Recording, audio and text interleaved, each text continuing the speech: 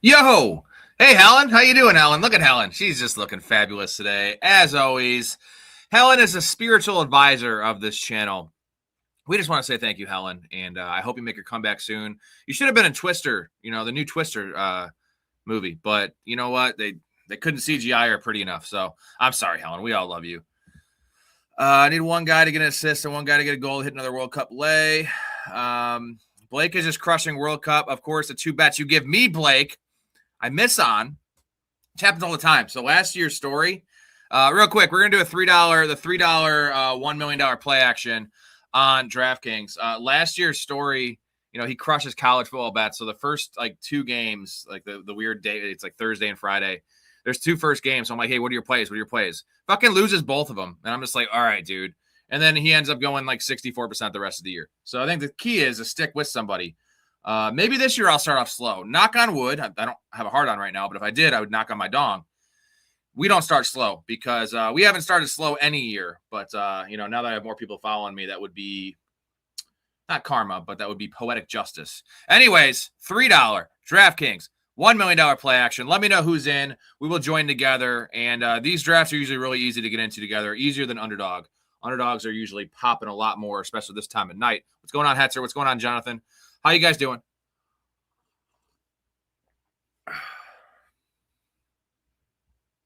Yeah, I hate losing on like sports I don't even watch or don't know. And I have my like 1,200 in my accounts. I need that money. That's my baseline for this year in football. My unit's usually 150. So a lot of weeks I have 7 bets riding. There is right there. So I don't want to have to put more money in, if that makes sense. I hit a couple of my own, but I think I'm just done until football starts. I should. Like, the one thing I know I'm going to win money on is NFL player props. Other than that, it's all what they call gambling. And I'm not saying the player props aren't gambling, but track record says it's not really gambling. Hetzer burnt the roof of my mouth on pizza today. Skin is all gone. Dude, I hate that. It's so tempting, though, right? It looks delicious. It's like, okay, I think it's ready. You got to eat the corner pieces. If you eat the corner pieces, those don't have as much sauce and cheese on it. Those are fine. If you go for one of the middle fuckers, dude, you're just destroying your mouth. Hetzer, remind me during a lull of the draft, like middle of the draft. I have the best pizza burning story of all time regarding my buddy Bones. We had an old segment on the show when me and my buddy Rob did it the first couple of years called it's story time with Rob, but we had an entire 6 months dedicated to my buddy Bones, who is essentially Napoleon Dynamite. If Napoleon Dynamite had hearing aids and smoked a lot of weed and tripped balls all the time and was always fucked up when he was younger, that's what the movie would be. We called it Bones Malone. Way better than Napoleon Dynamite, I swear. So the stories we have are epic. So, yeah, remind me. I'll try to remember. Remind me later in the stream to tell the story because the story is fucking legendary. All right, who's in here? Jonathan. I don't know if Jonathan's usually just watching because Jonathan's in Vegas and they don't allow any gambling in Vegas, which is super, super, super ironic. Thank you, Vegas, for that. We appreciate you. All right, we're going to hop in here. $3. We're entering. Let's go. You'll see my screen. It's taking a little bit. Make sure you do the fast draft. We are entering. All right. We have, let's see. What does it say? What's up, Keith? This is the $3 play action. I thought you can't do it, Keith.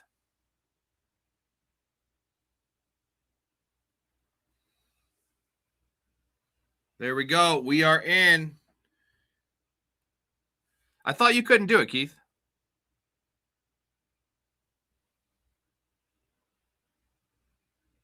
Which one is this? All right. Make sure I'm in the right one.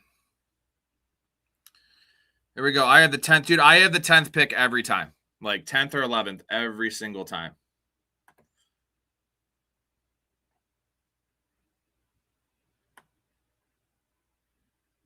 There you go.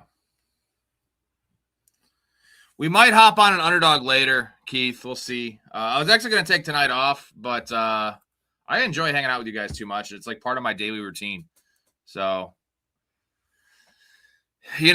figured why not hop in. I love drafting. I love hanging out with you guys. I love telling stories about pizza burning people or people getting their mouth burnt. Hetzer likes to watch. That's what I tell my wife whenever she's hanging out with her best friend, and they just don't oblige. They don't do it, man. I'm just like, I just like to watch. Let me just watch. Derek's right behind me. We have Blake at 2, Jay at 5. Blake, why do I feel like you always get a top like 3 pick every time, and I'm always in the back end? I don't mind being in the back end of DraftKings. Hell yeah, Keith. By the way, thank you, Keith, for the kind words. We just had a nice discussion on the Discord. What a great guy. What a great addition to the community. So I just want to shout out to Keith. And do I have the Keith Hernandez clip still? I think I deleted it. See if I can get a good one for him. I have a Todd Monken clip. He can't masturbate. He can't make it come out. He can't go left? No, he can't go to his left. Can you go to your left? Nah, nobody can. No It's one really can. hard, you know. It's funny, though. There's other things I can do lefty. I can eat lefty. I can brush my teeth lefty. There's a big difference. You need rotation. You need tempo. You need feel. Season. I think you learn a lot. In fact, you learn a heck of a lot more when things aren't going well than when it is going well. And I learned a lot. Well, Hetzer, I was referring to her friend who's a female, which wouldn't make me a cuck. It'd make me a voyeur. And it would make me pretty awesome because, I doubt. Here's the double standard. If it was me and my friend Josh, for instance, I don't think she'd be like, badass, I want to watch. She'd be horrified. But if it's her and her friend Lauren, let's call her Lauren. Yeah, I'm in, man. Yeah, it's kind of strange. There's a lot of people like that out there, Hetzer, that enjoy just to watch. And, I'm never here to judge anyone, and definitely not on someone's kinks. If that's what you're into, that's what you're into. As long as it's not the anything illegal, right? Let's draw the line there. All right, let's see who we can get here. CeeDee Lamb is falling in these drafts. I don't know why CeeDee Lamb is fallen so far. Well, we're going to get one of them, either Jefferson or Lamb. It's going to be CeeDee Lamb. You know what? Fuck. I was tempted to take Genty. Let's just go with the receiver. It's full PPR. I got to stick by my thing. I take running back heavy in DraftKings or in underdog because it's half PPR. I'm going wide receiver heavy as much as I can in full PPR.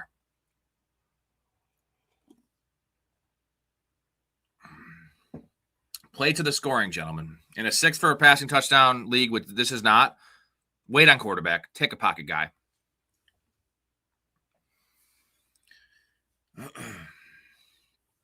Old Keith's going to be a guest on the show soon. We chatted it out. He's going to come on one of these days and draft underdog with us. And you're going to see Keith's nice, handsome face right in front here. I'm going to make his circle a lot bigger so you don't have to see my ugly face. It's just going to be focused on him. He looks like Brad Pitt. At least that's what he told me. And I'm building you up, dude. So hopefully you do look like Brad Pitt. And we're fine with any of these dudes. Sweet. I've been seeing A.J. Brown go in like the early second round recently. And I don't understand why he's been nice start there from Derek with James Cook and Ashton Genty. That is lovely. I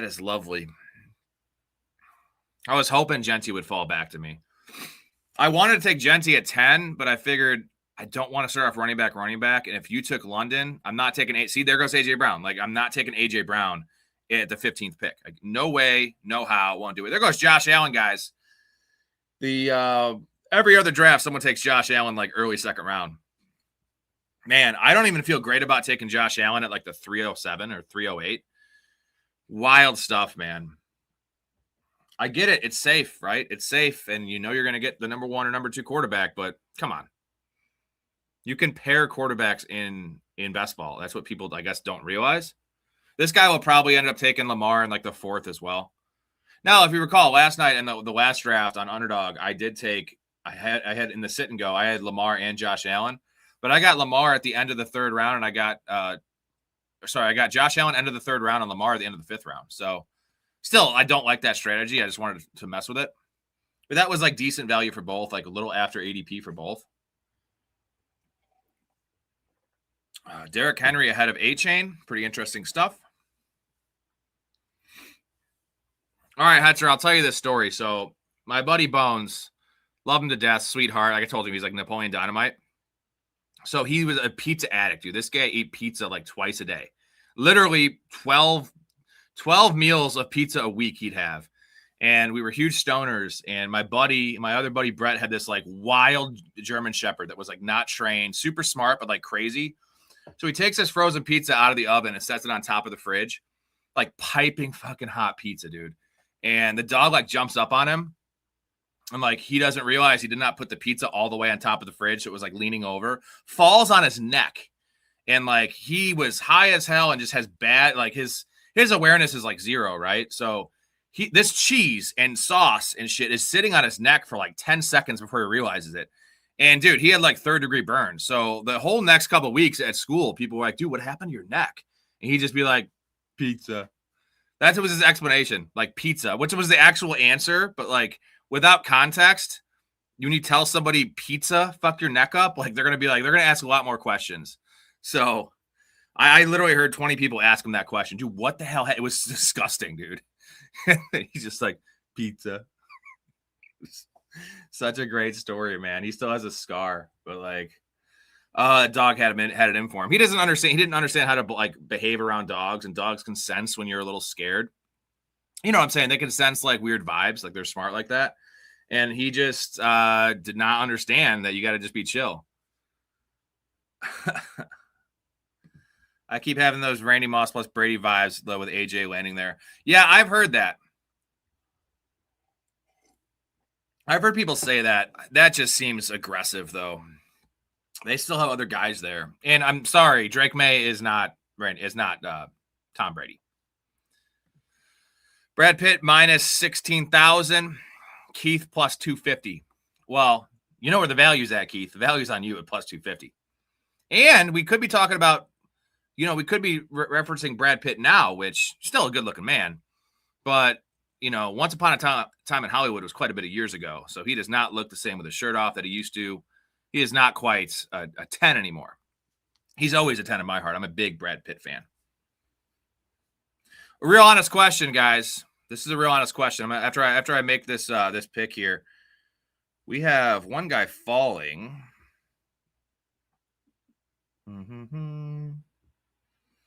I guess we'll take Breece Hall at the end of the 3rd round in PPR. Honest question. It's kind of like Billy Madison, where they're like, would you rather bone Jack Nicholson or Meg Ryan? Would you rather?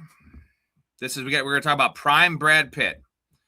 Would you rather do prime Brad Pitt or current Helen Hunt? Who you choosing? And you got to tell all your friends about it, and show the pictures of prime Brad Pitt and then this Helen Hunt, this version of Helen Hunt. What's your answer? I want to hear it. It should not be unanimous. I think someone out there is going to go a little bold and say they want to, experiment a little bit or something like that. Helen Hunt with my eyes closed. Nope, it's in broad daylight. There's light on, and you have to see her or see him. Prime Brad or 65-year-old Helen Hunt. I mean, while you're thinking, I'll show you the picture again. Like there you go. And also, let's throw Big Ray into the mix. He's probably not going to get any votes. Ray will not get any votes, but we will throw him into the mix. And we can throw Michael into the mix too, although he's passed away. He probably wouldn't get any votes either, or it won't get any votes, whatever you want to call it. Wow, we just got really crazy value on Travis Etienne. What's going on here? I just waited at running back and ended up with Breece Hall and Travis Etienne. Wheels up, boys. Wheels up.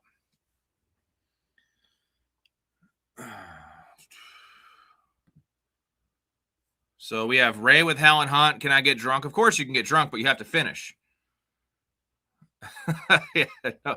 Well, guys, who would you rather go with? MJ or Big Ray? Now we're getting somewhere, guys.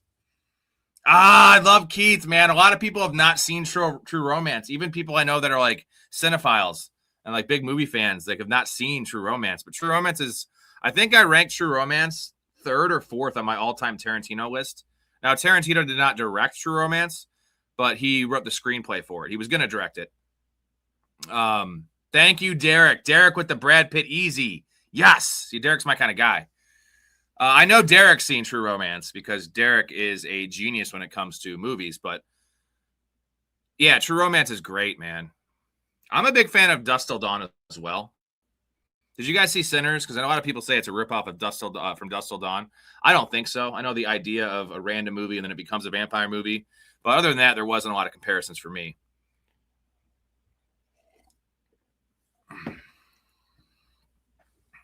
Christopher Walken's also the cameo. I mean, he's a cameo god in True Romance. Dennis Hopper, like there's so much good stuff in True Romance.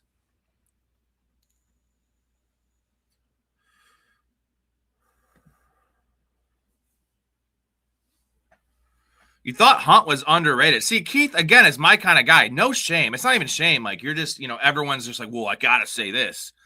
Appreciate that, man. The answer for me is easy, Brad. It's also a hell of a story. That was your first experience, and it was with Brad Pitt? Yeah, you did pretty well, bro. You did pretty goddamn well.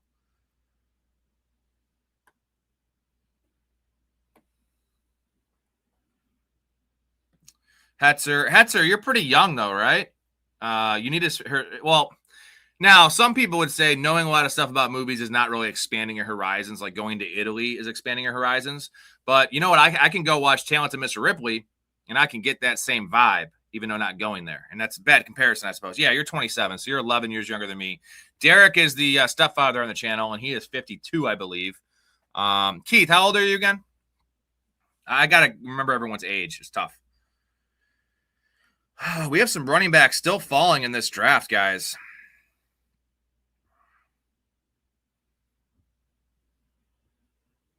And some wideouts I definitely dig. We'll see. Yeah, Hetzer, you're a young man. The thing is, you're 11 years younger than me, so you were born in 99. Like, I feel like your generation doesn't like to acknowledge like the past generations in terms of their like media. Or like I was born in 88, dude. I love everything from the 80s, 70s, like music in the 70s and 60s, but movies in the 80s. Born in 98. So I mean, new movies are just bad. There's some solid ones. Like there's been a resurgence in the last couple of years of some really good movies, but it's not like, dude, go back to like some of those years in the 90s. There was awesome bangers coming out like every week, like 94 in particular, 94, 95. The Pulp Fiction year was all time. And Shawshank, Pulp Fiction, and Forrest Gump all in like the same month released. Like, come on, like those. We're not getting a movie equal to those in the last 10 years. All right. Dude, I just can't believe the running back's falling here, man.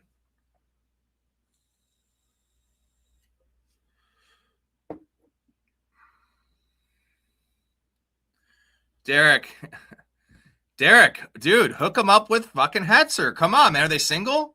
Let's throw Hetzer a bone here. Maybe they can school him in some movies because I'm sure your daughters are very, very smart when it comes to movies, knowing you're their father.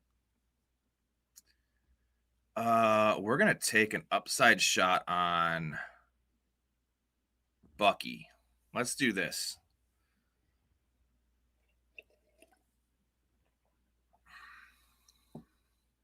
Yeah, dude, Bubba Gump is actually like, there's like 30 locations of Bubba Gump. Forrest Gump gets a lot of hate, like a lot of weird hate. People think it's too cheesy and like, I don't know. Tom Hanks' acting performance in every movie is amazing, but holy shit, man. All-timer. Lieutenant Dan. Dude, I have like too many good options here to pick from.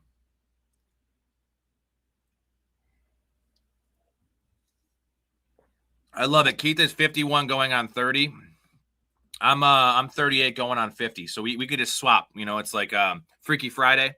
We're going to do the Freaky Friday situation. Well, I am doing a weird team here. I started off going receiver heavy, and then I just took 3 straight running backs, and I might take a 4th here. Depending on he goes Travion Henderson, that's fine.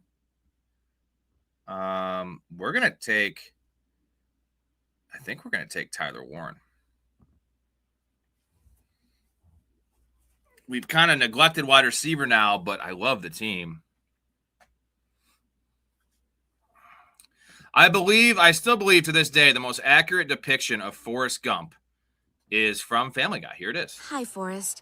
I know you just got back from Vietnam and you love me, but I'm gonna go run a train with this group of Black Panthers I just met. Okay, Jenny. Hi, Forrest. I know you came all this way to New York to visit me, but I'm gonna go do blow and have sex with a bunch of stockbrokers. Okay, Jenny. Hi, Forrest. Now that I have the most contagious and incurable disease known to mankind, I'll finally have pity sex with you. Okay, Jenny. And I'll mow the grass and raise the AIDS, baby. Baby. Gotta love Family Guy. I haven't watched any new seasons of Family Guy, but I've heard a lot of bad things. I'm sure they're still super funny. Like, there's still 10 jokes that land. But in prime Family Guy, there was 60 jokes that landed. Or the ones that didn't were so drawn out that they were funny. Well, Derek, keep me posted, man. Keep Hetzer posted, okay? Trying to throw Hetzer a bone here. So I'm sure they're lovely, man. I imagine Derek being a very hands-on dad, a very great dad, but also a like open-minded dude that kind of I know it's different with daughters, to like let them like learn. Like ideally we want our kids to like learn life lessons in a way, but like with the daughters it's different. Like we want our sons to go out and learn the hard way, where it's like tougher with your daughters, but that is ultimately the best way to parent, because over-parenting will lead kids, especially this generation of kids, down to some issues, you know what I mean?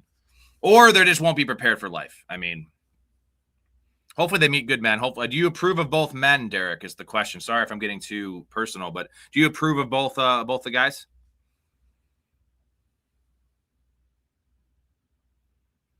This is full PPR, David. It's best ball, full PPR.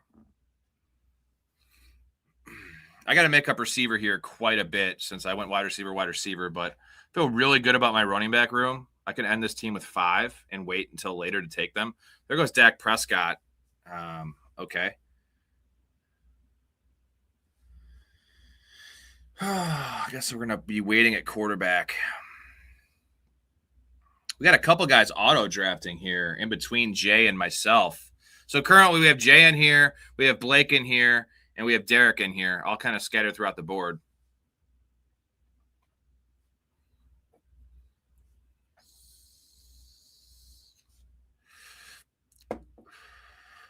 Well, you guys don't live anywhere near each other as well, Hetzer. So Derek's a Texas boy. Texas man, pardon me. I also don't think you want to fuck with Derek. Like, Derek is a super nice guy, but he doesn't seem like a guy I would want to disappoint, if that makes sense. He'll whoop your ass. Oh, hell yeah. That's what's up, man. That's what's up. Got to have some kind of connection. Where are we going to go here at... Man, we got to take some shiesty wide receivers.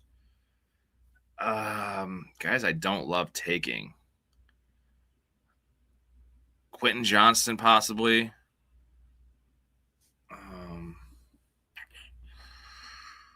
Let's take Quentin Johnston. Not ideal for PPR, but I need some shots here at wide receivers. I think I have another pick that would make a lot of sense with Quentin Johnston.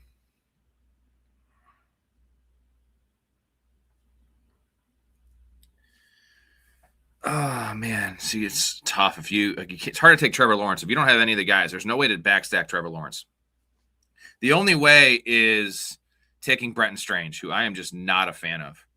I know a lot of you guys were up in arms about that trade me and Blake made, or me, Storey, and Blake made in the Dynasty. I didn't even want to make the trade because I hate Brenton Strange. Storey loves him, so I just gave him a bone because he let me have Patrick Mahomes in the 9th round, which is amazing value, and he wanted Jalen Hurts. I told him, in a 6 for a passing touchdown, we're taking Mahomes. It was 4 for a passing touchdown, taking Jalen Hurts all day in a Dynasty. We can do this, actually. Let's see. Where does this gentleman go? 110. Where am I going to be at here? Let's check this out. Oh, yeah. Okay. Man, as much as I want to take Chris Godwin here. Oh, my God. He takes Jordan Addison. Okay. We'll take Chris Godwin. That's fine. Don't love Chris Godwin in PPR necessarily, but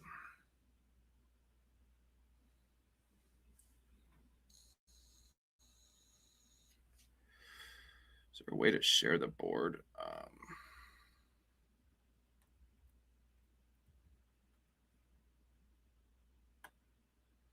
There we go. So I got 3, 4, and 1 so far. Yeah, Kyron's a third-round pick this year. Middle of the third, typically.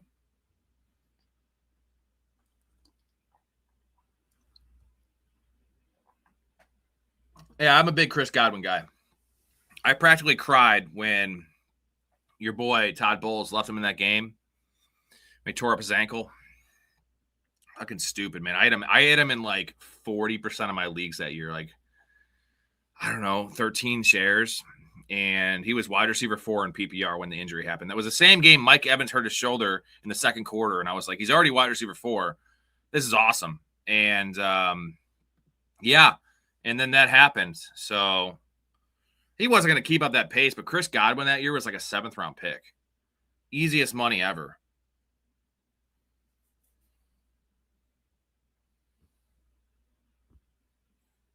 Okay. Some QBs on the board. I am not going to be very stacked in this team.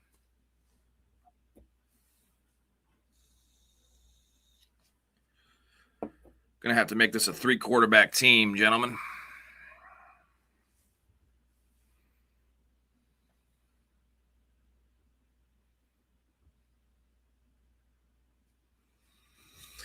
Yeah, David was pretty old, and Mike Evans, you know, like, it makes sense. Why not just leave and go play for Kyle Shanahan and Brock Purdy? Like, it wasn't a bad situation he was in Tampa Bay. I think he took last year, that last 6 games, really hard because that was an abomination, bro, and you know it. That was unreal what happened there.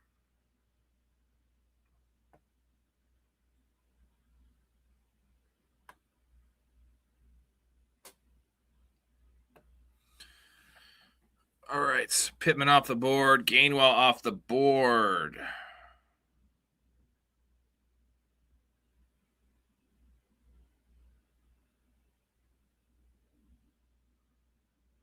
All right. Yeah, Baker wants big money, dude. And I see the reason they're trepidatious about it because the guy can't stay healthy. He plays too damn hard. He's not getting any younger. He's an overachiever. I love Baker. Great teammate. He would be a perfect Steelers quarterback, dude. Perfect Steelers quarterback, right? Dude, if I can get Josh Downs here, I can lean into Daniel Jones with Tyler Warren. This guy's probably going to take Josh Downs, though. Don't do it, brother. Don't do it. He's on the clock still. 5 seconds, 4 seconds. He takes likely. We're going to get Josh Downs at some pretty crazy value. Pick 106. Okay. So we are going to have to take, and there's still some quarterbacks on the board I like.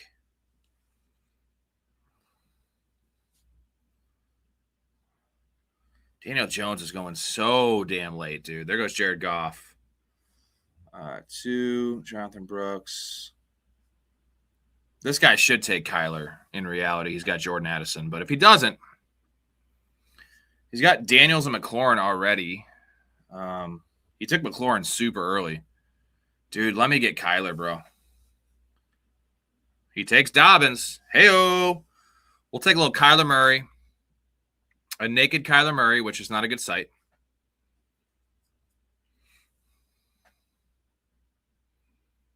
This guy should not take Kyler. He's got 2 quarterbacks, Lamar and Jared Goff. He should just make this a 2-quarterback team. So definitely don't take a third one here, buddy. It's Derek. It's Derek. So yeah, Derek's not stupid. He wouldn't do that. I would agree, Hetzer. I would say that I think he's a better pick in redraft than best ball because spike week stuff.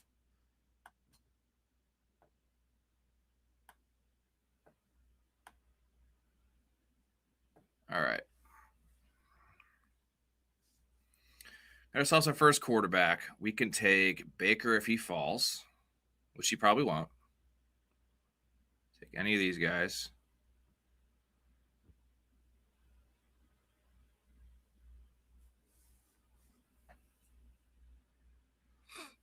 I think he's got to be older than that. He's been, I think this is Wandale's 5th year, so I'm guessing he's probably 26, going to be 27 would be my guess.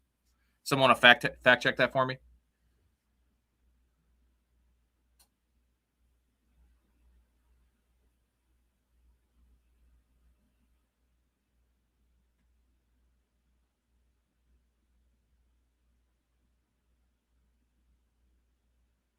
How old is Wandale? Yeah, let me know.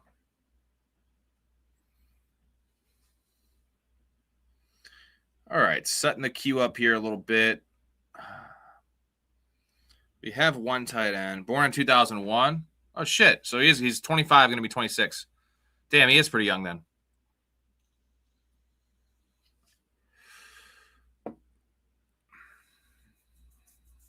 Nice call, Hetzer. There goes Matthew Golden off the board. It's a good pick.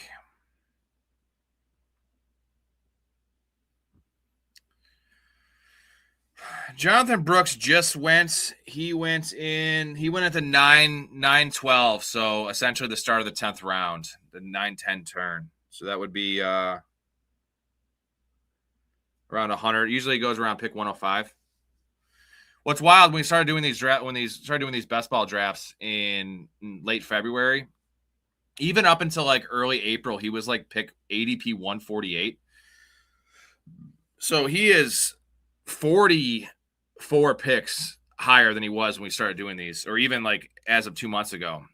Yeah, dude, Parker Washington is the most overrated player. I love him. I think he's a great player. But Jacoby Myers is a pro. They paid him, and Brian Thomas is still the one there. And they're going to involve Bretton Strange. Not a fan of like Parker Washington's ADP is a problem. He's going in the 6th round. Parker Washington should be going in the 9th round. I think that's fair value there. There's Dallas Goedert. Well, we need a tight end. We need a backup.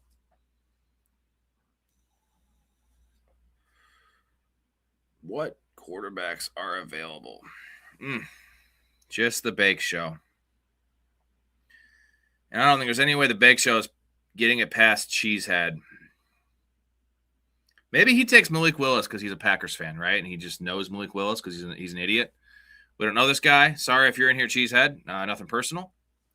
That was kind of a slight against Packers fans. Sorry about that, Blake. I know Blake's a giant Packers fan. Yeah, Hetzer, Nico is all about Jacoby Myers. But actually, I was at the grocery store today, and Nico texted me, and he said he must have dove into it because we had that Brian Thomas discussion, and he was like writing Brian Thomas off and saying that he wants Parker Washington equal to him, and he wants Jacoby Myers at value over them. And he came back and said, I think he said, the quote was, Nico said, I think I overrated Brian Thomas's injuries last year, or underrated his injuries last year. Essentially saying that he was hurt.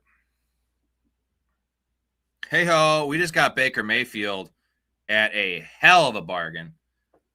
Pick 130, 10 picks after ADP. And now,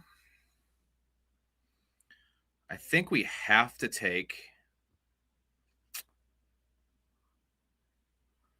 We have to take our third quarterback here. I can't just roll with Kyler and Baker. I want a little bit more insurance here. I love our running back room. Breece Hall, Travis Etienne, and Bucky Irving. We have CeeDee Lamb, Drake London, Quentin Johnson, Chris Godwin, Josh Downs. And we have Tyler Warren. So it's a pretty balanced team. I can afford to take my third quarterback here. This one will be ahead of ADP by 6 picks, but it'll force other teams to take their quarterback. It'll be one less quarterback on the board. There's 5 quarterbacks on ADP ahead of Daniel Jones, but I have Josh Downs and I have Tyler Warren. I don't stack as much in these DraftKings drafts because it's full PPR, but I still, when I can, I need Daniel Jones considering I have 2 players in the Colts. So we'll take Danny Dimes, be done at quarterback. Pretty decent quarterback room with waiting, in a best ball situation. This could be a top 5 quarterback room with how long I waited as well. That's all I need it to be. Literally league average with the stock I put into this position.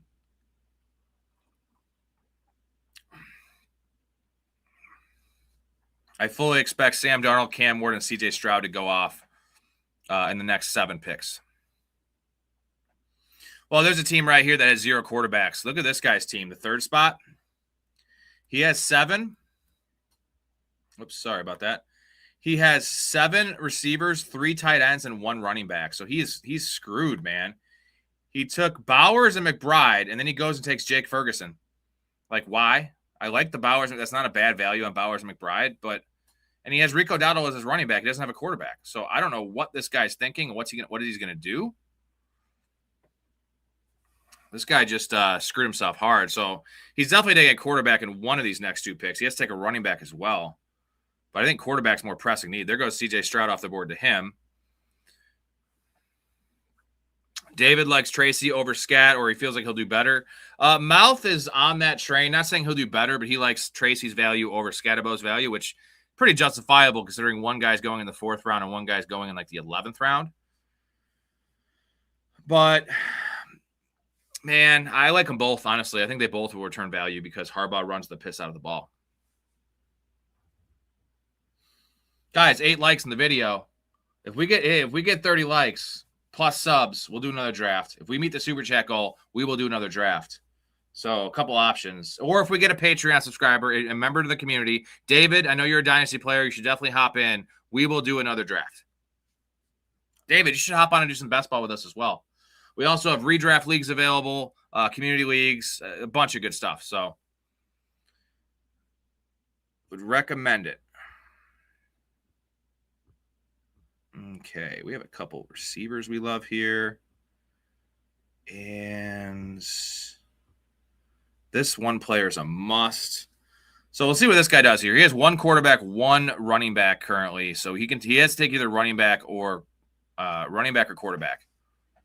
He takes Jonah Coleman. So his running back room is Rico Dowdle and Jonah Coleman. Buzz, your girlfriend, woof. His quarterback room is CJ Stroud. Brother, those positions matter too. And he's going to have Jake Ferguson on his bench all year. He's never once going to play them. Like Ferguson, he has Bowers and McBride. When is Ferguson ever cracking your lineup? If he does crack your lineup, you're going to make up 3 points because he'll score 13 and Trey McBride will score 10.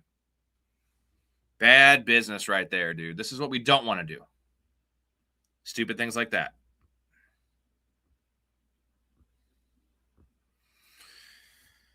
Okay. We're going to have to take some late running backs here, which I don't love.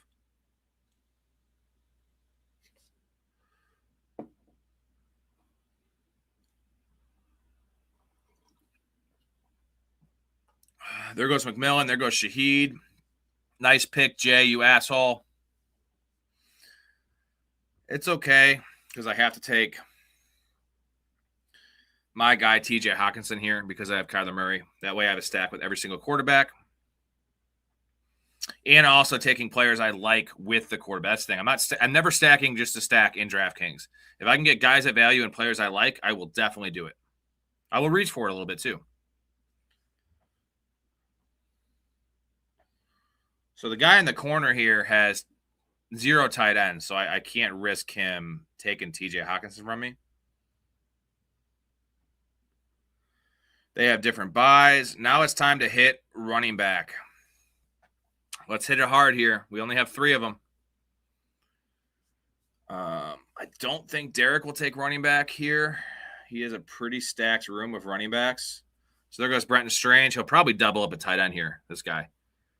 If he knows what's good for him, he'll double up a tight end. He will take Hunter Henry. Prediction here, Hunter Henry. Or maybe Schultz, but I would say Hunter Henry is my bet. Hey-oh, Oracle, baby. Pending no future injuries with no matter what the quarterback situation will be the whole season, TJ Hawkinson doesn't seem too terrible. Dude, TJ Hawkinson's going to be a top 10 tight end. I mean, that's maybe aggressive, but I guarantee he beats his ADP on a points per game basis. Like his ADP is tight end 22. That's the craziest thing I've ever heard with Kyler Murray. Oh, yeah. My favorite player to draft. Here we go. I gotta get the clip queued up here. Here it is. My favorite player to draft in the late rounds. Here he is, Mr. Dylan Sampson, because we want to talk to Sampson. I want to talk to Sampson. Climbing to the moon like that bitch Alice Cram. Love you, Dylan Sampson. That was a big pick for me. That's not my fourth running back. How are the buys with my running backs? We have 13, 8, and 10 with Dylan Sampson by 11. This is looking really good. Really good. Top 10 is entirely possible, Hetzer, because top 10 is not really even that good. Like, if he gets 60 receptions, 600 yards, and 5 touchdowns, that's in PPR borderline top 10 right there. I think those are low numbers. Now, I think the touchdown numbers are the one that's going to be tougher to get. But Kyler Murray is, he's good for 20-plus touchdown passes. Who else is there? I mean, Addison, Jefferson, and then they have old man Juwan Jennings.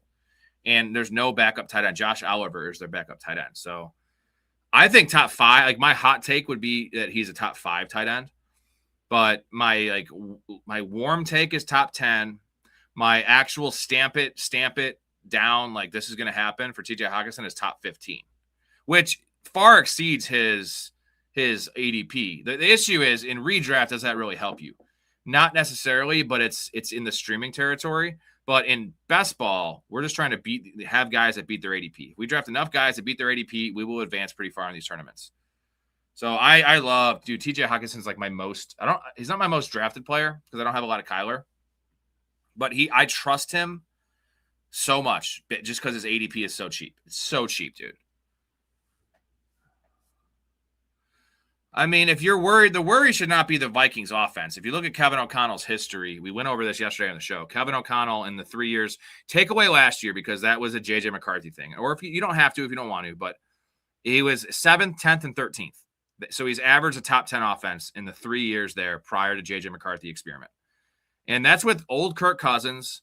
That's with, Sam Darnold, who it was a reclamation project, and with guys like Nick Mullins and Josh Dobbs. Like he had a rough quarterback situation there. I mean, Kirk Cousins is okay, but is he? Like he has one playoff win. So it's not like Kirk Cousins is a Hall of Famer. It's Kevin O'Connell's great, and I'm going to trust in Kevin O'Connell. TJ Hockenson is still a fine player. Fine player.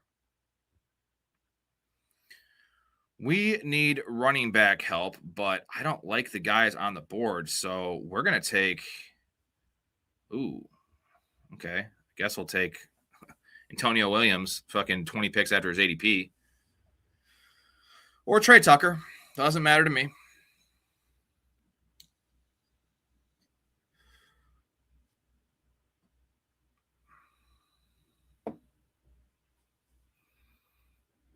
I mean, no one's really going to be drafting TJ Hockenson in a redraft league except for me.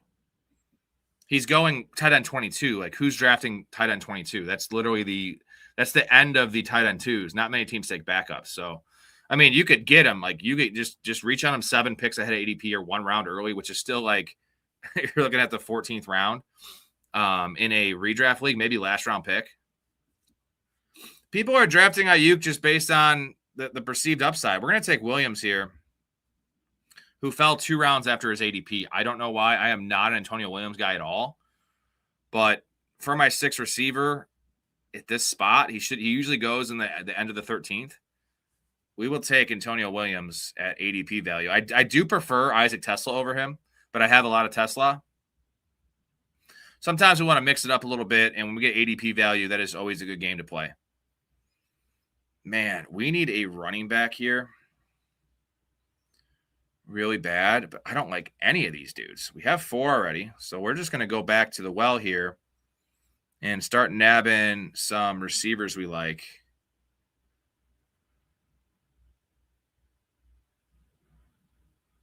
Oh, can I get in your league, Hetzer? I like playing with noobs.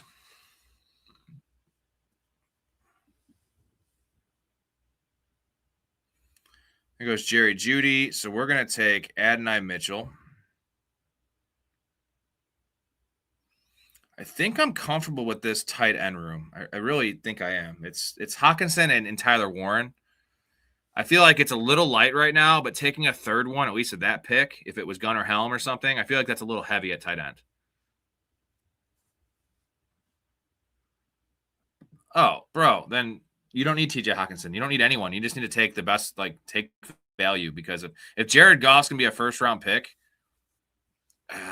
Jared Goff, I love Jared Goff. He's outside the top 12 quarterbacks. So how many quarterbacks go in the first round in your league, man? Like 5 quarterbacks go in the first round? Is this like a 1994 home league you're playing in?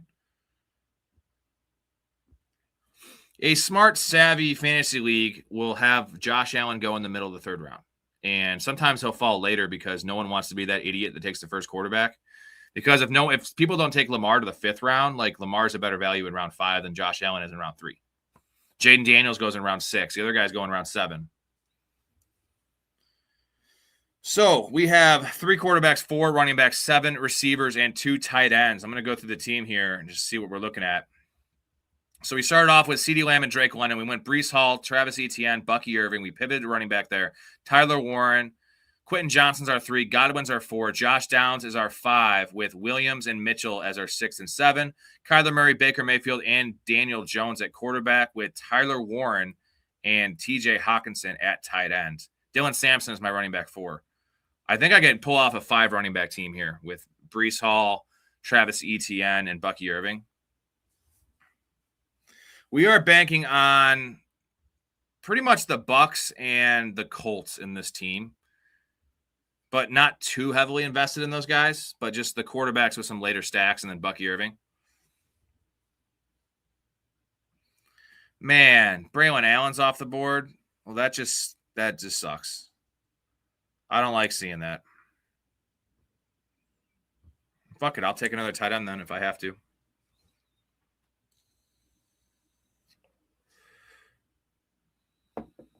What's the buy-in, Hetzer? $100?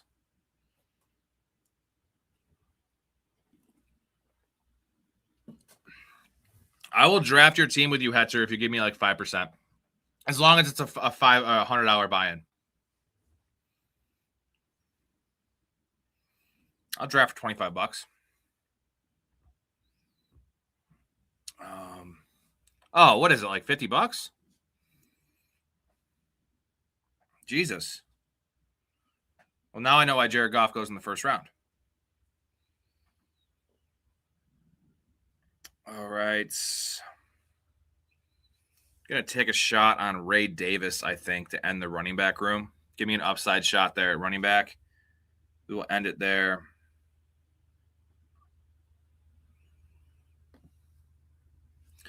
Yeah, Jones is a dangerous pick. In best ball, you have to make some risk. What's up, Jason? How you doing, buddy? You're going to like this team because I have your man, Chris Godwin. I have your man, Baker Mayfield, and I got Bucky Irving. So I have three Bucs players in this team. So I will go as the Bucs go.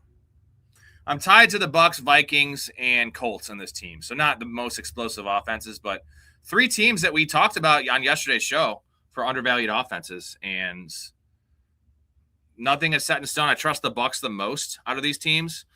The Vikings second, the Colts third. The Vikings is a bet on offensive coordinator and Justin Jefferson, like being there. The Bucs just have a lot of weapons, and Baker Mayfield's proven to be that guy.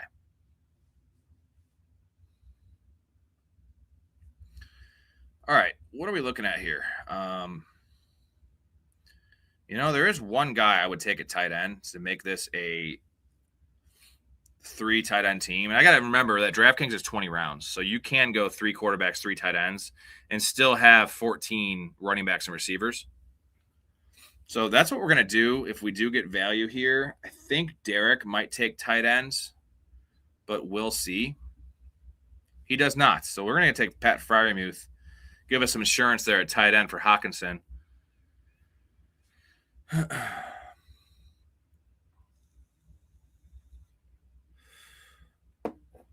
How's everything going, Jason? You ready for football season, man? We're 2.5 months away right now. It's nearing. We are nearing.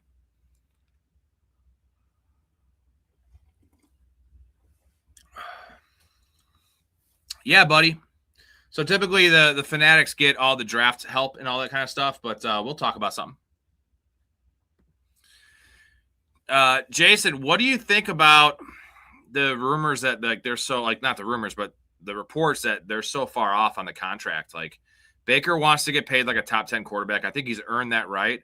I made the point earlier on the stream that Baker, the one knock on Baker, it's that he just doesn't stay healthy because he plays so goddamn hard. And it's like, do you want to pay that guy? I would pay him. I know you would pay him.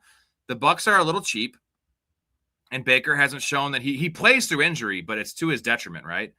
And the guy is the best teammate in the NFL. I mean, if you want to go to war with one guy, if this was like storming the beaches of Normandy, like I want to storm with Baker Mayfield because that dude is going to save your life. He's going to go all in. We love Baker Mayfield. They're apparently really far away on contract talks. And if I'm the Bucs, I'm not letting Baker walk because now you're going back to quarterback hell, quarterback purgatory, which is just not a good place to be. And your team is always too good to get a top 10 pick. So you'd have to rebuild essentially and wait another year for the quarterback. If he walks after this year, you're going to win 9-10 games this year and be in the back, the 22-23 range in the draft. Although it is a good year for quarterback draft, but do you really trust the fifth quarterback? It might be the fifth quarterback now in that draft class. So yeah, it's just kind of a weird situation. The point is, if the Bucs play well this year and Baker goes back to his, competing for MVPs kind of stuff for the whole season, then they would be forced to pay him because the fan base will revolt.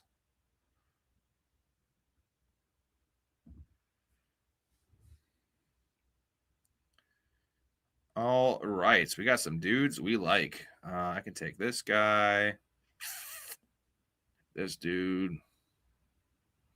Man, these wide receivers are just dog shit over here. There's a running back I like too. All right.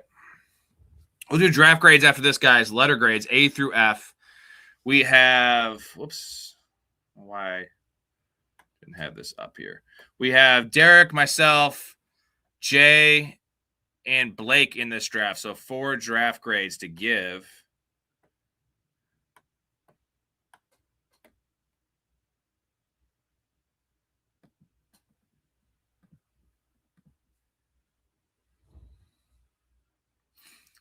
Justice Hill off the board. Derek going with a 2 quarterback, 2 tight end strategy. Is there a quarterback even available we're taking? Michael Penix is still available, dude. He falls to the last round in these drafts. That is some crazy good value. I want that value, dude. I think, Derek, take Penix, bro. I know you have 2 really good quarterbacks. I guess you maybe take a tight end over him, but someone's going to get crazy value with Penix.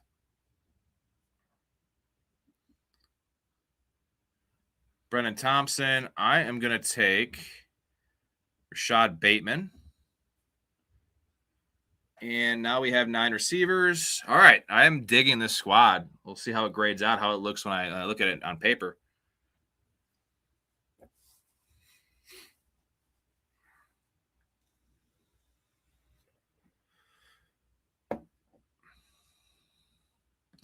I mean, if Baker gets hurt again this year, Hetzer, and they let him walk, I don't know if it'll be a riot. They'll be upset. If he plays well this year and he gets pricier and he wants more money and they let him walk, then they will riot because he has kept this franchise afloat, after the Tom Brady era, after that Jameis Winston experience would not go well.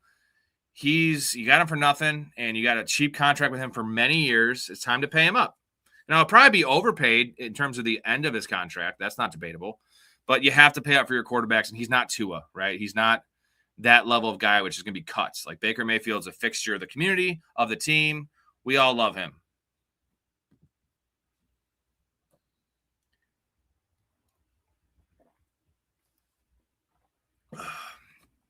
Okay. You know what?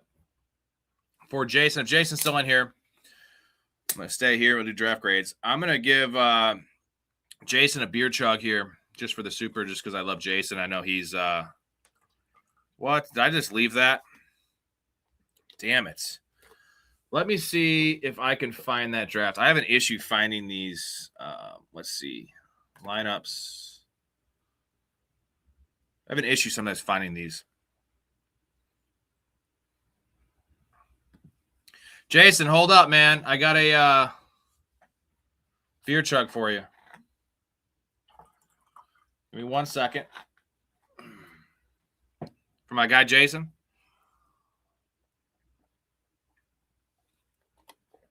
One day we're going to get together and chug beers together, man. Let's see here. What is this? Why can I not find... Man, this is stupid. Here we go. So it should be this one right here. Minicamp. There we go. Sorry, bear with me. I exited. I got out of the draft.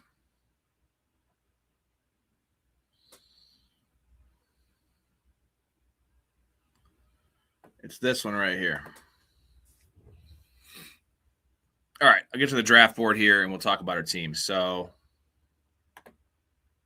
there we go. I got it. All right. Let's start with Blake's team. Letter grades A through F.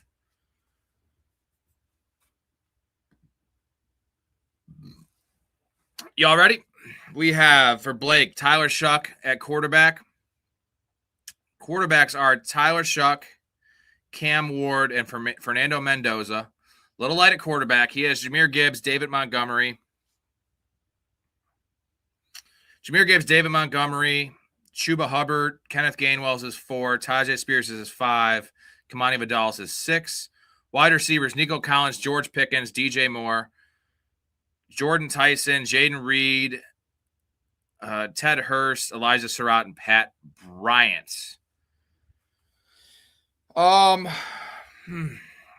can't say I love this squad. The quarterbacks are really rough. Tight ends, you have Goddard, Juwan Johnson, and Gunnar Helm. So let me look at the board here.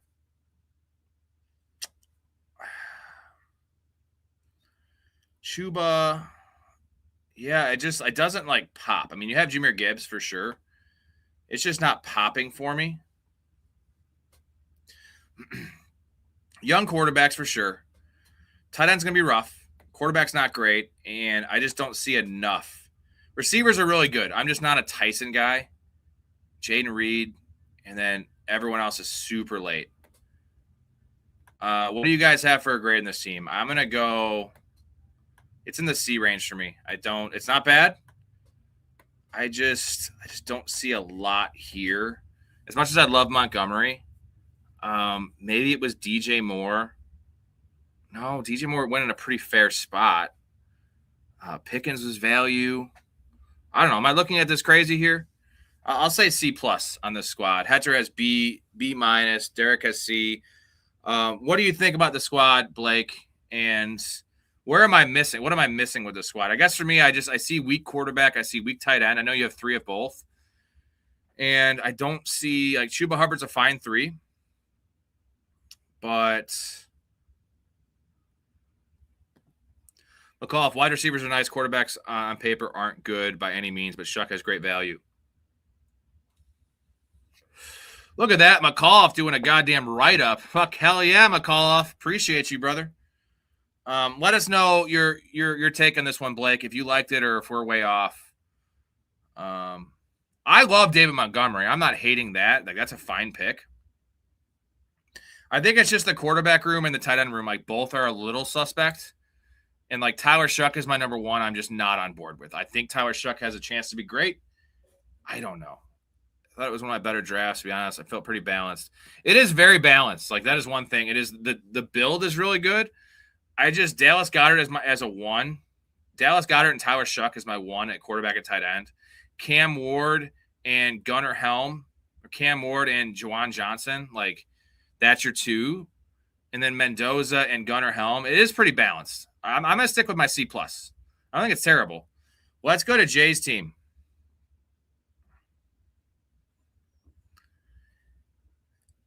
Jay had the 5th pick, so he has the JSN squad right here. Get this down here. Jay had the JSN team. We have A 3-6-9-2 build for Jay. We have Jalen Hurts at quarterback, A-Chain, Jutkins, JSN, Rashee Rice, Marvin Harrison, Colson Loveland, Blake Corum at flex. Mahomes is a second quarterback. Xavier Worthy is his 4. Concepcion's his 5. Shaheed's his 6. Stribling's his 7. Torrey Horton's his 8. Chris Brazel's his 9. Do you have Sam Darnold? You have Sam Darnold on this team as well. Jason giving some kind words out to Blake. Shout out Blake, by the way, media manager in the channel, making the thumbnails for me, all the graphics I need. I try not to work them too hard.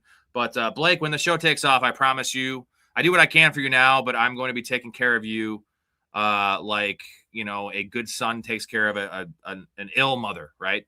That's what I'm going to do for you, my man. So I hope you know that I will do that, and we appreciate Blake. Blake is the man. We all love Blake. Dude, Jay, I love this team. Let me look at the running backs, though. A-Chain and Jutkins with Blake Corum, and then it gets thin.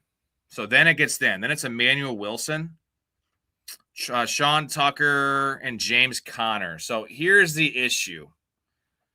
The issue with this team is running back depth falls off hard. As much as I love Blake Corum as a 3, this was looking like an A team to me, and then I'm going to punish it a little bit because of the depth there at running back. Tight ends, A.J. Barner. It is stacked up. Your first 3 running backs are great.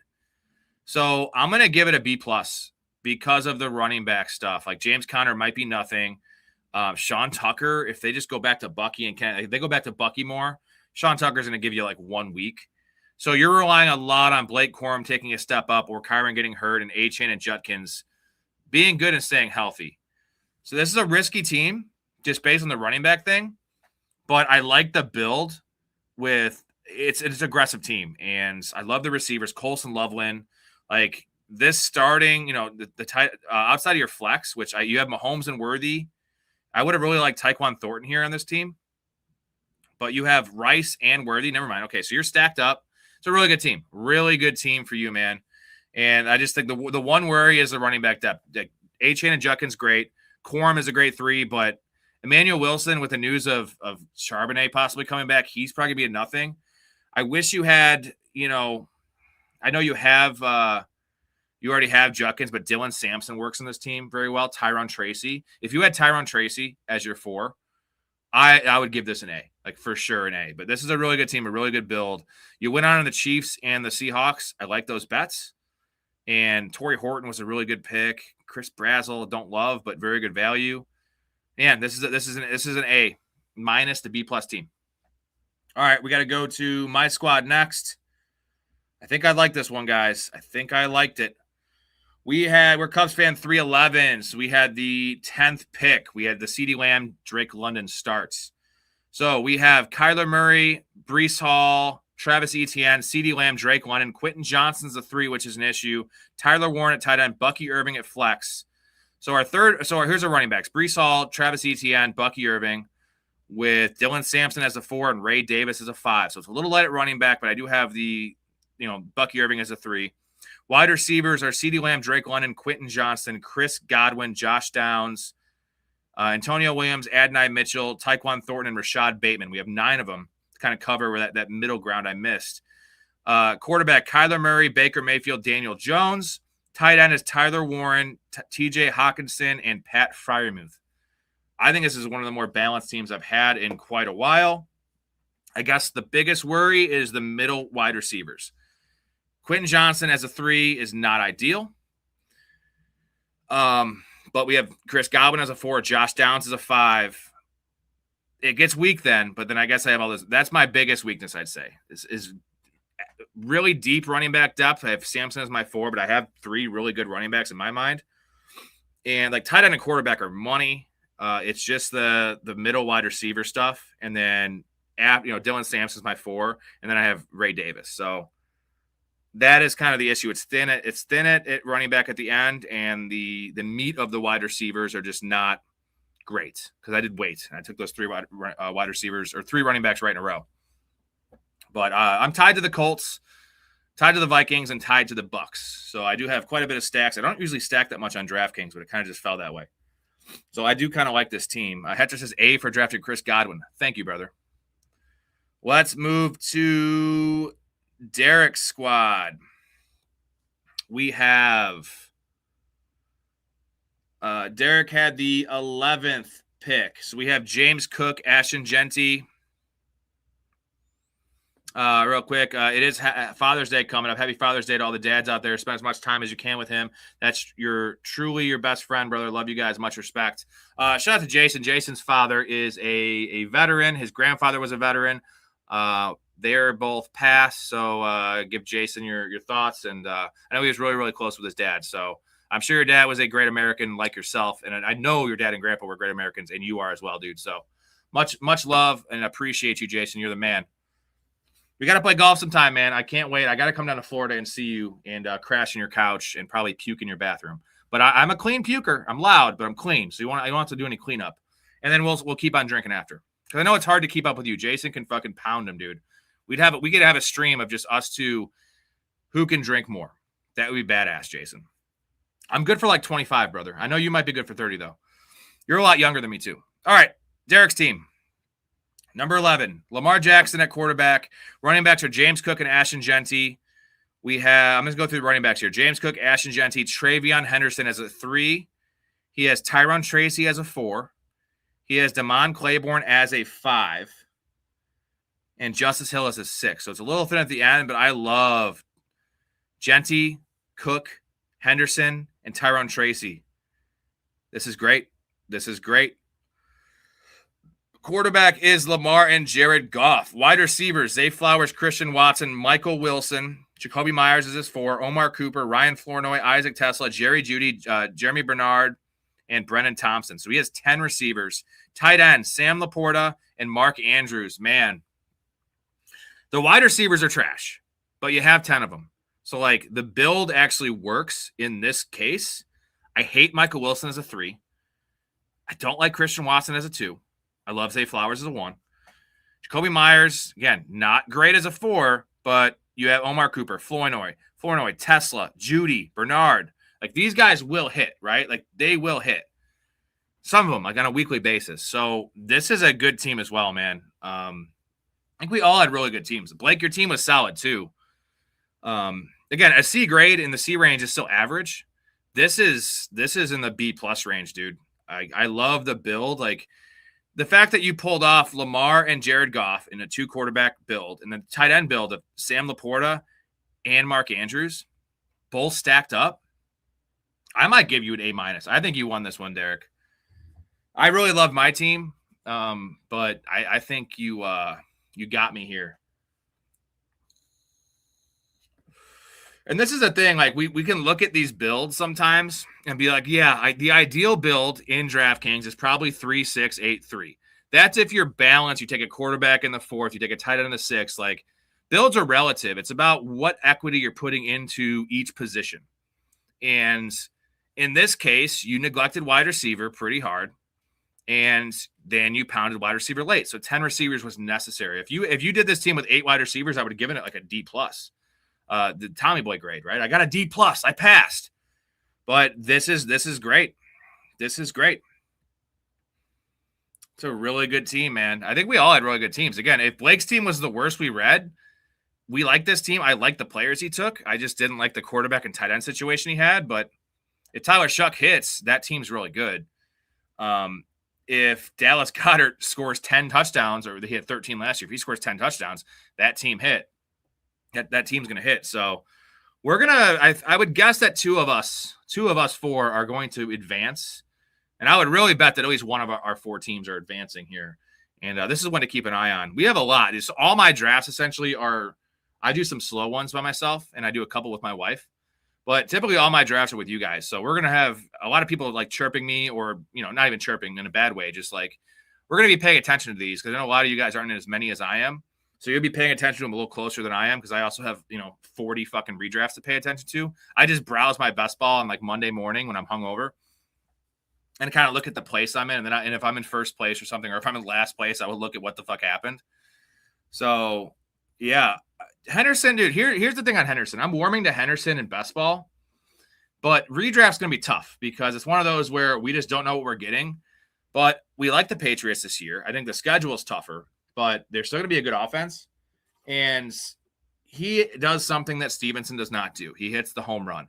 He's going to hit home runs this year. We just don't know when they're going to come. So in best ball, it doesn't matter. Guess what? You're going to get 4 weeks where he breaks a 50-yard touchdown. He's going to score 20 PPR points in those weeks. Boom. If he's not even if he's your RB3, if you get him at value, right? It's awesome. You'll see. It just shows, Blake, it shows like your place and how many points you have, and you can look at each team and everything. It's pretty cool. That is true, Keith, but that also is the most coach player speak I've ever heard in my life. Like, you never hear, unless it's Rashee Rice, you never hear negative reports, right? It's always, we got some water on my thing here. It's always positive reports. So I hope he was working on his blocking. The one thing about Henderson, I rip on him for being, one of them extreme men of faith, if you will, which is fine. It's just, he's really upfront about it, just like CJ Stroud, which sometimes annoys me. It's like, just do it on your own time and like, thank your offensive line and your coaches a little bit more. As he seems like a great kid. So the fact that I know he's going to put the work in, he's not going to be out partying, which is a nice thing, right? He seems like a great guy. So I think he is working on his game, which he needs to. Yeah, Derek, the Rashee Rice clip he sent in the Discord where he gets, I don't know if you guys have seen this, TMZ released it, where they're all trying to interview him. He's like covering his face, then he runs out of the jail and then speeds away in a car. So I made the comment, I was like, well, his knee looks okay, and also he's speeding again. So it was all like 25 seconds. That was a jam-packed 25 seconds. That is a lot of stuff going on there. Keith's been waiting. Keith, can we all thank Jason for funding this operation? We have some amazing people in here. Mark, Jason. I mean, you guys are all amazing, but they just pop in, donate money, and leave, and they don't even draft with us. So, like, goddamn, dude. Tip my cap to you. Appreciate you, bro. Yeah, speeds to the crosswalk. Man, hold on a second. I get this water off this keyboard. I didn't see the pedestrians, but someone sent the Grand Theft Auto, like someone did like an AI Grand Theft Auto like edition of Rashee Rice. It's fucking awesome, dude. All right, you guys want to switch over to Underdog? I know Jason, like I said, Keith has been waiting. So Keith, are you going to draft with us? If you're drafting with us, we're switching over to Underdog. I got you, brother.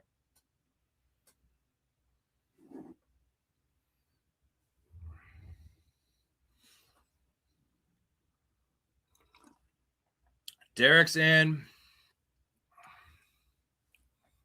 Oh, that was Hetzer. Shout out Hetzer. Nothing's ever inconvenient for me, Keith. I am a man of the people. I am here for y'all. Blake, sorry about the subpar grade. I call it like I see it. And also, I'm not Gandhi, bro. I will grade a team that's a D and I'll end up winning the league. I'll grade a team an A and it'll get last place sometimes. So. All right, let's hop on over to Underdog. Maybe we can get in a sit and go, guys, since we have enough people here. Give me a second here. I'm going to play a clip while I look real quick. 50 seconds. I'll be back. Jay Quellen. No Jay Quellen here? Do you mean Jacqueline? Okay, so that's how it's going to be. Balake. Where?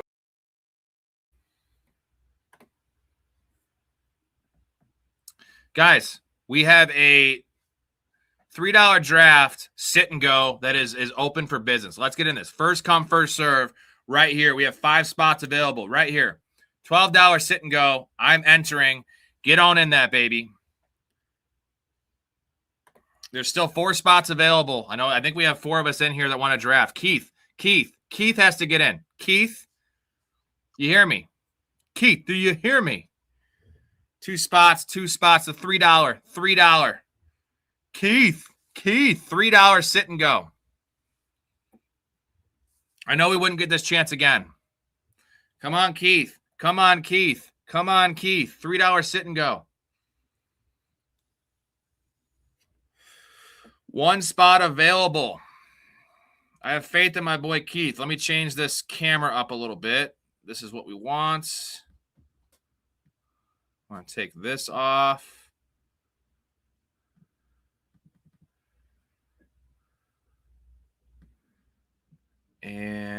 and take this. This is going to go here. There we go. Yeah, Super Beast. Let's go. Awesome. Glad. I hate disappointing people. I like my guy Keith to be in here. And we are good.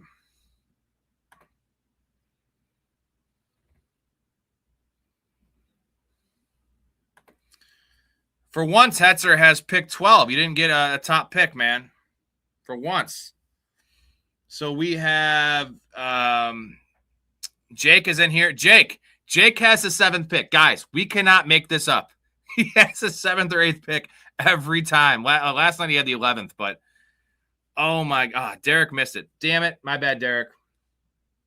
I feel like we weren't going to get this opportunity again. And with 6 of us, like puppies are kind of a shot in the dark as well.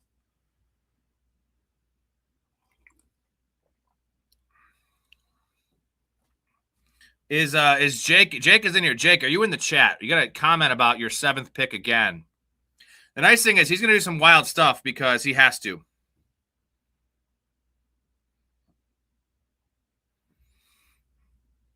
Let's see here.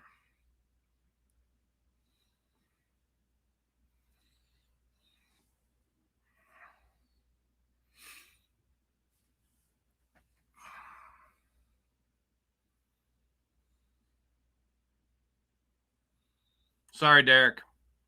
I owe you 1 back rub. I'll outsource that to my wife, and then I'll make you a lot happier. Jake is annoyed. Yeah, bro. I would be too. Not even because pick 7's not great or pick 8's not great. It's because your teams, you have to either take different players and reach for guys, or their teams are the same, which is not what we want. We're taking JT and a half PPR all fucking day.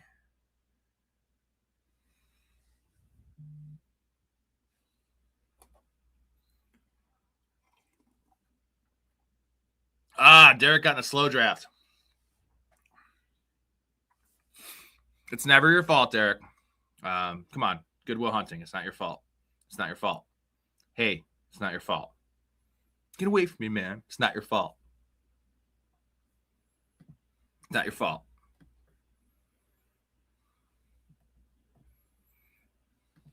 I'd like to start out this press conference with a thank you to John Fox. Oh, what a great clip. What a great guy. Guys, we are 11 subs from 2,900. So if you're in here, you're not subbed, get on the train. Help me get to 3,000. We want to get to 3,000 by the start of the NFL season. I think we will once I start streaming all of my high stakes redrafts. That's when people really start funneling in, and just in general, people start tuning into fantasy stuff more. But help me get to 2,900 first, and we'll just baby step it up there. I know I watch That's Good Sports, which is Brandon Perna. It's pretty fucking funny. My wife loves it, and he's almost up to 900,000. So his let's get up to this number. It's just a lot. It's a lot better than me saying, guys, I want to get to 2,900. I want to get to 3,000, but you got to start somewhere. You know what I mean? I value every single one of you, especially the community members. You guys are the shit. You're the shit. You're not shit. You're the shit. And we are picking at 19. Okay, we have some options here. All right, running back. Oh, hell yeah. We're going to get a stud. We're going to get a stud here. James Cook off the board. Hetzer with Genty and Barkley. I like that start. Keith with St. Brown at 9. Soup. That's lovely, dude. Usually he goes at, I will take him at 7 sometimes. Usually I do take him at 7. St. Brown, Hampton. So we might get a destructive duo at running back. This guy's probably going to take Drake London. There it is, Drake London. And hell yeah, bro. 2 guys with the highest rushing and rushing touchdown props out there, Jonathan Taylor and Derrick Henry. It's what they call a half PPR team right there. If this was standard, the league would be over, but it's not standard.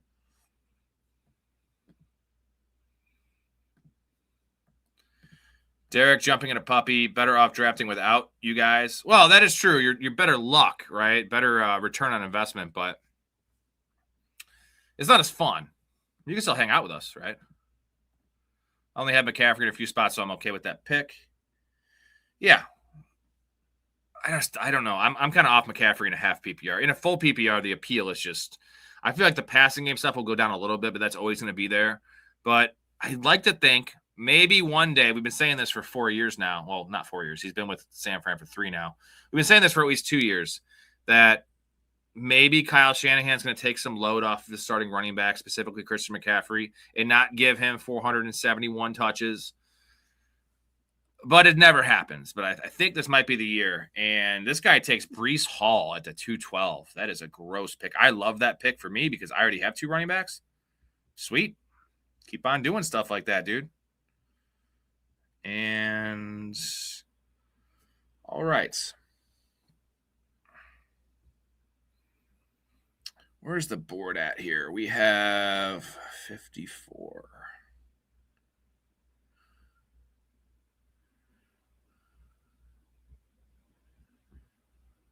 Kyron, Olave, Bride. All right. 3 players in the queue with 2 picks to go. I like that. Keys to come to peer pressure. Man, I don't want to take A.J. Brown. I would not take A.J. Brown ahead of Drake London. There's just no way. Derek has a 3rd pick in the puppy. See? Karma's real, man. There goes Mr. Josh Allen. And this guy is going to take a running back, I think. He's probably going to take Kyron Williams. If we could get Trey McBride here, I'll jump through a hoop. I'll do a somersault or something.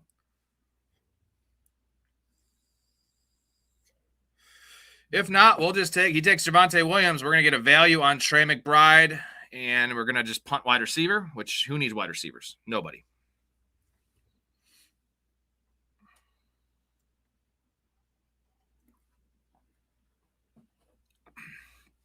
Josh Jacobs off the board at 30, 32. So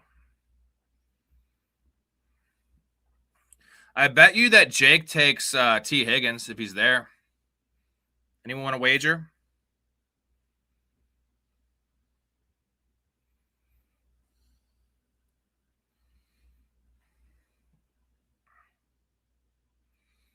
Running backs are just gone. It's fine. We need wide receivers anyway. Unfortunately, the guys at the turn all have 2 running backs, so there goes Olave. Olave falling to the end of the 3rd round is pretty crazy. Hetzer, he almost fell back to you. Jake, I know you very well. I know your dimensions. I know everything about you. So I've been creeping on your social media, dude. And don't tell me you don't have it because I found it. Your name's Jake Price. It's easy to find. Believe it or not, that's actually a picture of Jake. He actually looks like he is Bobby Boucher. And there goes all the receivers off the board, which sucks for me, but we have options here. I got to take one of these guys. Shitty because it thins out really fast. There goes McConkey. There goes Ibuka. I know Jake's going to do it. Don't do it, Jake. Yes, he took Montgomery. We're going to get Garrett Wilson at value. Let's go. Let's go. The first 2 running backs were at value, but the next 2 picks were both like 5 picks after ADP. Both players I kind of like. I'm not the biggest Trey McBride fan this year, but if you could tell me, I'd rather have Trey McBride at the 306 than Brock Bowers at the 209. I would have like a 4-pick gap between those 2. There goes Loveland. We like that. We need more receivers.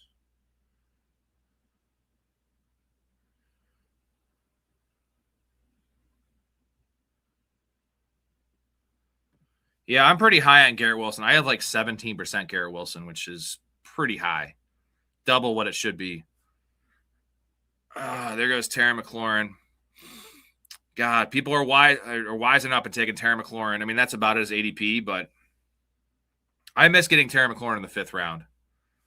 Yep, I love David Montgomery too. I liked it a lot more when I was getting him in the early or the late 50s, early 60s. Especially in half PPR. Dude, David Montgomery scoring 10 touchdowns this year. I don't think we have any worry about that, right? One guy I do love. Let's see.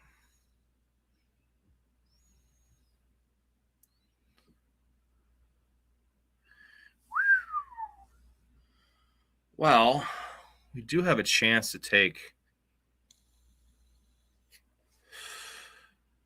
This is a sit and go, too. So I might do this. There goes Swift. We don't need to correlate any players together. It's not necessary. And there goes Bashal Tootin. So, man, dude, Mike Evans is sitting here at pick 44. Yeah, we're going to take Mike Evans way after his ADP. I was going to take Lamar and just have Lamar and Derrick Henry essentially get every Baltimore touchdown, but which would have worked really good in a sit and go. But I'd rather take Mike Evans 12 picks after ADP than Lamar at ADP. And all this ADP talk doesn't really matter as much in a sit and go because you're only against this certain league. But there goes Lamar. Well, Hetzer, we don't need to stack as much in this, but it would have been nice to get him back at the 512. Keith with Lamar Jackson, very good pick there. Someone took Jadarian Price at pick 56. Worst pick of the draft so far. Breece Hall at the 2-3 turn was probably the worst before that. But Price at the 5'8". What are we doing? What is this guy doing? George Hazy, if you're in here, I do apologize, but not ideal, brother.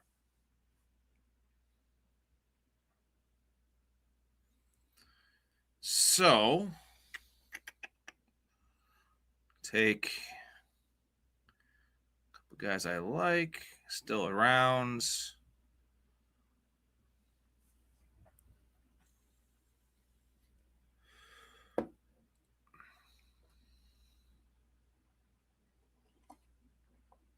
Goes Carnell Tate, Chuba, and Stevenson for Hetzer. Pretty nice running back group there. Might be a little thin at wide receiver if Neighbors doesn't start the year. You're getting dinged on the draft grade, brother. I'm just kidding. I don't hate that value for Neighbors. I much like it in like the 404, where I've been taking him. I'm comfortable taking him at like the 404, 405. Yeah, it gets real gross real fast at running back, man. There goes Brian Thomas. There goes Tyler Warren.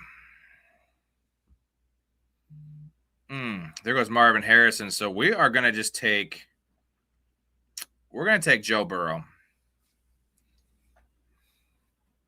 and have a really, really balanced squad. We're a little light at wide receiver right now, but I figured this would start a quarterback run and give me a decent wide receiver coming back. And there are some dudes available here. Let's see. We really want one player here specifically.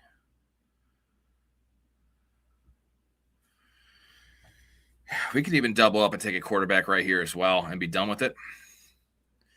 We got buy 6 for Joe Burrow. Damn it. There goes Jaden Daniels. That would have been cool.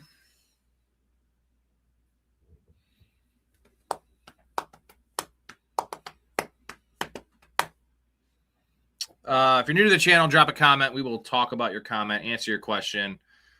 If you're drafting with us, what's up? How you doing? We have, 5 of us in here? 1, 2, 3, 4 of us in here? Only 4. 3. Yeah, 4.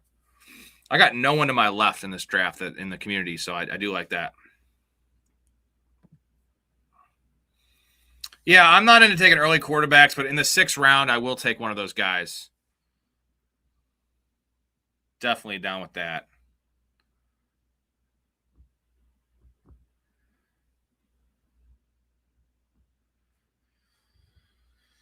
All right. Jalen Warren off the board. Dak Prescott off the board. We're going to get our boy DK Metcalf. Not a lot of scraps left, Hetzer. There's some guys, though. Cortland Sutton, Alec Pierce, Jaden Reed, Quentin Johnston, Jordan Addison.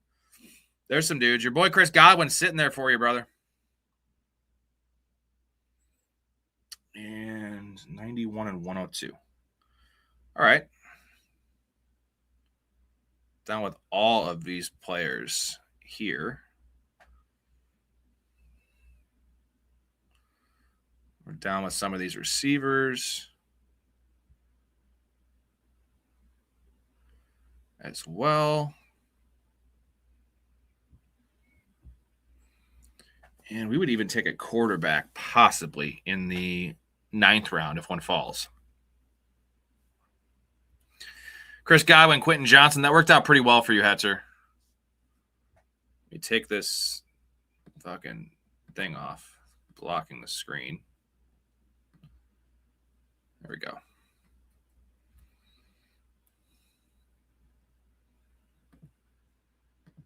Short hair Trevor Lawrence. I could even see it with the comment blocking it because he looks so weird with short hair. Guys, did we actually figure this out? Did Trevor Lawrence actually cut his hair off, or is this like an AI picture?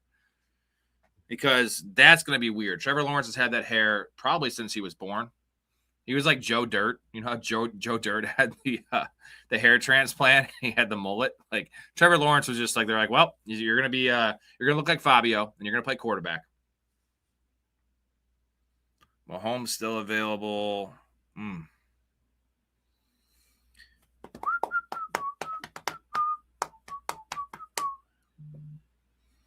Let's take a shot on, man. I like the receivers that fall later. So let's take Uncle Rico here. Run some touchdowns then, Rico. Yeah, I love Chris Godwin. I prefer him in full PPR for obvious reasons, but he's safe and steady, man. And you know I'm not an Ibuka fan, so, you know, I'm a big fan of Baker. I think the biggest issue that could happen with all these Tampa Bay receivers, if Ted Hurst becomes the X receiver and plays a decent amount of snaps, we already like McMillan there. That's a 4-way like rotation. This could almost be developed outside of Ibuka. This could develop into a Green Bay Packers situation, which we don't like for fantasy. If Ted Hurst is a project and doesn't really play much, now you have a 3-way committee with McMillan being the part-time player. We love that. I think everyone forgets that McMillan had 8 touchdowns as a rookie. It was really unsustainable. It was on like 37 catches. I'm actually going to check that right now. It was really low. It was 37 catches. What's up, guys? Right here. Brainbox. 37 catches, 461 yards, 8 touchdowns. He also had 4 rushing attempts for 43 yards. But 58 targets, 8 touchdowns is insane. But, I mean, he did it. Simpsons did it. We will potentially – nope, we won't. Quarterbacks are gone. I was going to take Jackson Dart possibly and finish up at quarterback. There goes Harold Fannin. So, a couple of really good options here that I like. All right, 3 guys in the queue, 2 picks before I'm up. That's a good feeling. It's a nice feeling. There goes Jonathan Brooks.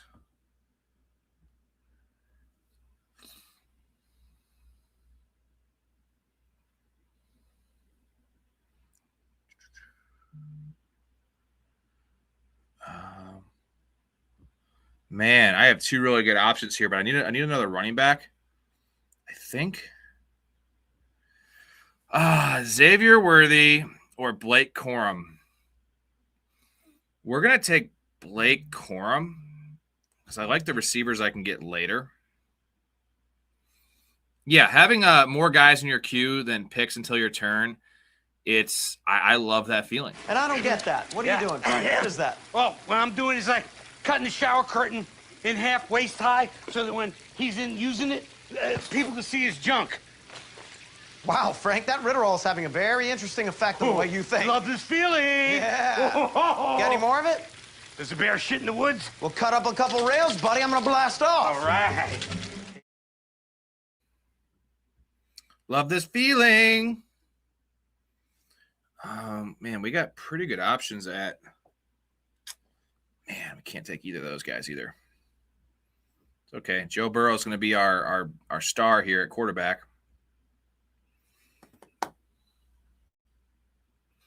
Hatcher says his team is okay so far.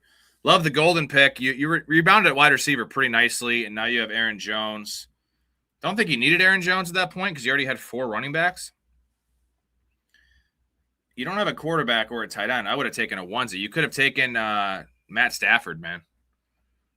I would have taken Stafford personally. Aaron Jones is pretty bad.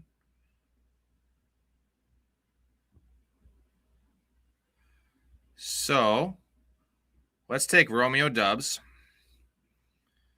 I know he's going to be involved in that Patriots offense. Kind of a boring pick. This is a sit-and-go pick. I wouldn't take him necessarily in a tournament as much, but I think he's a nice floor play this year. Let's go through the squad real quick. We have Jonathan Taylor, Derrick Henry, Rico Dowdle, and Blake Corum at running back. We have Trey McBride at tight end, Garrett Wilson, Mike Evans, DK Metcalf, and Romeo Doubs. Again, guys, this is not a tournament. This is a sit-and-go, a individual league with a bunch of community members, so stacking is not as important. I'm not stacking really at all unless it just happens. So Taylor, we have a 1-4-4-1 build. Elite quarterback, elite tight ends, elite running backs, and wide receivers leave something to be desired.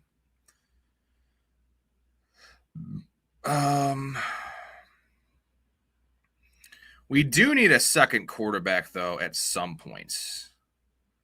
Like, soon.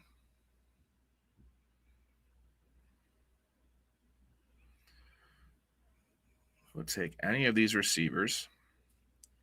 Yeah, fine with any of these guys. There's JCM. There goes George Kittle. Kyler Mayfield off the board. So we had 5 quarterbacks go off the board in round 10. I like the round 10 quarterbacks. Look at this. Jordan Love, Matt Stafford, Jared Goff, Baker Mayfield, and Kyler Murray. Super nice. And there goes Tyler Shuck. Don't love that. We can take another running back here and then call running back. We can take 5. If we have 5. If our running backs are JT, Derrick Henry, Rico Dowdle, Blake Corum, and then a guy I'm taking here, we're done at running back. Which I don't love doing this early because it kind of limits you. If some value falls, I'm not really going to do it after this. We shall see. Yeah, I think I'm going to take one of these backs. And call it a day. That might be too much invested in running back, though. Garrett Wilson, Mike Evans, DK Metcalf, Romeo Doubs. I think this is too much invested in running back. Fuck. I'd rather take somebody later. So we're going to pass on the running backs there. We're going to take Jaden Higgins. It was between him and Jalen Coker for me. Or I was going to take Jordan Mason or Tyron Tracy. But with Rico, Blake Corum, Derrick Henry, and Jonathan Taylor, like I feel like that would have ended my running back room. But that's too many running backs in the first 11 rounds when you started off running back. And my receivers were just not the best. It was Garrett Wilson, Mike Evans, DK Metcalf, Romeo Doubs. I should never have more running backs in this team at any given point at this point in the draft than wide receivers. That's a roster construction thing, which is huge in best ball. Especially when we're talking about a sit and go, where you want to just have the most points at the end of the year. Playoffs don't matter. There are no playoffs. We want to have a consistent lineup every week. And not a big Jaden Higgins guy. I think he's got nice touchdown potential there. I think CJ Stroud takes a leap forward. But what is the ultimate upside? If there's no injury to Nico Collins, does Jaden Higgins really have top 25 upside? I don't think so because the defense is just too damn good. Like CJ Stroud's not airing the ball out. There goes Coker. Mason's off the board. Tracy's off the board. There goes Bryce Young.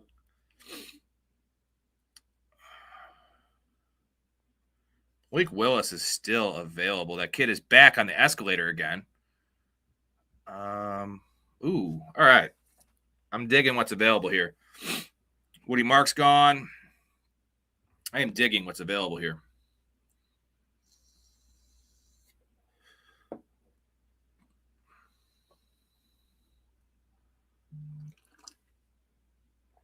Oh, my God. Someone take Shaheed. Come on.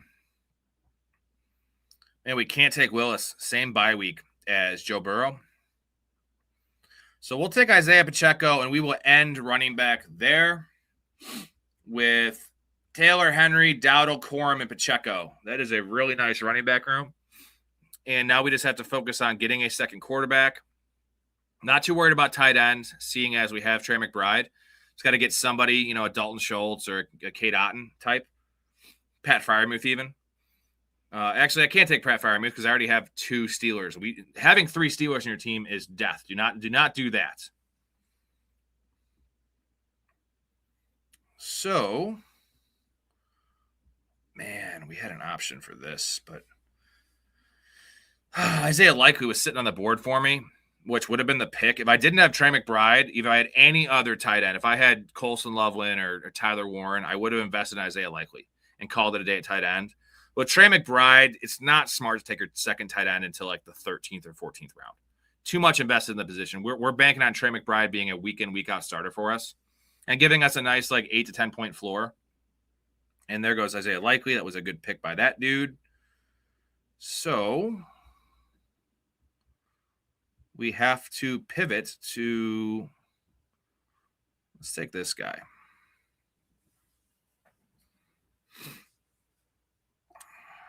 Don't think I want this to be a 3 quarterback team. Might be a 2 quarterback, 2 tight end team. So I'm going to have a lot of receivers in the squad.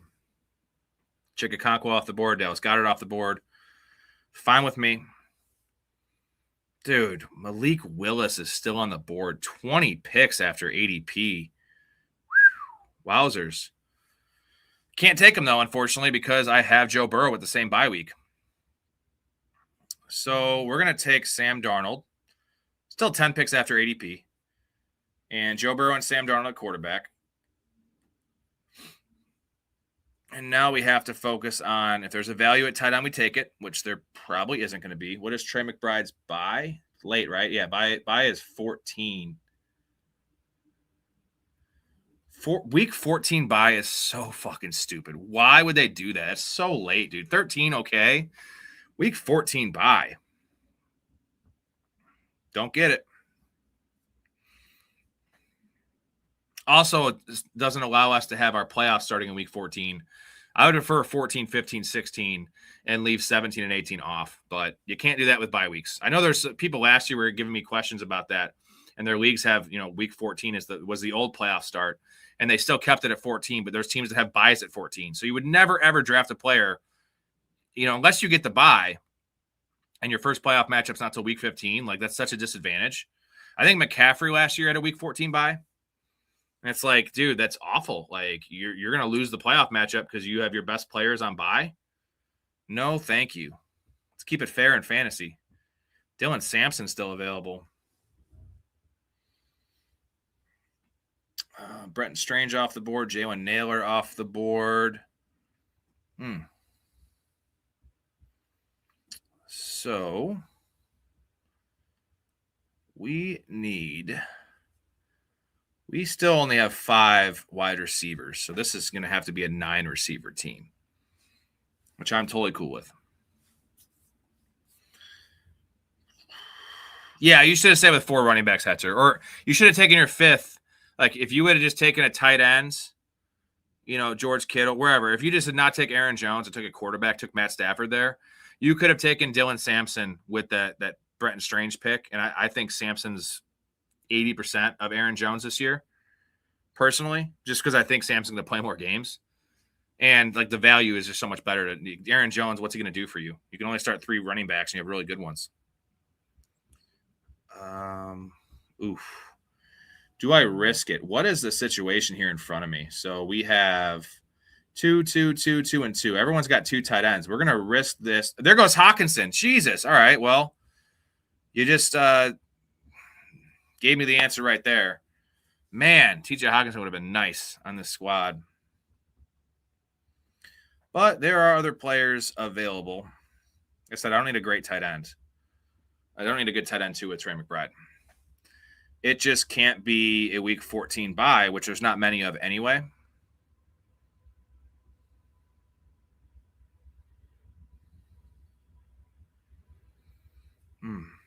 80.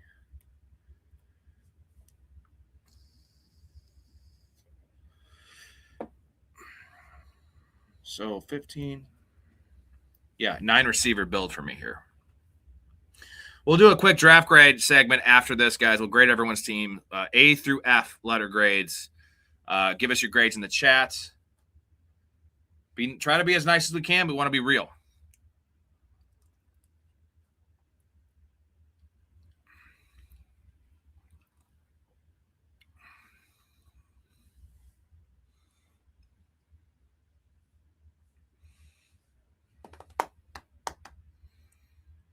There goes Aaron Rodgers. Ooh, that might be nice. Oh, there's a tight end that should not be there right now. Well, this would be a gift. If Rondé Gatson falls back to me, dude, his ADP is 144. I'm at pick 174 up in 4 picks.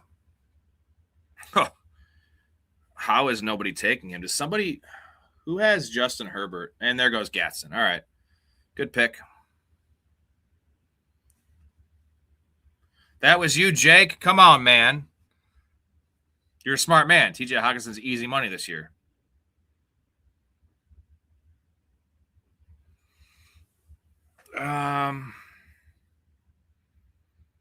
I hate rolling the dice on Debo, but like Debo's going to find a team, right? He's better than all these bummy receivers available. So we'll take Debo. Hope he goes to the Colts or something. And we still need our backup tight ends. And I'm fine with any of these guys. Doesn't matter. I have Trey McBride, so 2 more rounds. What, 3 more rounds? 3 more rounds.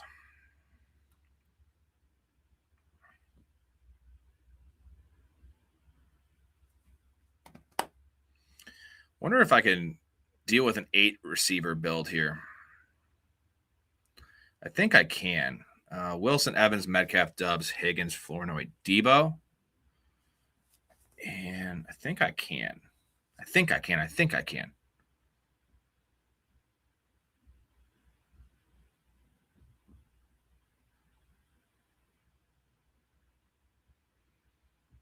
All right. If we want him.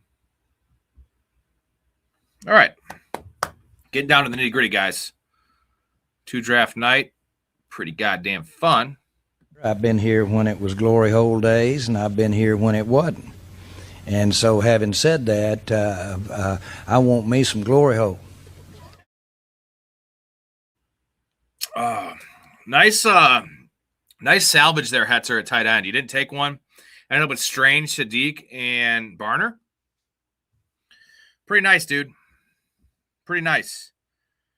Now I am forced to take a tight end I don't like. There goes Geno. That's a really nice pick. I was going to take Geno as my 3rd quarterback. I have Burrow and Sam Darnold. And there goes Kate Otten. Well, you know what? How many tight ends does this fucking guy have? Oh, it's Drew Brees. He has 3. Okay. I thought you had 4. Good pick. So let's take... Man, we're going to take Greg Dulcich, which I don't love at all.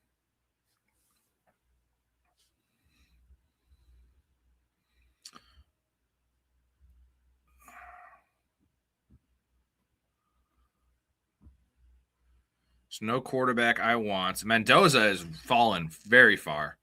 I don't see any reason to take him on this specific team. I have too much uncertainty there. I guess in a tournament, there's some inherent upside if he ends up playing 14 games or something like that. Where you're drafting him. What if he only plays 9? What if he plays 10? What if he's not very good? That offense is not very good. Now it's time to hit on some late receiver picks here. This guy I like this guy.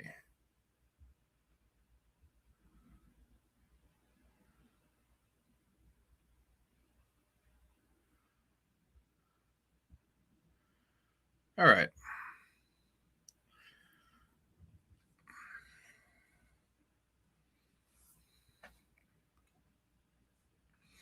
Pat Fryermuth's still sitting out there. He's probably going to be gone in the next 2 picks.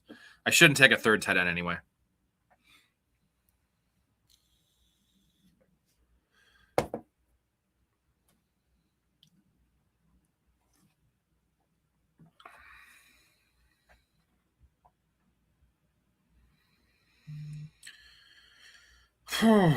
Let's take Tank Dell. Now, what can fuck this team? I have Higgins and I have Tank Dell. If Jalen Noel becomes the third option there and like emerges, it's going to really hurt both Higgins and Tank Dell. And I do love Jalen Noel. But I'm just trying to get some guys that have pop weeks, right? Tank Dell seems to be that guy. Debo, if he gets signed by in a nice landing spot, Debo will probably end up being a 13th round pick. And then Flournoy has, the double handcuff if either CD or Pickens gets hurt. I think we're going to rank this way. There goes Dontavian Wicks. All right.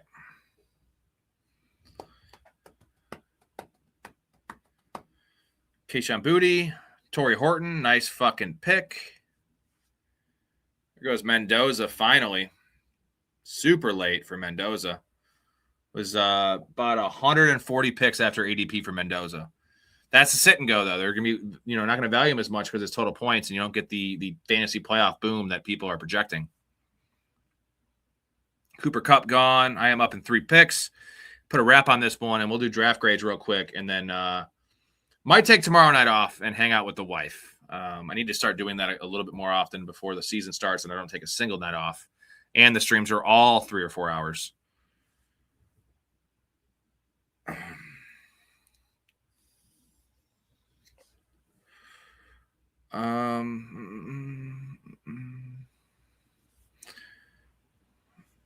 Kalen Black, oldest rookie running back in the history of the world. We will take Tyquan Thornton. And wrap a bow on this sucker. We have a 2-5-9-2 build. We'll see who wins this, guys. Draft grades A through F coming up.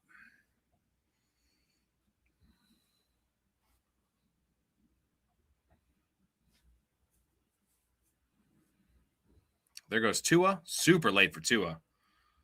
Quarterbacks fell, dude. This dude has Josh Allen, takes a third quarterback. Pretty smart.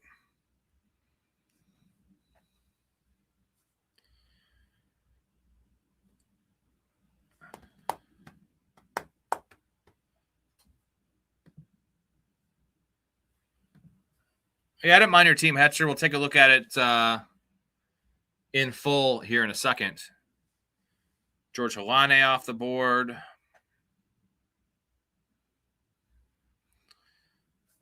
I don't hate the Aaron Jones pick in a vacuum, just with your team as your 5th running back in the 10th round. Half of your first 10 picks were running backs. It just doesn't make sense.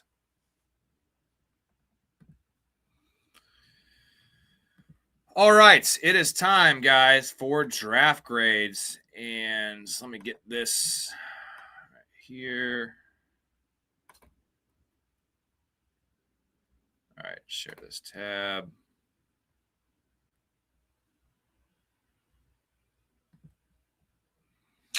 Mouth, luckily Jason came in and dropped 5 different $5 supers to buy us a draft, then dipped. He gave us a super to say everyone to have a great Father's Day. Jason is American and he's a patriot. So Jason funded this operation, doesn't even draft with us. What a guy. What a guy Jason is. We love Jason. I think they all love the content. What's going on, Mouth?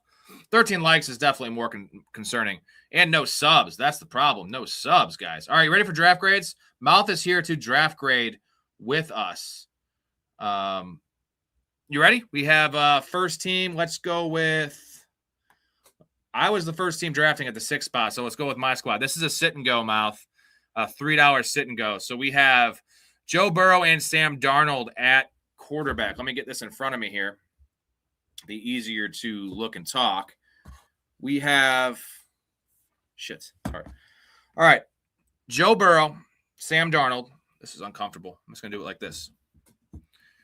Burrow, Darnold at quarterback. Jonathan Taylor, Derrick Henry, Rico Dowdle, Blake Corum, and Isaiah Pacheco at running back. Garrett Wilson, Mike Evans, DK Metcalf, Romeo Doubs, Jaden Higgins, Ryan Flournoy, Deebo Samuel, Tank Dell, and Tyquan Thornton at wide receiver, and Trey McBride and Greg Dulcich. So I'm fine with that, but I don't love it. But Trey McBride, I would never go one tight end because it's a sit and go. So I just wanted Greg Dulcich. I really wanted Kate Otten. Mouth, what's going on, brother? Are we doing another draft now because Mouth donated? Because that's Mouth comes in. We love you, Mouth. If you want to draft, we're doing it, Mouth. It's up to you. So the tight end room is just not deep, but Trey McBride should be my guy. If he goes down, I'm probably cooked. But receivers are weak. But we have 9 of them. Running backs are super, super solid in a half PPR. Even Pacheco I like as a 5, and the quarterback should be okay. The quarterback room is not great because there's not 3 of them. I think it's a pretty well-balanced team. Hatcher says it's an A. What do you guys have for this this team?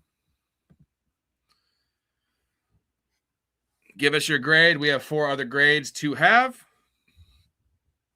to give, to judge, to...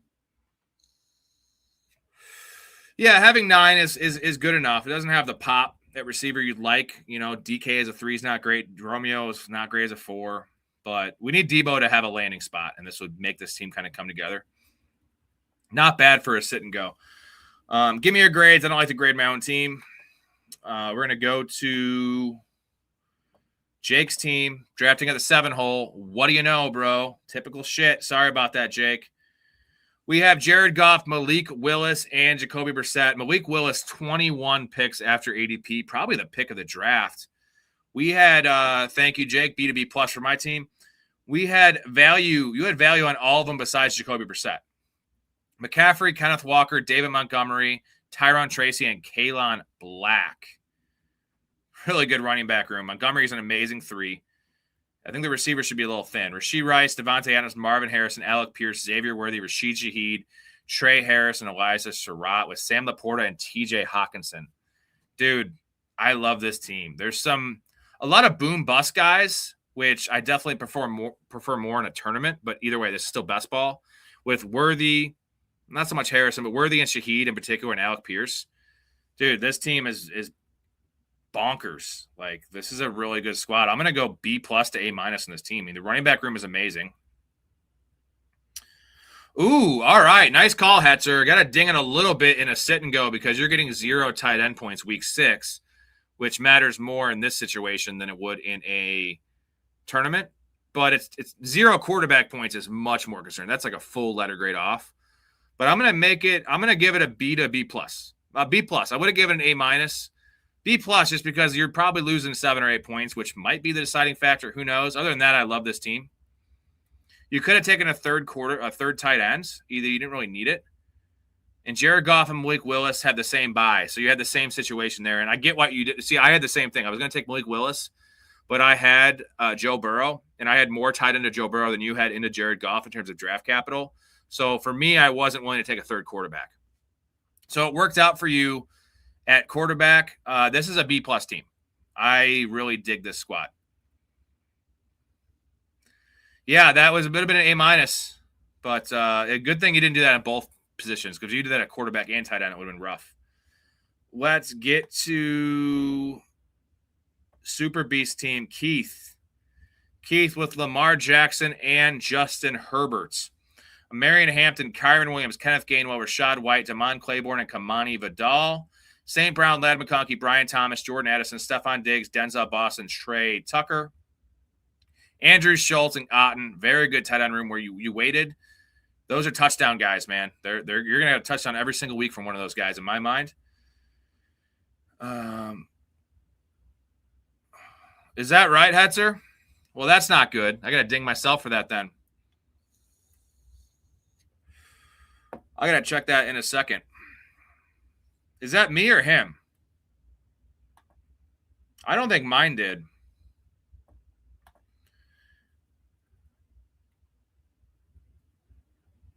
Jake does have 4 running backs of his. So he has no tight end points in week 6, and he has 4 of his 5 running backs. Only Kenneth Walker playing in week 8. That's a couple points that you're going to be losing. So it's a really good call, man. It's not the end. It's not the end of it for him, but that is just going to make it tough. Good call. I thought you were saying about myself. I'm usually pretty conscious about that, and I'll notice it late in the draft. Go back to Keith's team. Lamar Herbert, Hampton, Kyron, Gainwell, Rashad White, Damon Claiborne, and Kamani Vidal. You have Jordan Addison as your 4, Diggs as your 5, Boston and Trey Tucker with a great tight end room here. This is a really, really, really balanced team.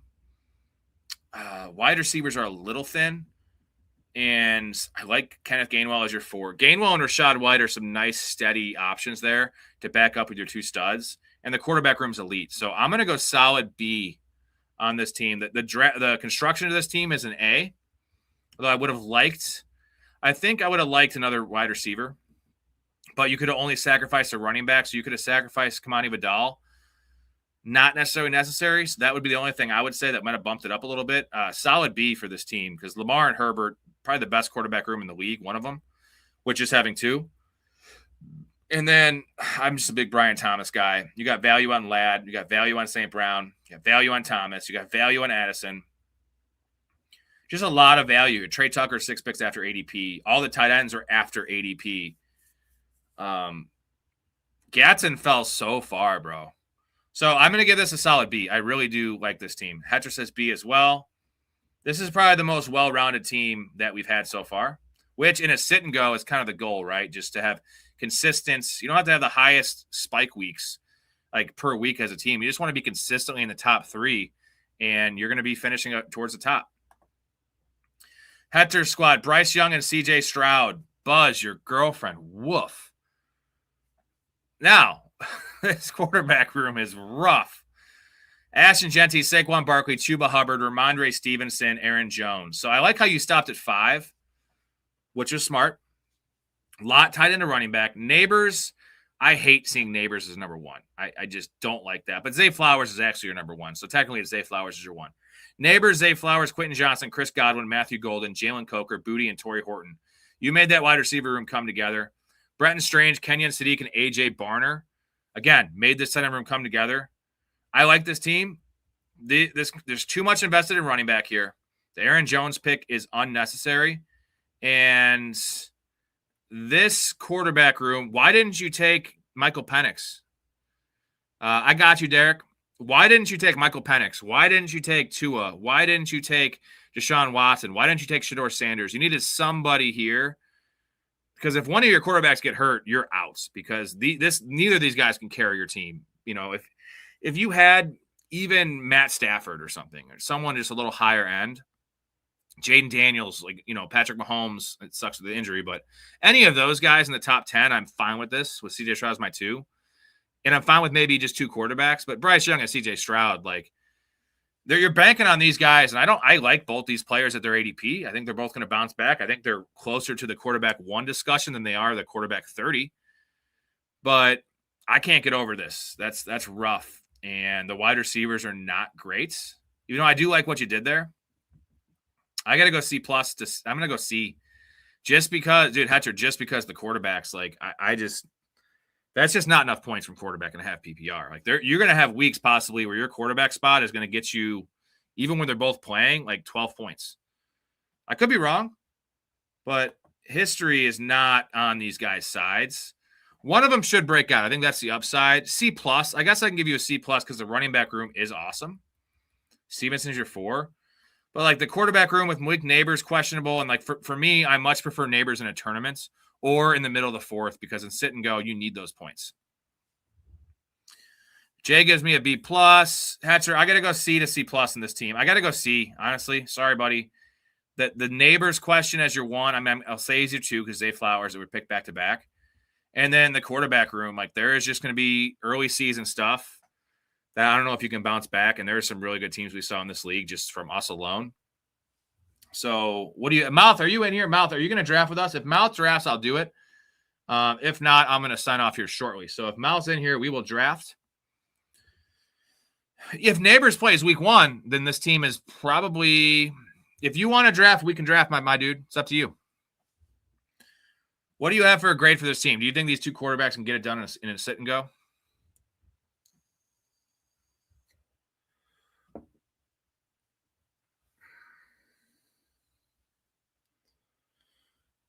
Well, letter of the law, man. We meet the super chat goal.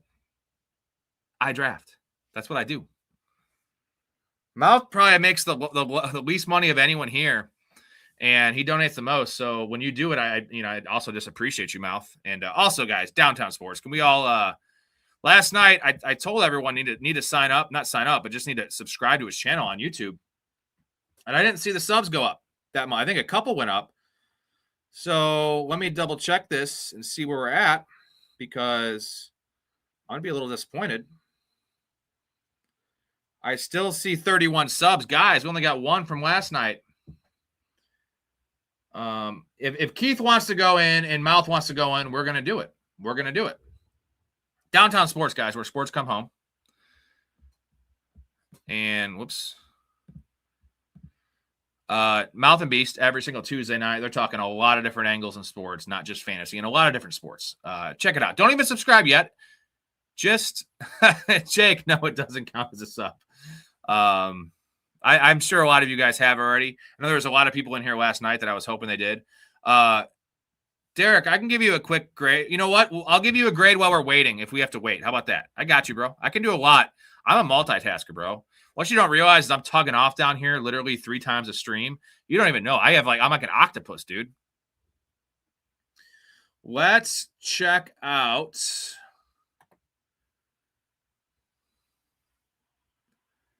the drafts. Let's go to the sit and goes. Maybe there's one that's already kind of full.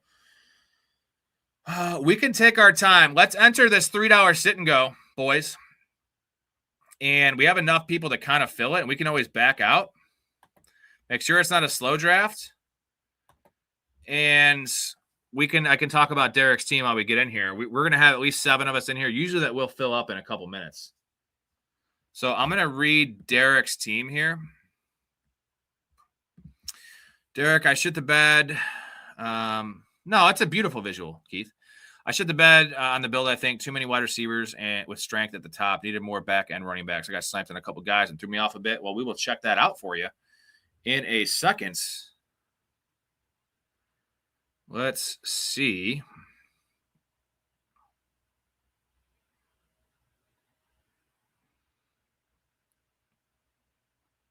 Oh, Keith, you're a handsome gentleman, bro.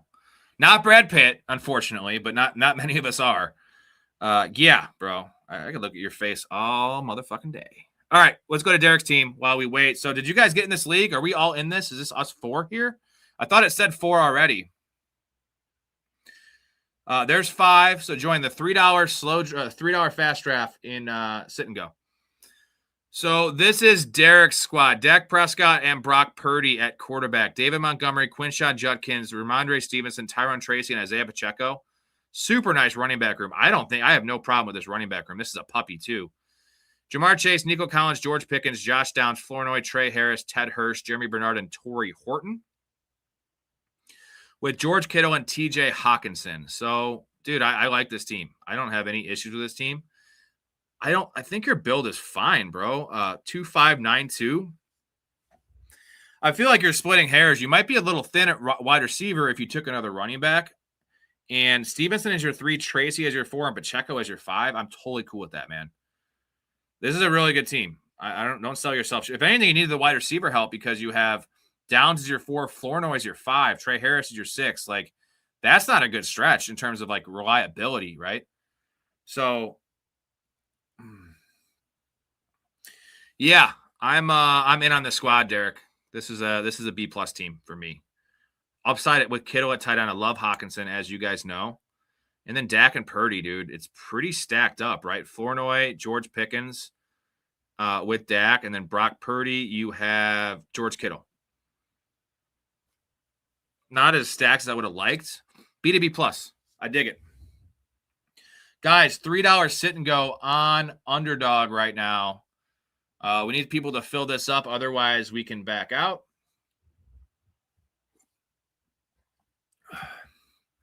I'm in like Vrabel with Rossini.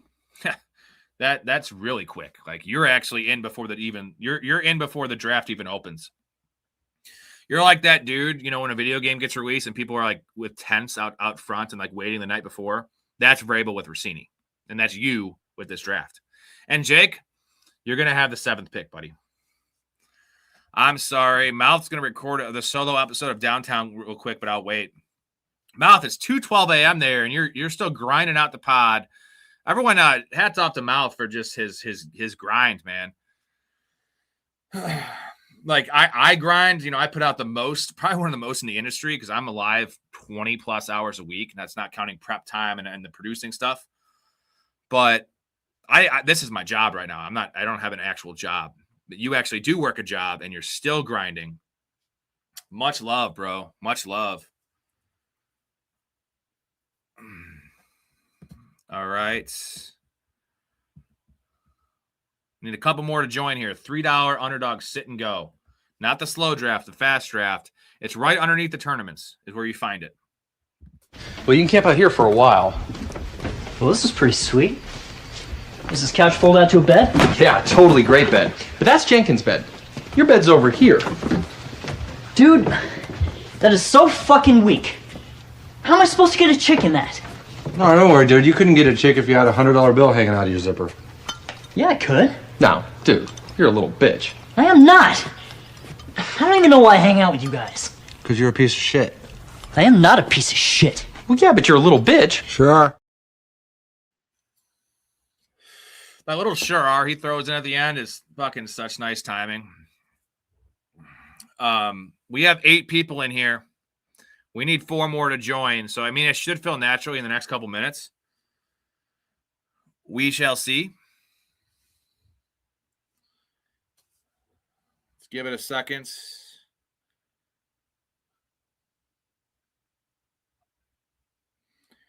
Eight out of 12 filled. People usually see that and they will join and check it out for a second. So talk about randoms. I think everyone in here that's going to draft with us is in here. So let's give it a couple minutes. And if not, we can all back out and figure out something after that. I just feel like a puppy. We might not all get in, which sucks. Yeah, I get it, Hetzer. Typically, I stop doing best ball in August because my focus is on my 40 redrafts. Specifically mid-August, I will start doing my redrafts in like August. I do it like week 3 of preseason. There's that cutoff. I think it's the 21st or maybe the 19th or 20th. There's a game on like Monday night or maybe Sunday night. All the games are on Saturday. That's when I start. I need 2.5 weeks to draft these 40 teams. So I'm not doing, a lot of days of 4 drafts. And I want to spread it out because I stream all those drafts. So at that point, I'm going to chill out on best ball and I'll do a couple best ball manias at that point because I want to wait to the end of the season to do those. My solo episode will be about the 2027 Knicks and where to possibly meet me Saturday. Time to look forward. And I got a trade guarantee, a New York title in 2027. Ooh, so what is that? Don't reveal it. Don't reveal it. Keep the audience waiting. Yeah, best ball it builds up and stacks up pretty goddamn fast. I think I've already got 400 in. My budget's about $1,000 ideally for best ball, give or take. I can spend 1,200. I can spend 800. Last year I got overboard. I went overboard on best ball. I had like $1,800 in, and I only had like $68 or $7,200 in redraft. It wasn't my 5-to-1 ratio I always preach, and that was my worst best ball year. I think I lost $200 in best ball, which I just did too many of them. And I didn't really, not like winning a tournament is tough. I didn't even advance a lot into the championship. I got a lot of semifinals and I missed one final by 0.2. And that was a best ball millionaire. It was rough, man. I got 4 of my 5 best ball millionaires on DraftKings into the semifinal, and I didn't advance any of them, and one of them was 0.2, dude. Which once you get in there, the money really stacks up. And I looked at my team. I would have finished like bottom 3rd, but it still would have paid out like $700. So there would have been my return. But you can never rely on best ball. It's especially if you're playing tournaments. If you're playing these sit and goes, the years I did only sit and goes, I would double my money every year. But the reason I'm playing best ball is not to double my money. The reason I'm playing best ball is the scratch off potential, the big winning potential. If you do enough of them, you will win or like get top 20 or top 30 where you make like a couple grand just on a $3 or $5 tournament. That's the ultimate goal of these.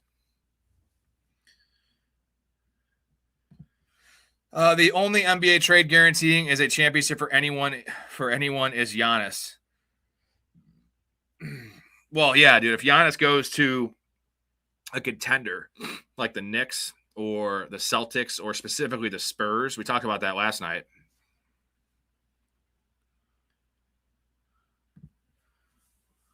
Oh, hell yeah. It's pretty badass. I don't think anyone here is from New York. What do we have? 3, 6, 9 people in here. Guys, I'm going to play a quick clip, and then I have to go to the bathroom. So I'll be back in 45 seconds. Jay Quellen. No Jay Quellen here? Do you mean Jacqueline? Okay, so that's how it's gonna be. Balake. Where is Balake at? Yes, sir. My name's Blake. Are you out of your goddamn mind? Do you want to go to war, Balake? No. D Nice. Is there a D Nice? Do you mean Denise? Son of a bitch. Ron. Where are you? Where is Ron right now? Here. You know, I said it like 4 times, so why didn't you say it the first time I said Ron?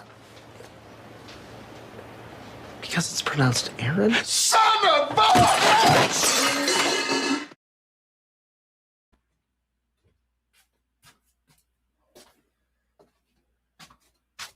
Hey, we're going to fill it up, baby. We wait long enough. We're going to fill it up. We're looking for a couple now, right? We're looking for one. We're going to fill this bitch real soon. Let's get it. All right. If you want to be that last spot, guys, it's a $3 sit and go. The $3, it's not a tournament. It is just a one individual league on Underdog. It's right under the tournaments. $3 fast draft.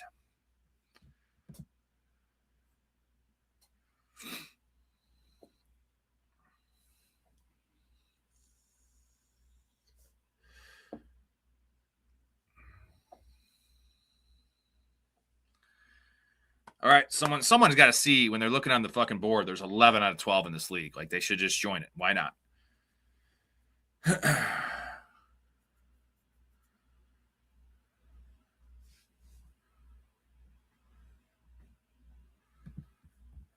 Hell yeah, man. Send us. I'm sure you're gonna make some shorts out of it. We'll check it out. I didn't realize how long the World Cup actually lasts. It goes on forever. All right. Hatcher says, don't make me put more money in my account. Well, you got a couple minutes. You got to put it in there eventually, right?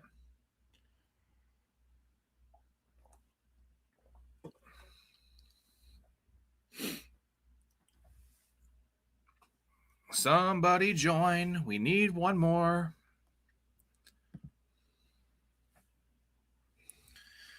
I'm going to laugh when he does it, and then someone joins right then. But you need to put the money in anyway. You have to put 10 minimum. You can't put less than $3 in your account, or less than 10. 10 is the minimum deposits. I just deposited money for the first time today because I had, I don't know, something like 4 or something. Maybe it was 380 after last year because I took some money out after last year because I needed it. And I always like to keep money in there so I don't have to keep on putting money back in. First time I put money back in. Which, you know, I'm sure I'll be putting a lot more in. Come on, let's join it up. Somebody join. We're looking for one. One spot, the $3 sit and go on Underdog. One spot left. It is a tease, Jake, but we all like being teased, don't we? I know girls love it.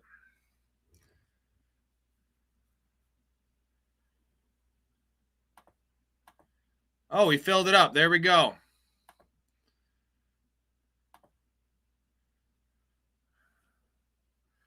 Jake's got blue balls.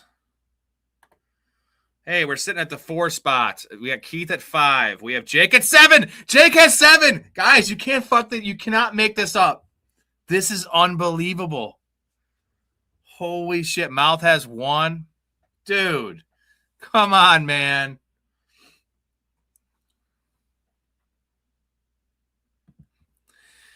So Mouth put in $50, in his original thing, his original investment into Underdog. And he's been playing all these leagues with us, as well as he drafted a bunch of $10 leagues too, way back in February. He won so much money on daily NBA that this is the last of his original 50.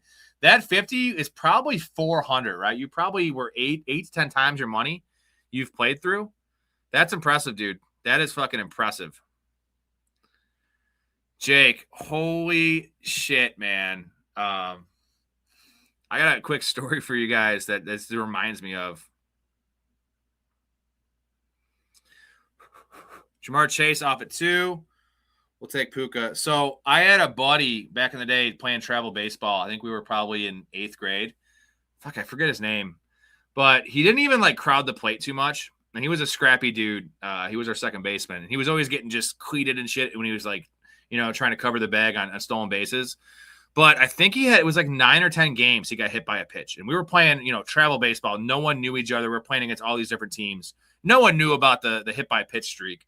Like I said, he wasn't like Barry Bonds, like hanging his elbow over. He was pretty much a standard batting stance. And dude, after like 5 games in a row of him getting hit, it was just like you getting the 7th pick. And we were all clapping, dude. Like we just went nuts. Like after like 5, it was 6, 7, 8. And the 9th time, the last time, he got hit like in the neck. And like it was a rough hit by pitch. But we were all just so ecstatic that the fucking streak lived on. And we were all applauding. And the other team's like, what the fuck are you guys doing? I'm like, I told the guy I was the shortstop, and I told the guy there was a guy in second base the next inning, and I was like, dude, this is the fucking 9th time or 9th to 10th time this guy's been hitting in a row. And just like sometimes the universe works like that. And Jake, unfortunately, and same with my buddy, unfortunately for him, that just didn't work out well. And you just hey, guess what? The universe gave back to you. You just got JSN at 7, my dude. So, hey, there you go. There you go. Now he's happy. See, now he's happy. See how things work out, man? The universe has an interesting way of playing out.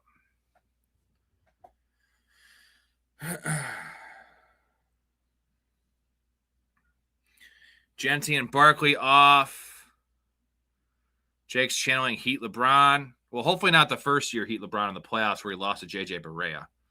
I'm a big LeBron guy, but that was rough, brother.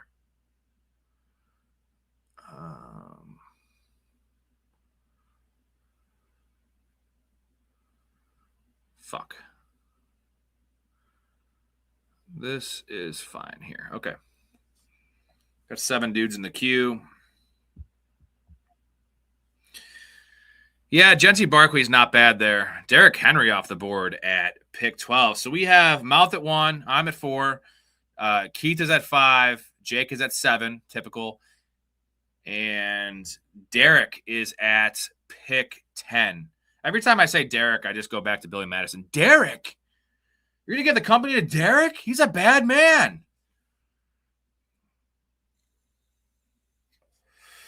There goes all the receivers. I don't like this. There goes Kenneth Walker. There goes all the running backs. All right, look at that. 2, 4, 6, 8 straight running backs off the board. That is pretty standard practice here. There goes A.J. Brown. We're going to get Drake London or Brock Bowers. This is lovely. Jake. So much Tiny Dancer. God, I love that reference. One of my finer references I've ever made. I had to retire the clip, guys. I should probably bring it back for the season, but we'll take Mr. Brock Bowers, and we'll have to figure out running back real soon.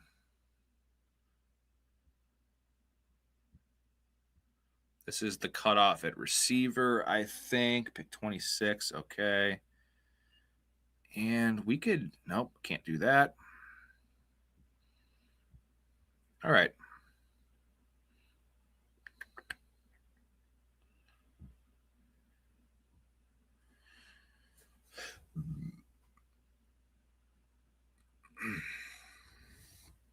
Trey McBride off the board at the 211. So Mouth's getting a couple nice picks here.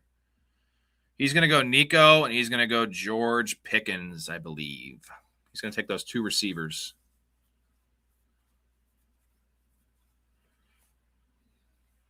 You heard it here first. Nico and then George Pickens. He's waiting. There goes Nico. Ooh, he goes Breece Hall. Interesting.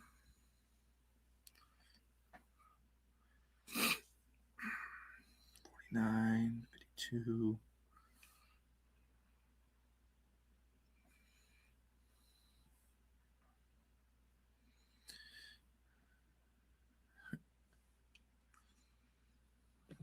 That's why best ball is tough, man. You get so many shares of a guy and they go down. Jake, you weren't with us when Tucker Kraft got hurt, but I had something like 29 or 30% Tucker Kraft in best ball, which seems pretty high. But I had 19 shares of Tucker Kraft out of 36 leagues in redraft. And dude, I gave a eulogy. I cried when it happened. Like there was a tear in my eye for sure. And luckily I had Harold Fannin in like 14, maybe not 14, it was like 12 or 14 of those leagues backing up Tucker Kraft. Because a couple weeks prior, if you remember, he had a knee injury scare. And I thought he was going to miss the week. And I already was kind of rostering Harold Fannin. I don't like rostering a backup tight end when I have an elite guy. But I didn't draft Tucker Kraft as an elite guy. And I actually was drafting Harold Fannin last year in some spots because I do a lot of 18-round, 12-team drafts. So that like kind of softened the blow for me. And it panned out, especially because Harold Fannin was great. But losing Tucker Kraft and all those best balls and then 19 redrafts when like my teams were so stacked because I was taking Tucker Kraft and remember the 9th round last year. And I was sold on him as my tight end 1. He was going like tight end 11 range. And having him as a tight end 2 to start the year, and he was taking off, dude. Like I would have won so much more money last year if Tucker Kraft stayed healthy. Now maybe he would have came back to earth a little bit, which probably would have happened. He was going to finish as a top 5 tight end. And I was so upset when Tucker Kraft got hurt. That was not as upset as I was when my dog passed away, but it was a close second. Because that was my number one flag plant. Like, you know, Olave was up there, Javonte was up there, George Pickens was up there, but Tucker Kraft was a guy that we were doing a running back show, and I'm talking about Tucker Kraft. And Storey's like, what the fuck's wrong with you? He hated Tucker Kraft last year. He was a Tyler Warren guy. A good cry is nice every once in a while, man. It's it does something for the soul. I'm not too man enough to admit, I'll admit stuff. Told you about Fannin. Came here screaming HF when I came in the channel. We talked ball 2 days later, and I was a guest. You did, Mouth. Mouth was probably even higher on Harold Fannin than myself. And the college production doesn't always translate. In this case, it really did. And that's why, dude, I'm really high on Michael Trigg. I know the spot's not great. And Michael Trigg did not quite have the production that Harold Fannin had at Bowling Green. But Michael Trigg at Baylor was good, downright good. And how he went undrafted, like there had to be some stuff with Michael Trigg that we didn't know about.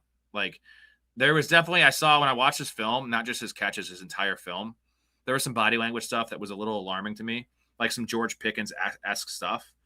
But all those, there was 22 tight ends taken in that draft, a lot of blockers. How was Michael Trigg not one of those 22? The dude has the longest wingspan we'd ever seen at the position. The film was good. The production was good. So I'm a pretty big Michael Trigg guy. I think you're a little overboard. I was the same way with Blake Corum. I've kind of taken a step back on Blake Corum a bit, but I still do take him a decent amount. Ladd McConkey is still available. Same with Tet McMillan. I'm going to smash both those players, dude, because Garrett Wilson's been gone for a while now. There goes Tats. Dude, Ladd McConkey. Beast might have Ladd McConkey as his 4th receiver. Holy smokes.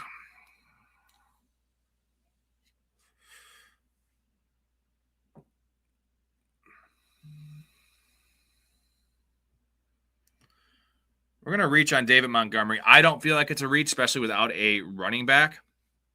I would have loved Ladd McConkey as well. Keith has St. Brown, London, Devonta Smith, and Ladd McConkey. That is wonderful. That is downright wonderful. And we have...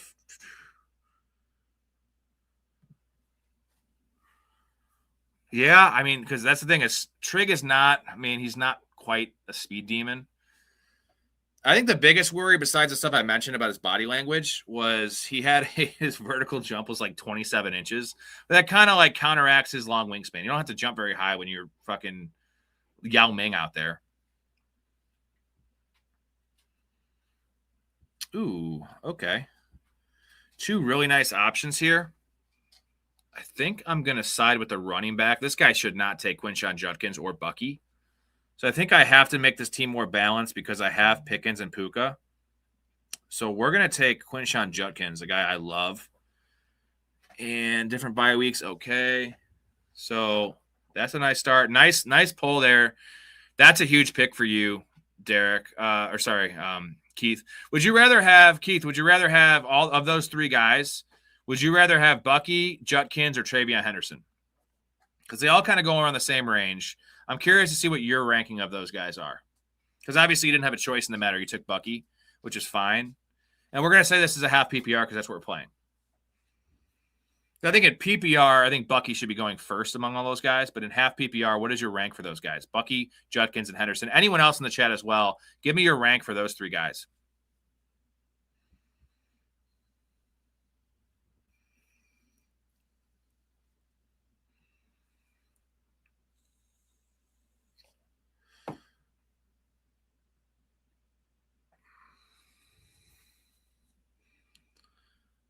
Mouth is spot on. One more does meet the goal for the next sit and go. We'd have to skip draft grades. Or I could do draft grades while we wait in the sit and go. There goes Lamar. Still waiting for the answer here. Judging and Trey, I don't know what you mean. Judkins and Trey. Sorry, Bucky third. Judkins, then Trey, then Bucky. Okay. Yeah, that's how I think I want Judkins, Bucky, Travion Henderson. That's my order. In redraft, that's my order. I think in best ball, I might want Bucky third. It's really close. I think Judkins for me is a tier above in half PPR.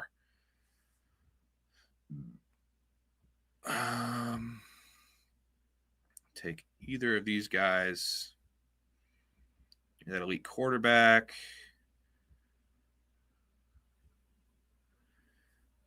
Take another tight end.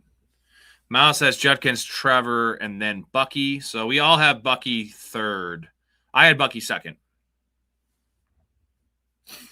I think Bucky has the highest upside of all those guys, just based on the fact that he's tied to the best offense. Well, maybe not the best offense, but Travion has a Stevenson problem, and you could say Bucky has a Gainwell problem, maybe a Sean Tucker problem. I'm less worried about those guys. If Bucky takes a job and gets back to 18 touches a game and gets some goal line work, he's going to lap the field. But if he is at 15 or 16 touches a game with sharing goal line work, now we have a major issue. All right. Two really good options here. I'm fine with either of them. I think he's going to go running back. He's probably going to go Stevenson. And we'll see what we do here. Jalen Warren. Let's see. Yeah, let's take Marvin Harrison here. And then I will take I'm trying to think. I'm debating on a quarterback the next pick, but I don't think so. I think I need to stack the rest of this roster. Stevenson's still available.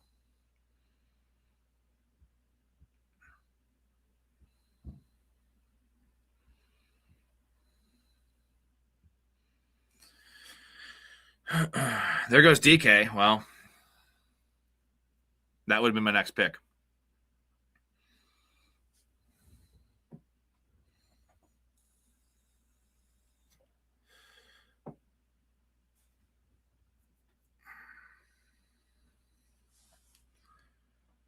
Jaden Daniels to mouth. Caleb to mouth. Interesting. Very, very interesting.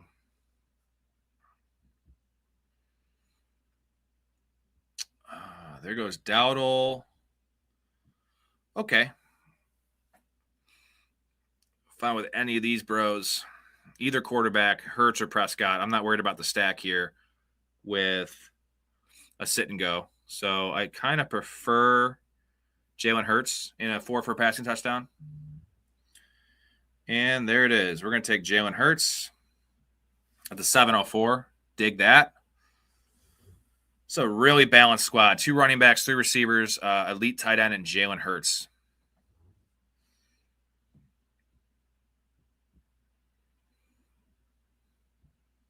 Heyo. Good. Tell me everything. Okay, they were both here. They were both inside me. Eduardo was in my mouth and Luther was in my butt. Oh my God, no, don't tell me everything. What? No, what? Damn it, Bonnie. Eduardo who? Sanchez. Holy shit, tell us more. Then Luther went in Eduardo's butt for a while. Tell us less.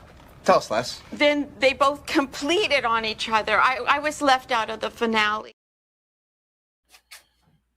Oh, don't be left out of the finale, guys. Tucker Kraft off the board, Tony Pollard off the board, Cortland Sutton back to back to back. There goes Alec Pierce. Alec Pierce is falling. That was pick 82 for Alec Pierce. If we don't get any positive news, I see him going to almost pick 90 in these drafts. Would not surprise me. Like Josh Downs and him might start going back to back soon enough. I'm not willing to go that far, but they're going to be within a round of each other. Herbert and Lawrence off the board back to back. Take the quarterbacks. I have Hurts. I am fine with that. Hurts bye is week 10. So we have an option on some of these quarterbacks. We have an option on some of these running backs. Oh, man. There is value all over the place here. And then there goes Kyle Monangai. Nice pick to Derek. Derek's got an interesting squad with Malik Neighbors and Alec Pierce on the team. Oh, there you go, Jake. You're back to your Blake Corum ways. I see how it is. I see how it is, brother. Boo this man.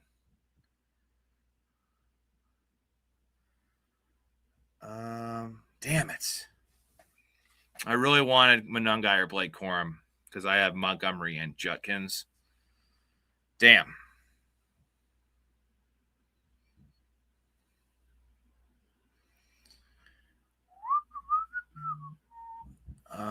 Let's take, I guess we're going to take RJ Harvey, which is not a great pick in my mind, but it was way after ADP.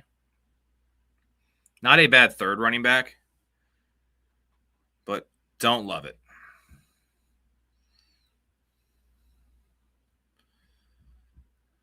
And then we have to take a receiver here next.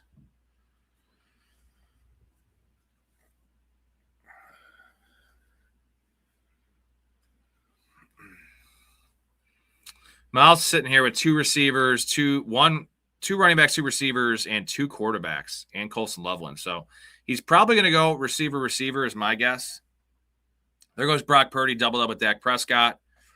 Mahomes is still sitting there about 10 picks after ADP.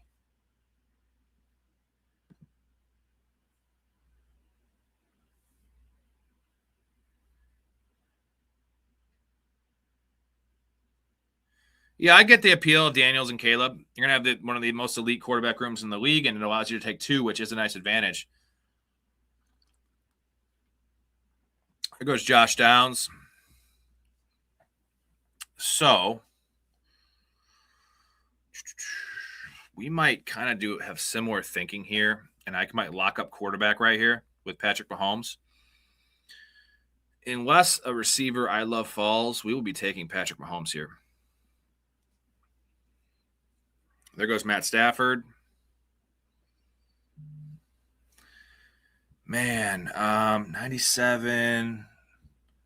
We're going to take this value right here on Patty and call it a day at quarterback. I really was tempted to take Worthy. Really tempted to take Worthy there.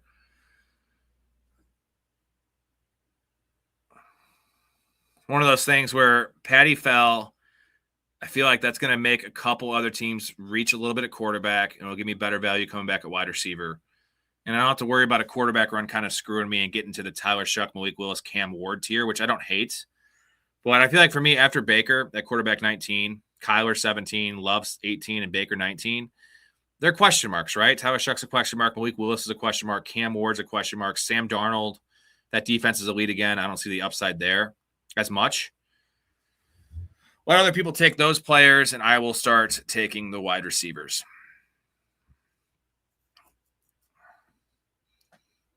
Xavier Worthy is still available. That kid is back on the escalator again.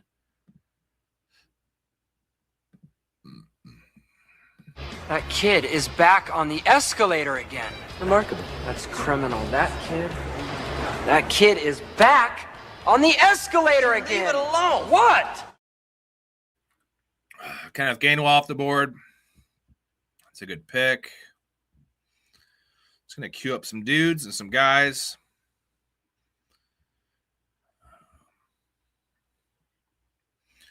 So a lot of players I take that I usually don't take in tournaments, and in these sit and goes, I do take them because they're nice floor plays, and floor plays go a lot longer, a lot farther for you in these one tournament leagues or one league tournaments. It's not even a tournament. It's a sit and go. I love saying sit and go. Don't know what the hell it means, but we like to say it. There goes Kyler. Love is off the board. So, damn, Xavier Worthy. Who got Xavier Worthy? Derek with Xavier Worthy. Nice haul there, man. Way after ADP. Pick 111. 14 picks after ADP. And yeah, so the quarterbacks weren't going to make it back. We have Baker's the last one in my mind that I really trust. And he's the next guy off the board. He should be gone before I pick. These next three teams all have one quarterback, so he's definitely gone.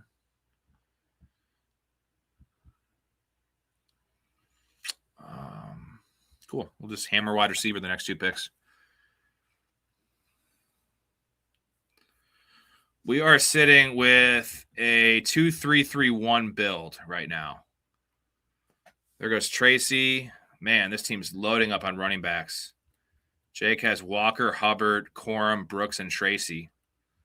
Loaded up, brother. I love all the value of these receivers right now. And we'll see who takes Baker fell back to Keith, which would be a huge pull for him because he has Jared Goff. Takes Rashad White. Let's take Jacoby Myers. 16 picks after ADP. Don't mind that. Nice little floor play there. I would say at this point it's kind of a certainty, Hetzer. Not a certainty, but it seems likely that Patrick Mahomes is ready week one. The bigger question is to what capacity, right? Like, how is his rushing ability going to be there? Is he going to be willing to run? Is he going to trust himself taking hits? Like those things. Also, don't forget, week one, Monday Night Football, they have the Broncos, which is not a good matchup. It is at Arrowhead, though. So home game against the Broncos. In a redraft, I don't know if I'm comfortable starting Mahomes week one with, Rashee Rice questions. There's a lot of questions on that offense. But ultimately, I am in on our boy Patrick Mahomes this year. I have a lot of Mahomes and Chiefs builds. Dude, Baker is still available, huh? Can't take him, though. I have Mahomes and Hurts. There's no point. You might get him the next pick. Let us take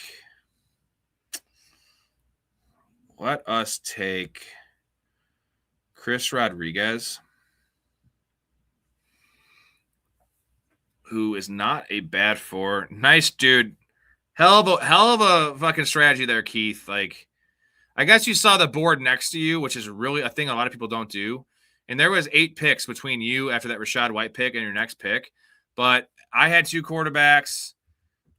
This dude had 2 quarterbacks. We all had 2 quarterbacks. So really, really nice gamesmanship there, man. I tip my cap to you, Keith. Keith has been watching this channel. He's getting some tips from Tricks of the Trade. Even though, like, we all had 2, it's still risky with 8 picks, everyone having a double up. Someone could have taken a third quarterback, and I debated it. If I had You know, if I had Bo Nix and Matt Stafford, for instance, like the guy at the 2 slot, I would consider it more. But with Hurts and Mahomes, I think I'm fine with that. I take Hurts a little higher than, obviously Bo Nix. Keith is a vet, man.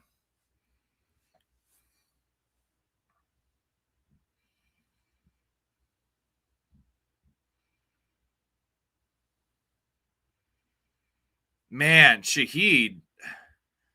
I just can't get Shaheed ever anymore. When I draft with you guys, I'm just never getting Shaheed and I just not willing to take him in the 11th round, personally. I mean, I will, but I already have too many shares to be reaching on him. It's a fine pick. He should be a 10th round pick. I don't know what we're doing. I think Torrey Horton should be 2 rounds earlier, and Rashid Shaheed should be 2 rounds earlier.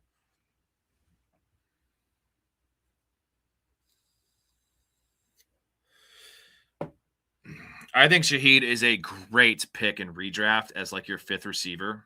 A guy that if the role grows, and it's also the upside if JSN gets hurt. I know he's never been hurt, but Shaheed's a fucking baller, man. A little bit of an older player. I think he's almost 28, but always loved him in New Orleans. I think the upside of Shaheed is if they scale back his return work, because they did draft Price, that's the upside. If he's a full-time player, close to a full-time player, let's say he's a 68 to 70% snap share player. Sam Darnold's got a big arm, and he's aggressive. That's money in the bank, dude. Oh, shit. Okay. There's a lot of value here that I love available. Damn, someone took Jordan Mason. Nice pick. A lot of options here. 4 guys in the queue. And I'm going to wait for running back. There's no points. I have 4 of them. There goes Woodrow Marks. There's some really good value here. Like, I'm tempted to go Isaiah Likely, but I already have. So I already have Brock Bowers. So Isaiah Likely seems like too much invested in the position. But I don't mind flexing Isaiah Likely. And there goes Isaiah Likely. So I spoke it into existence. We will take... No! There goes Jalen Coker, too. All right. So I guess we're going to end running back here with Isaiah Pacheco. So we're sitting with Montgomery, Judkins, Harvey, Rodriguez, and Pacheco. We're going to end there with 5. And we got to make up receiver here. Again, guys, this is a sit and go. This is just a 1 league thing, not a tournament. We're not looking for stacks as much, so I don't have any. Not worried about that. Damn, Coker, Likely. Those are the 2 guys. Woody Marks, all in my queue. And they go back to back to back. And Jordan Mason as well. That's 4 out of 5 picks, but it's going to happen sometimes. No big deal. We got to try to find some value at wide receiver here. I think I know the player, Mr. Jalen McMillan, would be pretty nice in this team. Currently, we have Puka, George Pickens, Marvin Harrison, and Jacoby Myers. We'll take an upside shot here with Jalen McMillan.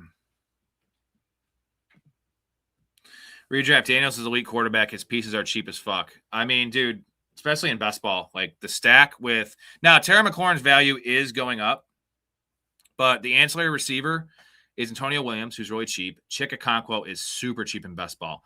I'm not comfortable starting Chick Okonkwo in redraft. Like if I want to stream the position, maybe. And again, I'm not really stacking in redraft. I don't believe in it. But there are cheap options in best ball. And like Luke McCaffrey could be a last round pick. Any of the running backs, specifically Rashad White, is a really late pick. Rashad White pairs best with him because he's a pass catcher. But Katron Allen's a last round pick. Like JCM goes in like round 14, 13, something like that. Is he off the board already? I never take JCM, so.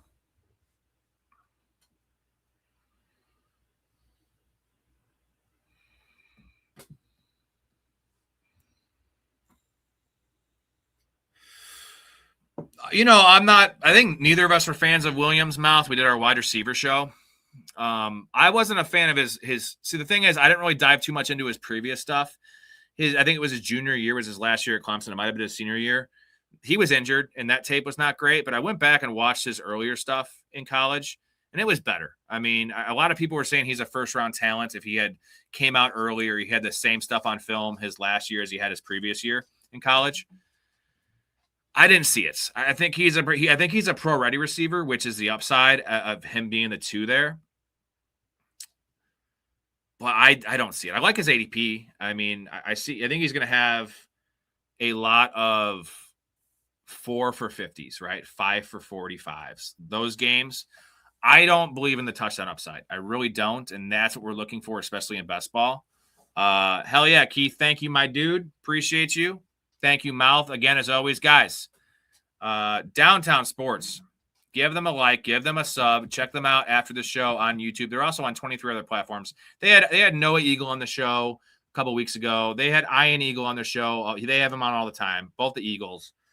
They had the announcer on the Clippers. I was on the show. That means a lot, but Downtown Sports, where sports come home. Check them out. Give them a listen before you even sub, and then you will sub. That's kind of my spiel, is like, just listen to them first, then you will sub. They talk a lot of real life sports, not just NFL, not just fantasy. They're talking NBA. They're talking MLB. They're talking NHL. They're talking World Cup now, if you're into soccer. And they're also New York based. So if you're into New York sports, especially, they're going to touch on that a little more than we would. And speaking of our boy Antonio Williams, there he goes. There goes Dylan Sampson. We are done at running back, so we're not too worried about that.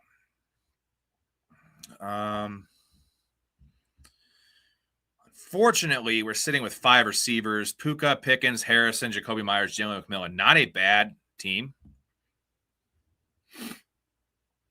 There goes Flournoy. Oh, wow. There's a dude that just really fallen here that I'm going to love at this price.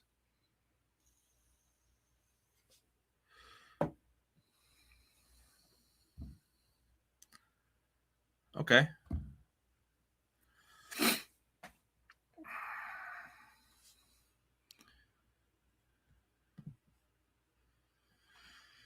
I know, Mouth, you're a huge Luke McCaffrey guy, and Travis Hunter. That's such a nice value, dude. I can't believe he was still there. Let's take Trey Tucker, potentially the number 1 receiver on the Raiders. I think that in PPR, I prefer Jalen Naylor. In a half PPR format, which this is, give me Trey Tucker all day. We want spike weeks. And Trey Tucker is the go route guy. He is the guy that's going to be out there being the sacrificial axe, which isn't always great. But I can see him having 3 or 4 bombs, weeks where he has 3 catches for 90 yards and a touchdown, which slots right into the lineup.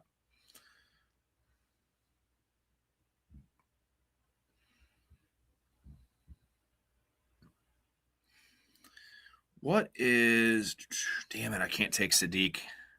Well, he wasn't going to come back to me anyway. I had Mouse next to me, so I would have taken Sadiq if I could. We need a tight end. We need somebody to pair with Brock Bowers. I could push it off again, but I don't particularly love any of these receivers that are available. Debo, I could take, but I'm going to take give me A.J. Barner. Don't have a lot of A.J. Barner shares. I think one of the nice upsides with A.J. Barner, we didn't really see it come to fruition last year, but A.J. Barner is their tush-push guy. And early in the season, they don't have Kenneth Walker anymore. They aren't going to have Zach Charbonnet potentially for the first 4 or 5 weeks. Also, when he comes back, how many snaps is he going to get? So the running back room is a question. Emmanuel Wilson's fine. Not the best goal line back in the world. And the Jarian Price is a rookie. So A.J. Barner is their tush-push guy. So is it out of the realm of possibility that A.J. Barner has 2 tush-push touchdowns this year? Not in my world. I think it's possible. And that's just a nice little floor piece there with A.J. Barner, that if he gets a couple, even 1 tush-push touchdown, that's a free touchdown. I'm trying to sell you guys an A.J. Barner, which is not a guy I draft a lot.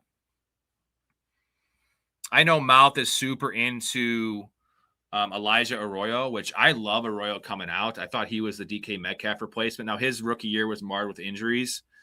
He is just not ready for the NFL game. We'll see a year of marinating in an offseason could help him out. A.J. Barner is only 24 years old. Like, he is not getting replaced by Elijah Arroyo. Now, they might play a lot of 12 personnel where Elijah Arroyo, and you saw towards the end of the year and in the playoffs a little bit, they did line him up at X a little bit, a couple snaps. But A.J. Barner is still the every down tight end there. That being said, I would have taken Dalton Schultz ahead of Barner.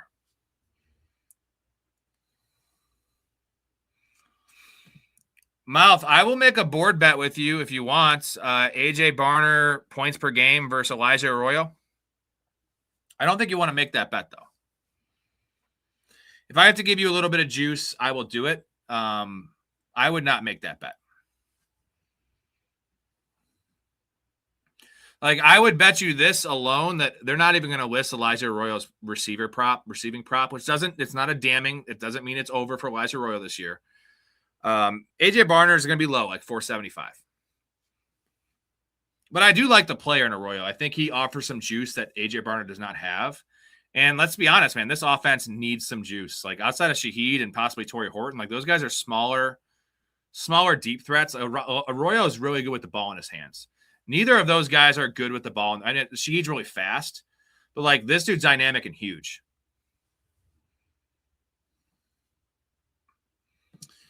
I wonder if they set it because it'll be really low. It'll probably be like 175 mouth, 200, right? If they set Arroyo's line.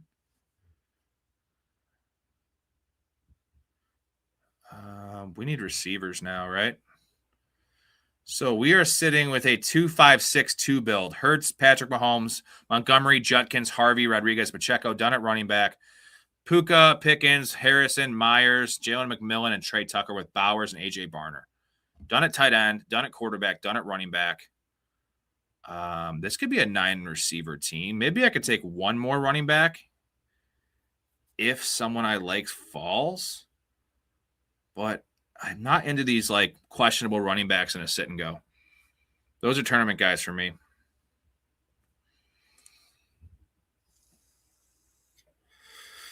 Oh, someone took Calvin Ridley. Would have loved Calvin Ridley on this team. Was not meant to be. Man, maybe we take Deshaun Stribling. No, I bet Keith's going to take Stribling. Not a fan of Stribling. I don't know what his role is going to be if he has one at all. But we're just going to take the guy that is way after ADP. And, you know, at the very least, with injuries and if we're going to bet on injuries for any team, let's bet on the Niners having a bunch of injuries. 2 more rounds in this draft.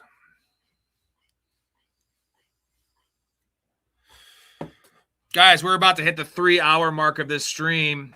Coming off last night's unprecedented, it was almost 6 hours. It was like 5 hours and 45. I don't know exactly. It was 5:50. So we're pushing almost 9 hours the last 2 nights. And we're in June, boys. I fucking love it. Appreciate all you guys hanging out with me, drafting with us, shooting the shits. I'm really happy with all you guys and the community we are building. So tip your hat as that. I know Hetzer was in on all of the stream last night. Hetzer watched 6 straight hours of my ass. Well, 2 hours with me. It was me and Nico doing undervalued offenses, and then 4 hours of the best ball streams.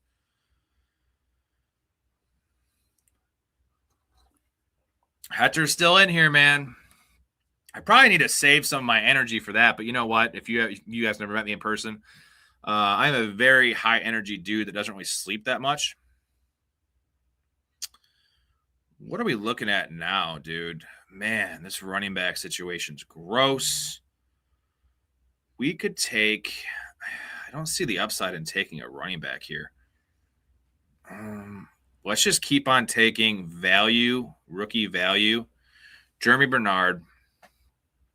Since the receiver room is a little gross, I think we're gonna do this, yeah.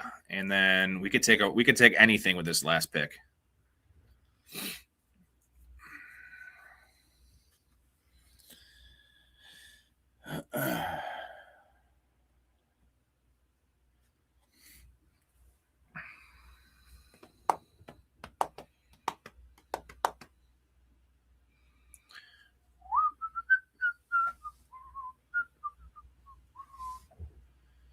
All right, what do we got? There goes Brissett. Really nice value there for Brissett. That is a hell of a pick for Tyler Wick. I don't know who Tyler Wick is, but what? Come on, mouth. What did she say, man?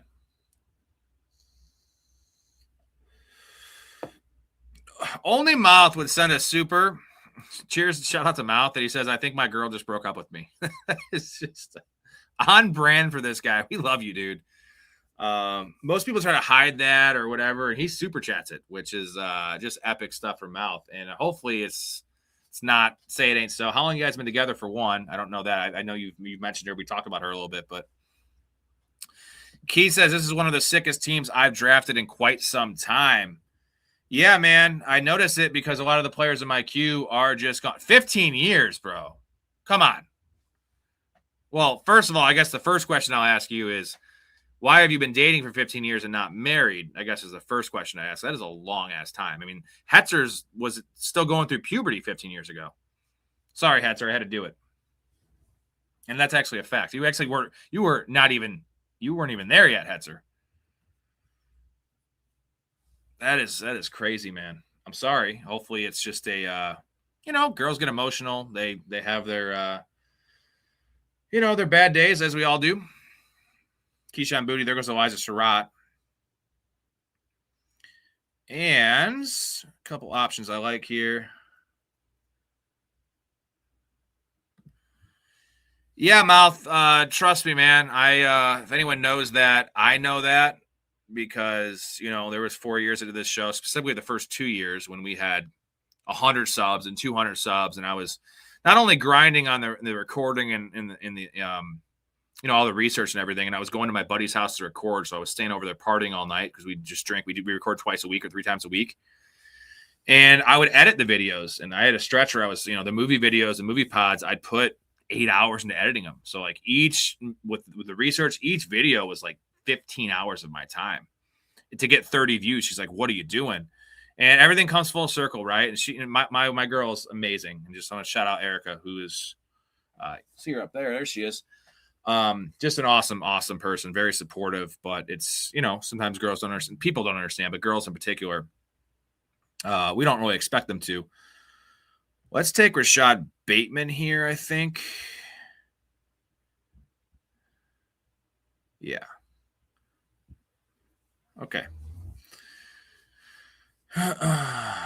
Yeah, man. It'll be all right. Do something nice for her. That's the answer, right? Flowers work. Something special always works. All right. Well, you guys met the goal. We're drafting again. Who is down for this next draft? Because let's get in this right away, and I can kind of do draft grades while we're waiting in the draft room.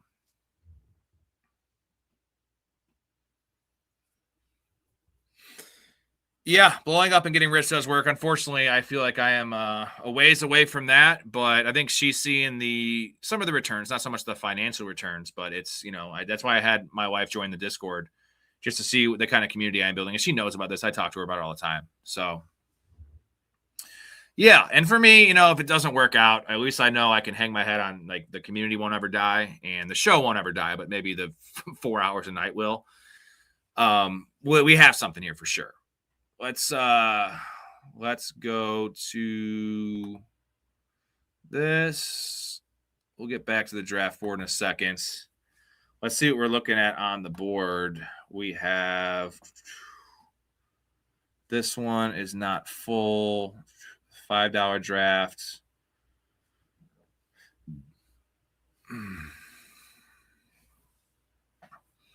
Derek, I got a grade for you. Let's just go up on the page real quick for Derek since he's got to go. Derek with, this is not the right one. Hold on a second. This should be the right one.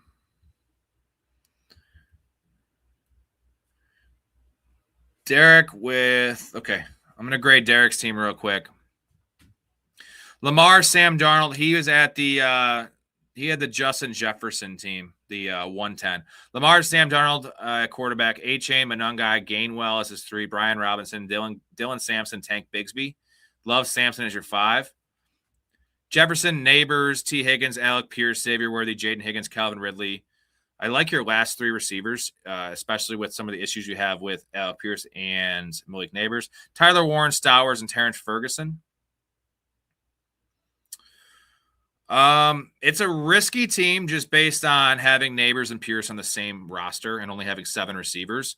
That being said, I'm going to go with, I think, a B+, dude. No, I can't because Mononga's your 2. A B. I think this is a solid B. The values were for sure great on all those players. I think Neighbors should be going later in a sit and go opposed to a tournament because you're missing those early points potentially. That's why I'm going to give it a B opposed to like a B+ or an A-. And then Mononga as your 2. As much as I love the other running backs you had, you might have an RB2 issue. The quarterbacks are elite. I love the tight end room. And I do like the receivers. So solid B because it's a sit and go. And because it's not a tournament, I like this better in a tournament than I would in this specific one league situation. But still a solid team. There's a lot of upside in the squad. What do you guys have in the chat? Let's go to the board here. Hetzer is... I don't know if we have enough people to do a sit and go, guys. We could do a $5 one and possibly fill that up. I don't want to do a 10. Not this early. Couldn't anyway. B+ from Keith. All right, you guys want to risk? Let's do a puppy. Chance that some of us don't get in this one, but let's do a puppy. Jake says B. I'm going to get to everyone else's team when I get time, guys. I want to I want to join this first, though, just so we're not at over 4 hours again tonight. I felt, dude, I was rough this morning. Not going to lie. Hold on a second. Let me share this tab here. All right, are you guys ready? And I'll do grades while we're waiting. I can even do them. I'm not going to have it up, but I can do it and just read you guys the team while we're drafting. So let's do it. Let's get in. 3 seconds.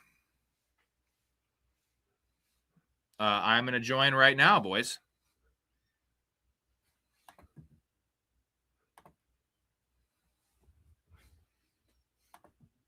All right, we have 3 spots available. Join it up, the puppy. Join up the puppy.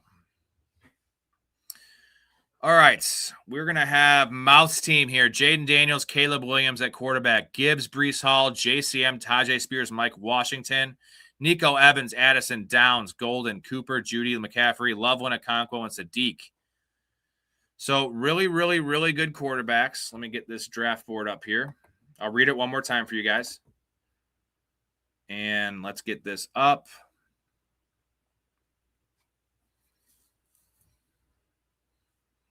I got the 4th pick. Okay. I'm next to Super Beast again. We have Mouth at 12. We have Hetzer at 7. We have I am at 4. And Keith is at 3. So on this squad, Jaden Daniels, Caleb Williams, Gibbs, Brees Hall. So JCM, Tajay Spears, Mike Washington. That's a little bit of an issue. It is not that deep at running back. Nico Evans, Addison, Downs, Golden. Not that deep at receiver, but the tight ends are really solid at Loveland, Okonkwo, and Sadiq. And the onesies are awesome. High-end running backs. I'm going to go solid B for this one as well, just because the receivers. Now, the build is an A. That's Josh Downs and Matthew Golden I love with Addison. I might bump this to B+, bro. I actually do like this team. Hold on one second. I'll get to the other grades in a second. Get to this pick here. And set my cue.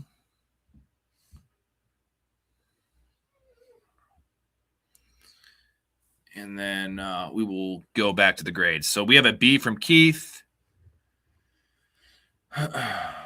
It's a very well-balanced team, Mouth, which sometimes you don't have the most balanced teams, even though I still like those. That was more of a balanced team. My concern is JCM as your 3. That's my issue. That's what takes it down a little bit. And I kind of like JCM, but we're going to get Puka again. Surprise, surprise. Let's go back to completed, and it is this one. So let's go to Keith's team here. Jared Goff, Baker Mayfield, Aaron Rodgers. He has Bucky, Jalen Warren, Stevenson, Rashad White, Sean Tucker, Emmett Johnson, Katron Allen. With St. Brown, Drake London, Devonta Smith, Ladd McConkey, Jalen Coker, and Ted Hurst, Laporta, and Juwan Johnson. Really weird build with 7 running backs. But I see why you did it, because you don't have a true number 1. And you have 2 Washington running backs, which kind of helps ease the pain there of the weak high-end guys. And then Ladd McConkey's your 4, Coker's your 5.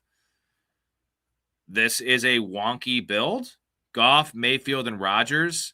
This is a nice sit-and-go team because you have insurance at running back at your weakest position. Stevenson's a nice 3. Rashad White, Sean Tucker. So you have 2 running backs from both teams. So I like this, and I like what you did here in a sit-and-go especially. This is the opposite. I love this in a sit-and-go. I would hate this team in a tournament. There's no upside in this because you're hedging your bets too much. In a sit-and-go is what we want. We want those solid, consistent points. You're going to get Bucky or Sean Tucker giving you weeks. You're going to get Rashad White or Katron Allen giving you weeks. So, man, and Ladd McConkey is your 4. What value on Ladd McConkey? 7 picks after ADP. Value on every one of your wide receivers besides St. Brown. So, and you have stacks. We have Detroit stacks. Don't matter too much in this to go. I want to go A- just because you fit the bill of what we're doing with sit and go. It's like, this is a sit and go team. A-, bro. A-. Jake Squad, Josh Allen, Geno Smith, Kenneth Walker, Chuba Hubbard, Blake Corum, Jonathan Brooks, Tyron Tracy, Woody Marks. That running back room is Josh Allen, Geno Smith, pretty solid as well. JSN, Terry McLaurin, Jameson Williams, Shaheed, Tesla, Branch, Horton, and Bryant with Kraft and Hawkinson. God damn it. This is a fucking good team too, man. We better all win these sit and goes because we are just we're rolling with these, man. We are in a rhythm. Same grade, man. B+, A- grade. And then we already did Derek's squad, and I'm going to do my team real quick. We have Jalen Hurts, Patrick Mahomes. Let me make my pick real quick and check my queue. And then we'll do my team last.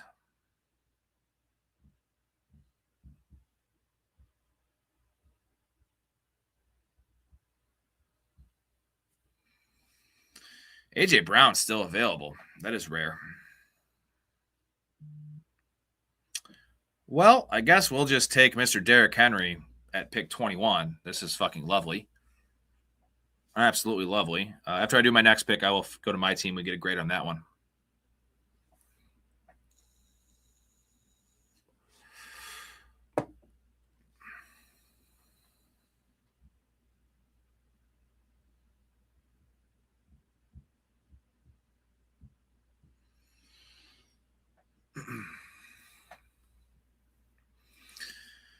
Man, I hope someone takes Trey McBride.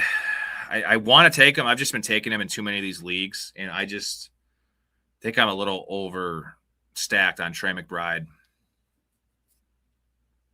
There goes Jeremiah Love. There goes Breece Hall.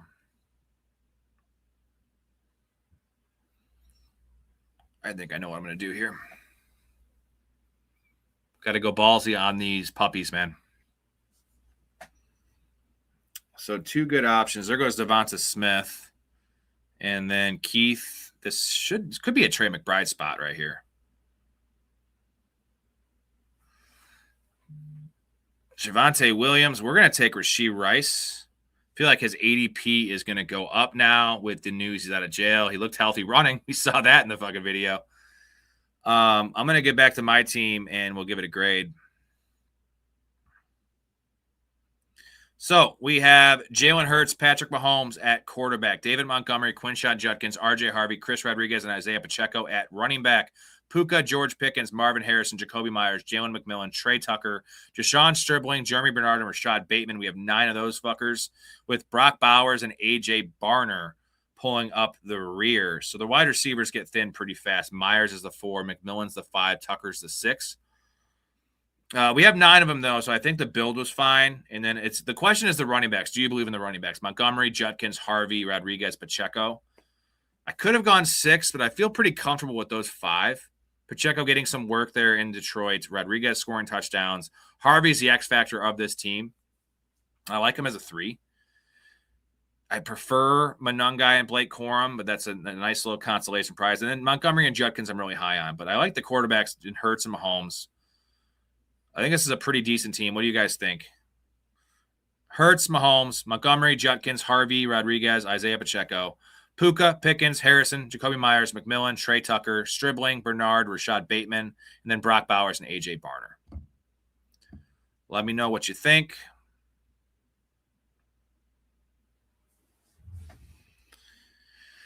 Hetra says B. I'm always in for some B grades. So a lot of competition in these sit and goes, man. A minus, a lot of good ADP grabs. Yeah, I definitely got a lot of good ADP grabs. Guys I never draft: Jeremy Bernard, Stribling, 25 picks after ADP, which I don't love, but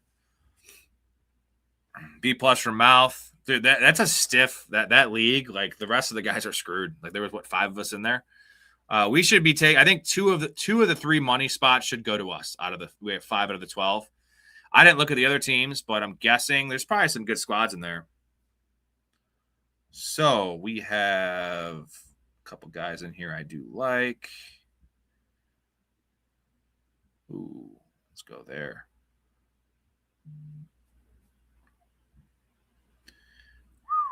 We're gonna take.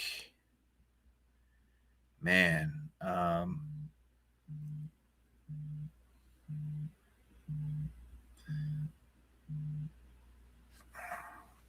going to reach on Terry McLaurin here. I trust in Derrick Henry being the bell cow. I see the team at 1 have 3 running backs. So I'm pretty sure Beast is going to take one. He takes Swift. There goes Scatabo. I'm guessing neither of these teams are going to take 3 running backs. The guy at 1 should not take a running back.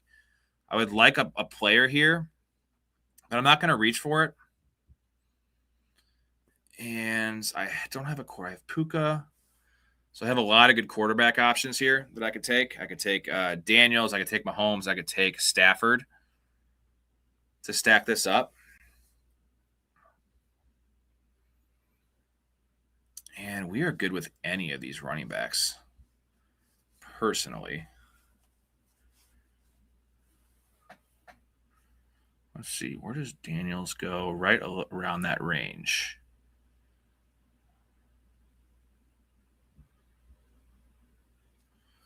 Waddle and Williams off the board.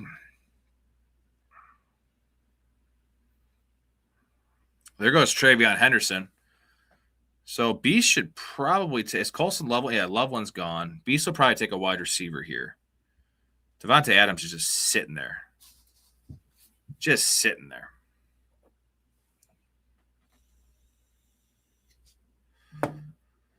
Let's go, dude.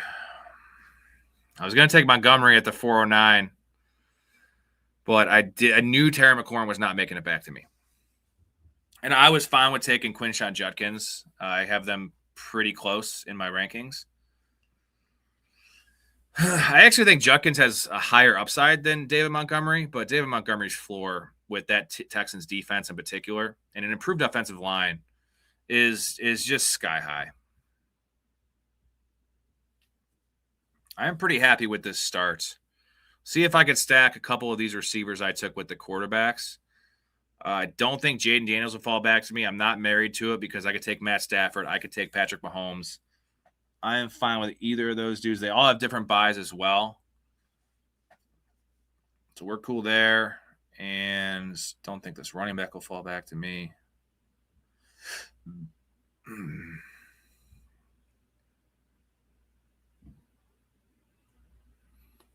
All right, 5 guys in the queue is not getting it done. So let's just put these dudes in the queue. 6 guys.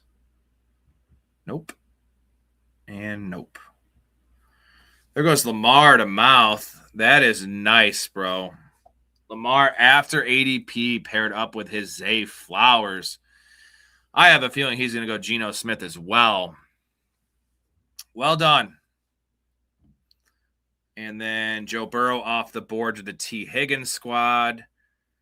We'll see if Jaden Daniels makes it back. I don't think he will, but the Drake May, the Gotham team might take Drake May, should take Drake May. Luther Burden team should take Caleb. Hetzer's team is probably going to wait and take. There goes Caleb. That kind of fucks me over, but it's all good. There goes Marv. So the receivers are gone. There's the receivers are all gone. This dude needs a receiver, though. He has 3 running backs. He cannot take a quarterback here, right?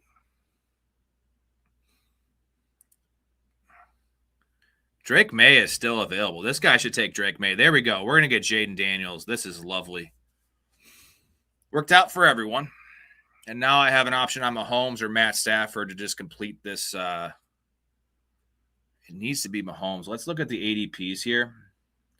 93 and 100. So, yeah, I will get one of Mahomes. I should get one of them, either Mahomes or Matt Stafford here, with the next go around at 8-9.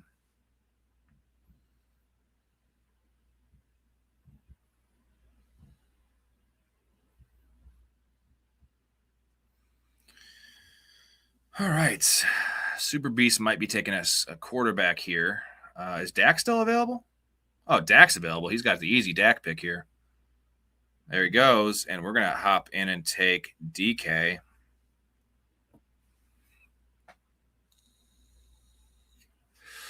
I like when people do smart things, and not talking about you guys. I'm talking about the randos in here when they take the proper quarterback. Like this guy took Drake May because he has A.J. Brown. A lot of times you see that same pick and the guy takes Jaden Daniels. And I understand if you like Jaden Daniels more than Drake May, why you would do that. Not in a tournament. You can't do that in a tournament. You have to take the quarterback with your second-round receiver. Only way you're going to advance far in these. And it's nice when people do the proper thing. And we all kind of get our stacks, and we all have a chance to win the money. When people do dumb things like specifically take 3 quarterbacks in a row or, take 8 running backs, things like that, it kind of screws over the whole league.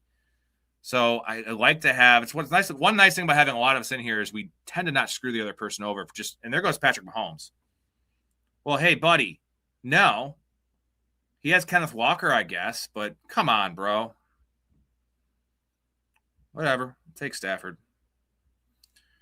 That's wild to me. That is wild to me.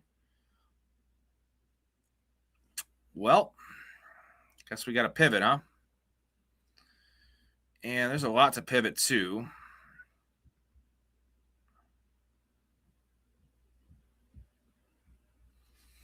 Montgomery and Henry, I could take running back, I could take receiver, and I could take tight end. So we're flexible here. Name of the game, guys, flexibility. There goes RJ Harvey.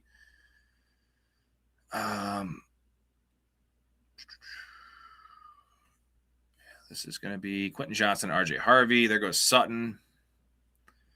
Man, you had the potential to take Trevor Lawrence, but I think he's waiting to take a late quarterback there and Geno Smith with Garrett Wilson. That would be my guess with Mouth. Sorry if I'm giving away your plan, Mouth, but you have a lot of opportunity to get him, and you will get him.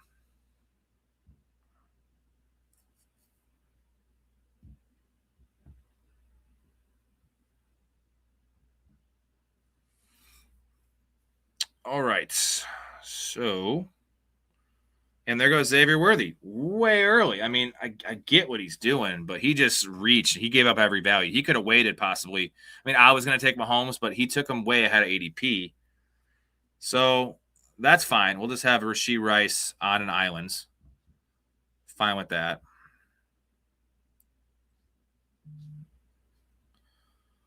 So let's take, you know what? I'm going to take Kyle Monangai. Give me a share of the Bears offense. And we have 2 Steelers players, which I don't hate. They have a blow-up game. No, that's not 2. It would have been 2 Steeler players if I took Rico. So we're good. Spread it out there. And Rico is still available. There goes Rico. Downs is available. All right.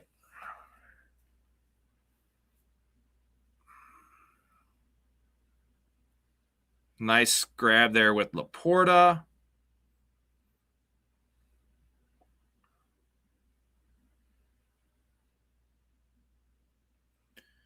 Where did Devontae Adams went way earlier? Okay, so he's not.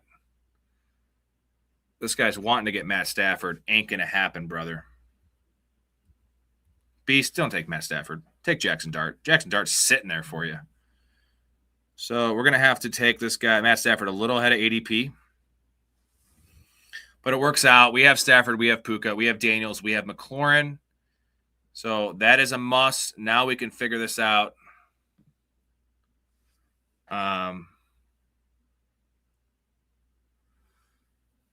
Yeah, I mean, you had to take Dak with Pickens at that point. It worked out for both of us.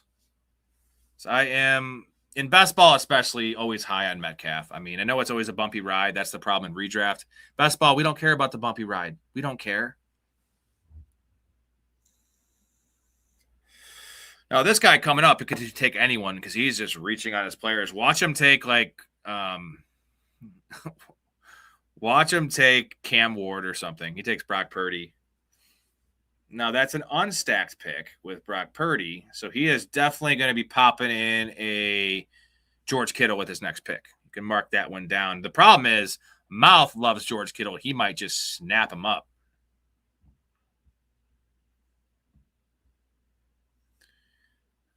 All right.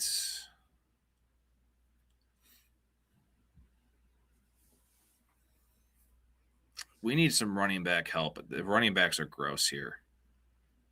Pick 117. I don't like any of these guys there. So we have to pivot to, man, tight end is gross too. He's taking Kyle Pitts here, guys. Guarantee it. Ha there it is. I know he's taking Kyle Pitts there. There's no way he was coming back to me anyway.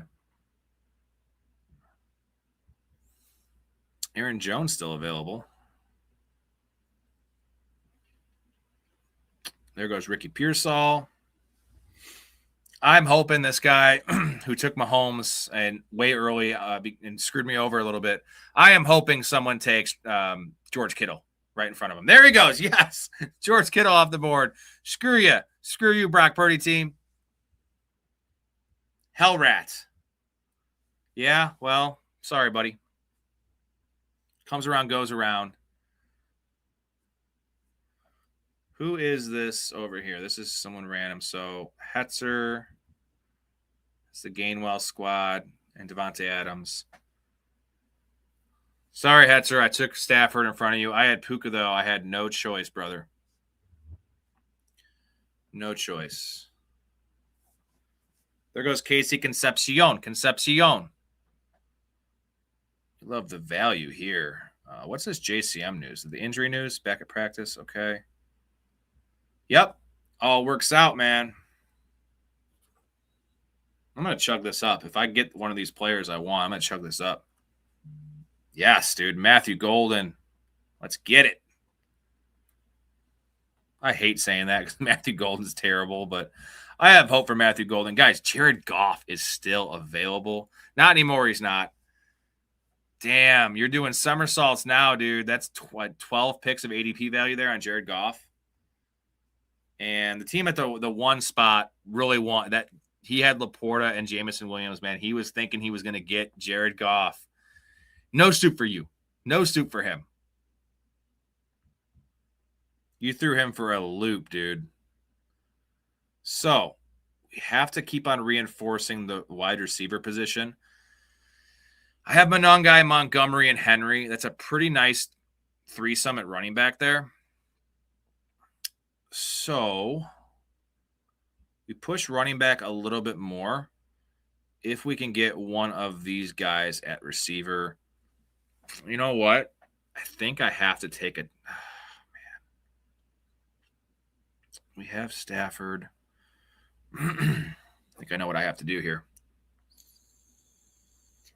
Jake Ferguson's sitting there. Oh, man. Mark Andrews.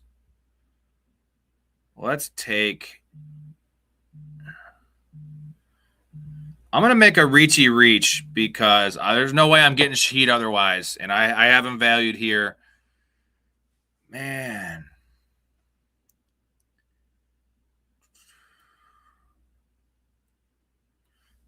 Dude, Ferguson was sitting there for you, Keith. You would have had Pickens, Javonte, maybe is that too much? Cowboys, you would have had 3 stacks with Dak. And I figured you would go that route. I wanted Andrews. I figured you'd go that route. I need to wait at tight end anyway to stack with the back stacks, but I like Mark Andrews in that spot. Yeah, I just saw that. It probably overloaded borderline. I've seen people do more. And now you could probably just get Ryan Flournoy and kind of have the same, but it wouldn't be as much, overstacking. Good call. I didn't realize you had Javonte Williams. If you didn't have Javonte Williams, it would have made a lot more sense. But here's the thing. Overstacking, if you're overstacking a team like the Browns or, one of these lesser offense, even like the Panthers, there's issues with that. A team like the Cowboys, a team like the Lions, a team like the Rams, a team like the even possibly the Chiefs this year, the Chargers, like these teams we project to be top 10. I don't think, you can't take 4, right? But 3 is fair with those teams. The other teams you want 2. Because there's a lot more value to be had in those offenses. And Dak could have the 400-yard, 4 passing touchdown game. And all those guys are going to eat, right? When you're talking about the Browns, like the upside is 230 yards passing and 2 touchdowns, not enough to go around. And I put the Cowboys in that mold, right? The Bengals, the Cowboys, like there's 7 or 8 teams. You can almost put the Niners in that situation, that conversation. The Bears, I think a lot of people are putting in that conversation. I'm not quite ready to go there yet. Those teams I'm fine with taking 3 stacks because I project them to be an elite offense. But even a middling team like the Vikings, I don't want to overstack the Vikings. I don't want to overstack the Broncos, for instance.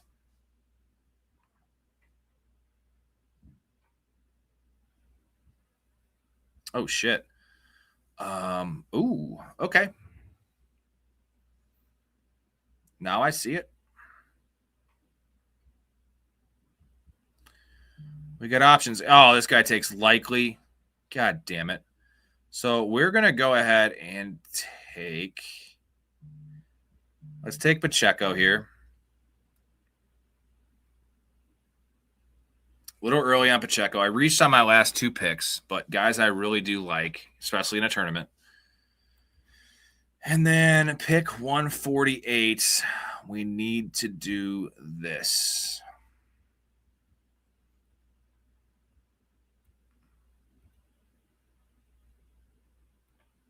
All right, we need Chikakonkwo to fall back to us. This is an absolute must here. This guy's got 1 tight end, but it is Sam Laporta. I'm hoping he goes Gatson because I don't think either of you guys are going to take a 3rd tight end here. Or you shouldn't, at least. I don't want to see that blue come up, bro. No blue.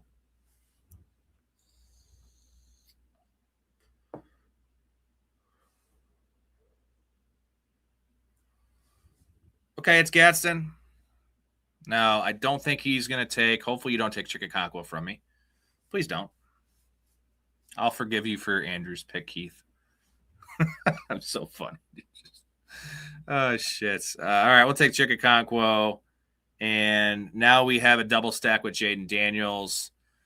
We're going to have to take one of the Rams tight ends as well. It'll probably be a 3 tight end room, seeing as Chikakonkwo is not a trusty number 1. And the Rams tight ends you can't rely on outside of some big blow-up weeks. And let's just pop a couple dudes in here. We need a running back really bad. Like, really bad.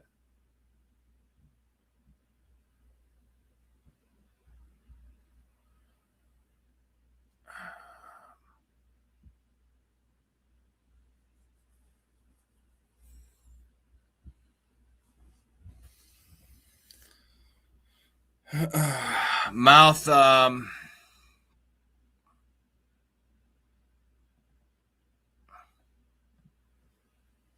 Keith, this is the puppy. We've done so many drafts that we get confused. This is the puppy, right?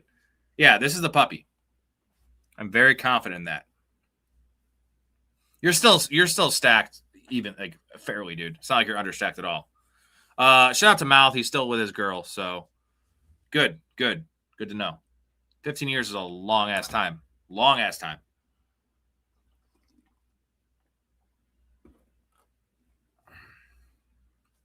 It was Tajay Spears, Sammy Darnold.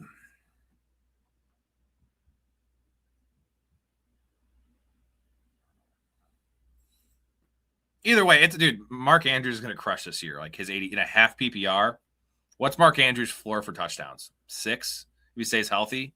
Like legitimate floor, I think it's 6. What's his upside? If Lamar has an MVP caliber year and throws 34 touchdowns, probably 11. I mean, we've seen it, so it's not out of the realm of possibility if you ask me. Let's take a look here. Key, too many pipe rips. Heyo. Mark Andrews, 11 touchdowns in 2024. So there you go. That's just 2 years ago.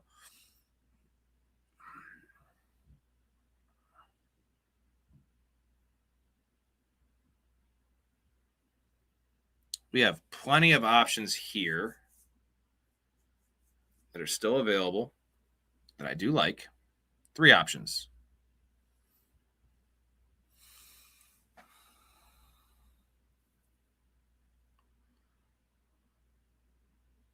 What's up, Brian? How you doing, brother? We're winding down here after the last night's. I think you were on the show last night. These nights get all blended together. We did almost 6 hours last night. We're approaching 3 hours and 40 minutes on tonight's show. That's almost a 10-hour, 2-night stretch in June. Fucking love it. You guys are the GOATs. So, I'm not going to take Antonio Williams unless this running back gets taken. Yes, we're going to take Dylan Sampson. If Williams falls back to us, great. I don't want to triple stack Jaden Daniels. It's not ideal. Again, we were just talking about that. The Commanders are right on that fringe. I mean, 2 years ago, they were worth having a triple stack because Jaden Daniels was almost an MVP level player. I think it's going to be somewhere in between what we saw last year and the year prior of this offense. It'll be a top 12 offense potentially, but top 12 is not enough to have 3 stacks. And Antonio Williams is not a guy I'm sold on. Now, last draft I took him because he fell way after ADP. Right now, he currently is falling 10 picks after ADP. We'll see here. There goes Bryce Young. This dude has Sadiq, Kelsey, and Fannin. The next dude has Sadiq, Kelsey, and Fannin. I need this tight end. There goes Aaron Rodgers.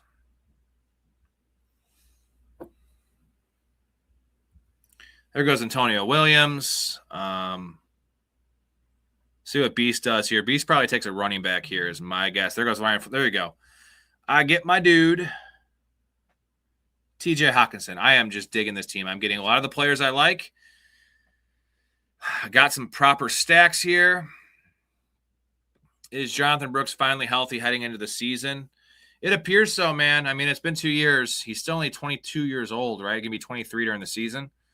So his ADP is also trending way up. We were talking about this earlier in the stream. When we started doing these drafts in February, he was around 150.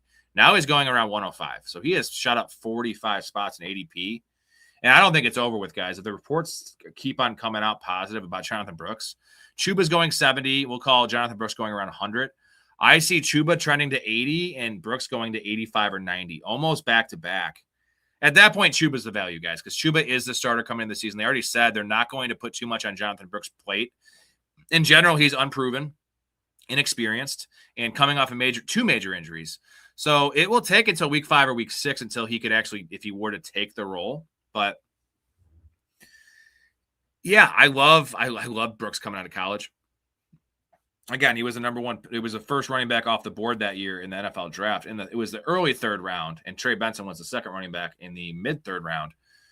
He's still young. I still think Chuba Hubbard is being undervalued.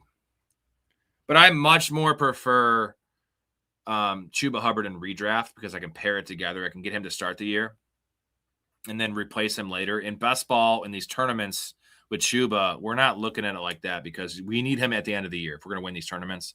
And I don't see it with Chuba. He will start ceding more work to Jonathan Brooks as the year goes on.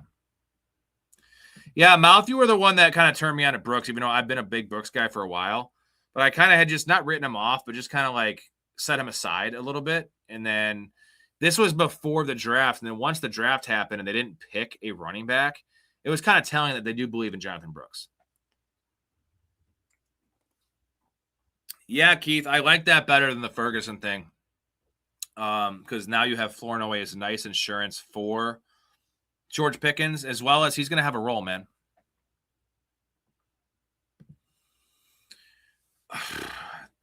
This is a tough question, Brian, because I'm a big Rico fan, but I know Aaron Rodgers likes familiarity, and he has that with Jaylen Warren, and Jaylen Warren was hurt last year. He's always kind of dinged up. He played well. I know Kenneth Gainwell played better.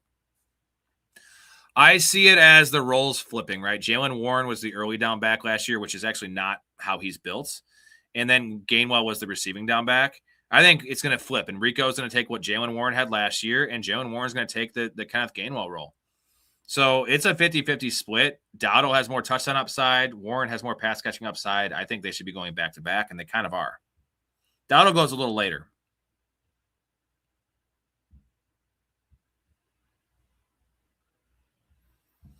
Take a look at this squad. Good at running back. I need receiver. And it is pretty gross. I don't want any of these running backs. Let us take Jerry Jeudy. It's a gross pick. I hadn't taken a running back for 4 rounds. Or sorry, a wide receiver for 4 rounds there. So let's take a little gander at the squad here. We had the 4th pick. We have Puka, Rice, McLaurin, Metcalf, Henry, Montgomery, Monungai, Pacheco, Sampson are the running backs. Sampson's the 5. So we definitely need a Rams tight end here.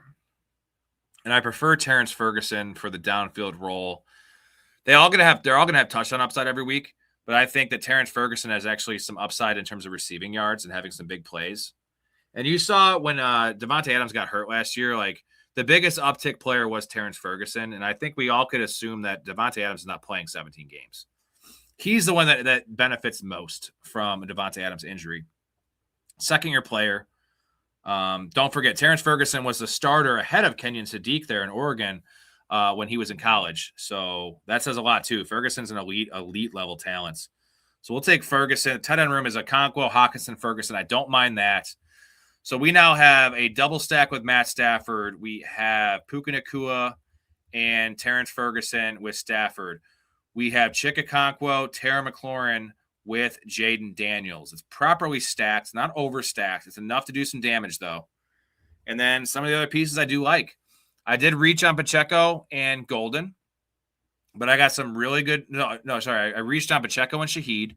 I got some good value with Golden. I got some good value with Monty. Pretty decent value with Rice. I feel like 4 ADP value on Derrick Henry. So we didn't reach on a lot of players here. It's pretty balanced there. We have 1 pick left. Mouth loves his squad.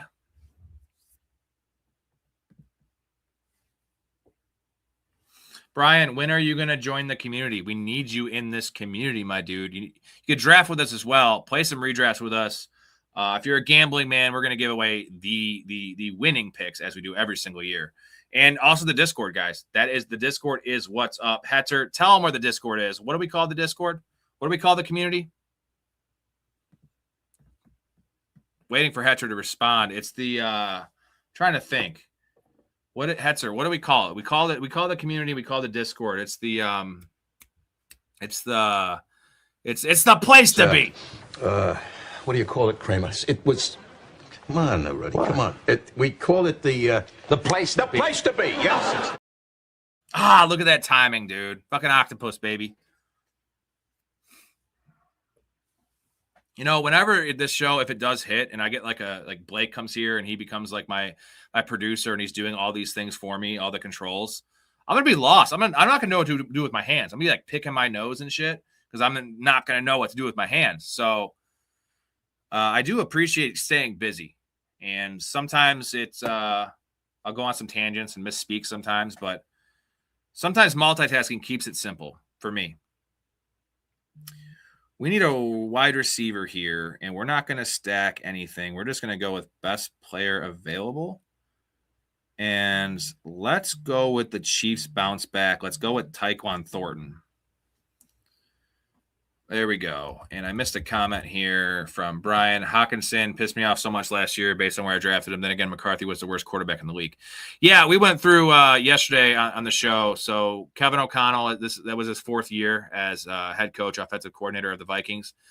The previous 3 years, it was 7th, 10th, and 13th in offense. And last year was 28th. So that seems to me like a J.J. McCarthy stat. And I expect them to be closer to the 7th, 10th, or 13th than 28th. So I feel like they're a top 15 offense. And they don't have a lot there, man. At least in the tight end room, they don't. And the running back room is gross. Very undervalued offense. They were one of our undervalued offenses we talked about. And I'm a believer. I think that the community is just – we want to draft guys the community gives up on, especially guys that still have a little bit of game left.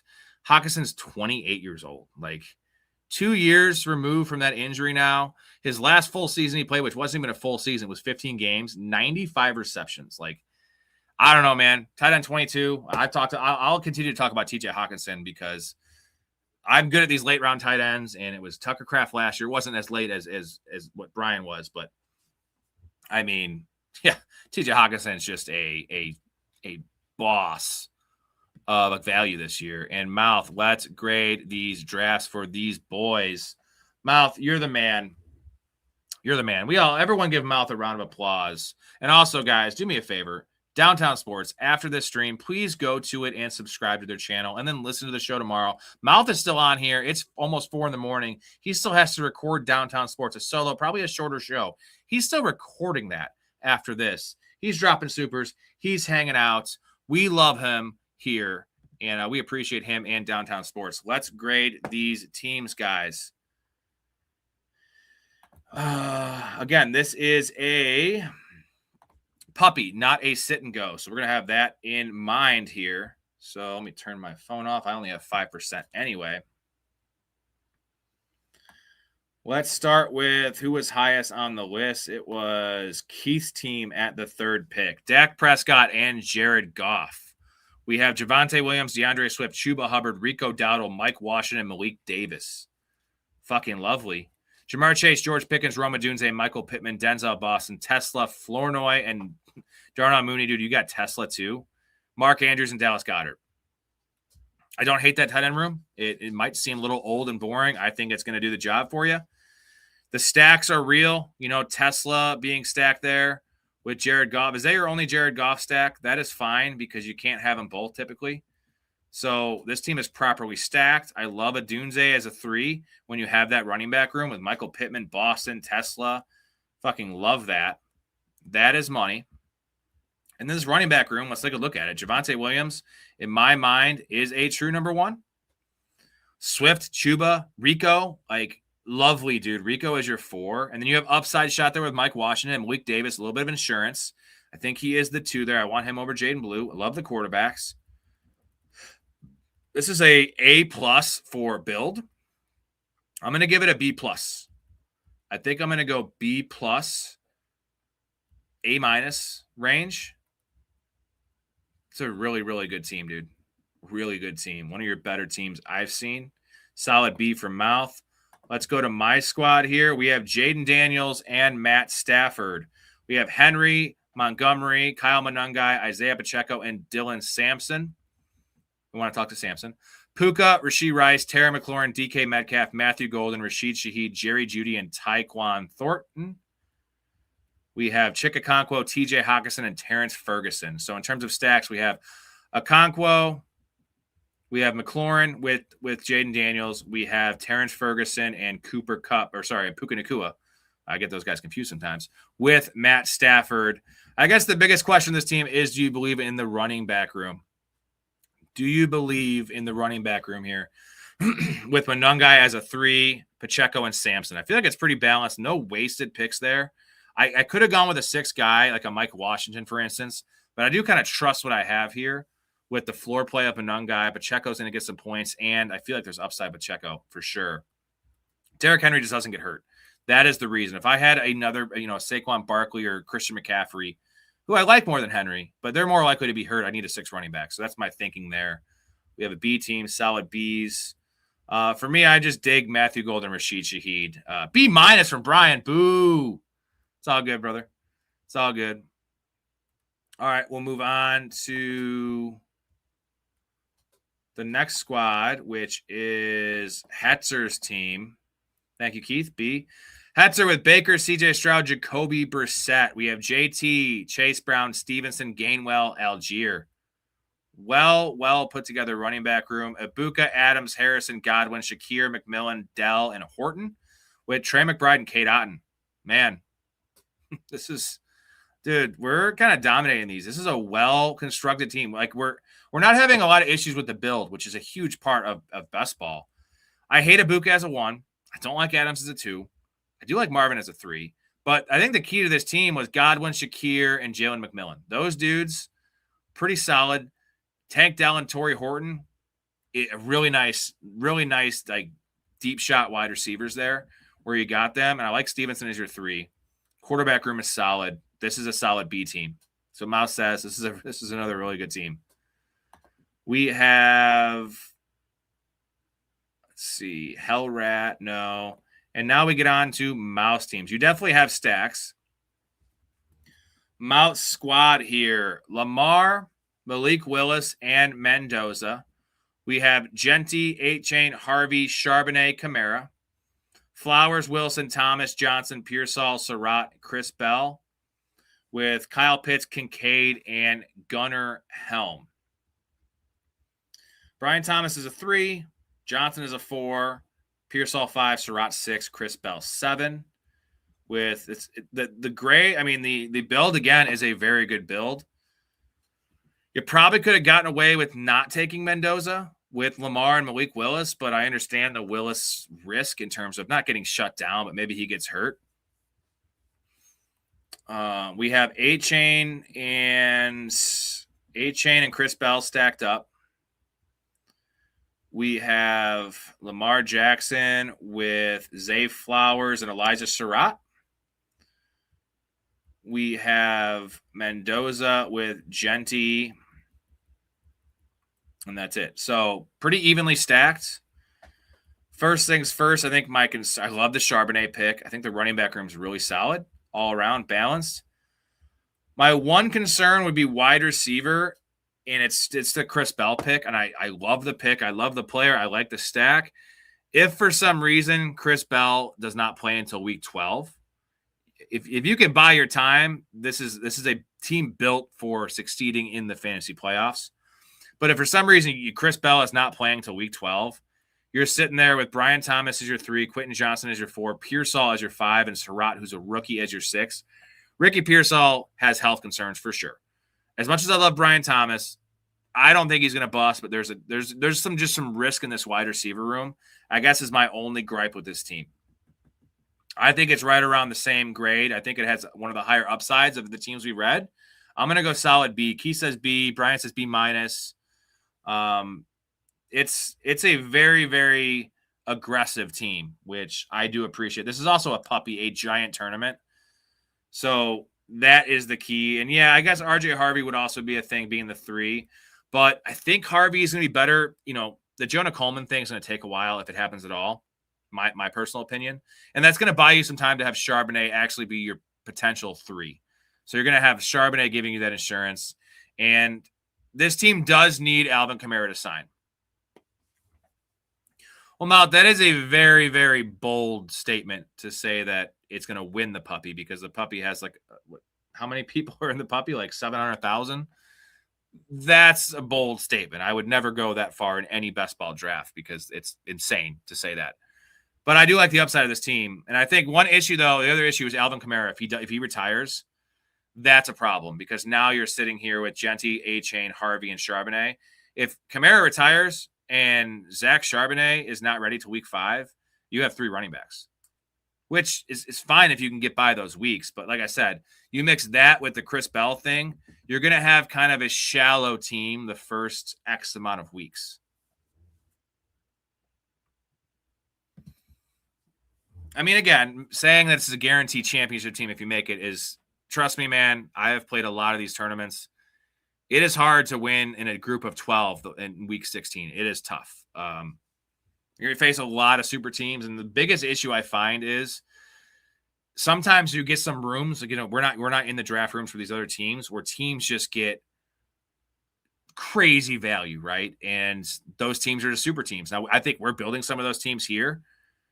A very good team. I grade it right around all the other ones, but I'm saying I do think that this is a very high upside team. I just see a lot of risk in this with the injury stuff, right? With the Zach Charbonnet, question mark, Kamara not signed yet, question mark, and then Pearsall's injury history, Chris Bell, and the rookie in Surratt. We love Surratt.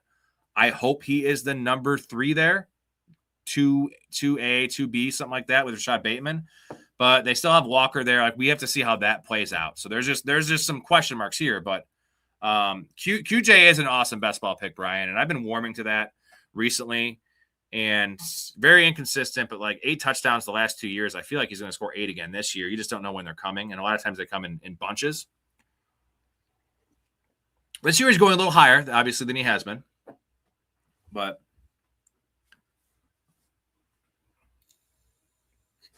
Hector does have all the Bucs wide receivers. Guys, we're about to hit 4 hours. I'm sticking around to at least get the 4-hour mark because I take pride in hosting these longest shows that you're going to find on YouTube, especially the solo ones, right? It's a lot easier to do it when I have a guest, a co-host, or a guest or whatever, and I can throw some things off them and take a little break and let my mind wander, but I have to be pretty goddamn focused. Drafting, talking, clips, comments, trying to be like PC, a little PC. Simple Jack, the story of a mentally impaired farmhand who can talk to animals, was a box office disaster that many critics called one of the worst movies of all time. Got a good brain. I think you've got a fine brain, Jack. You make me happy. But now the question is, can speed...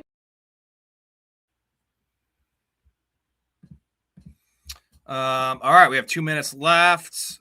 Real quick, shout out to Mouth Guys, Downtown Sports. After the show, please, I want to see at least 3 subs in here. I know a lot of you guys already subbed on his YouTube channel. Do that favor for me, for him. He does a lot for the show and his show. I wouldn't endorse the show if it wasn't good, guys. I think you guys know I'm pretty transparent.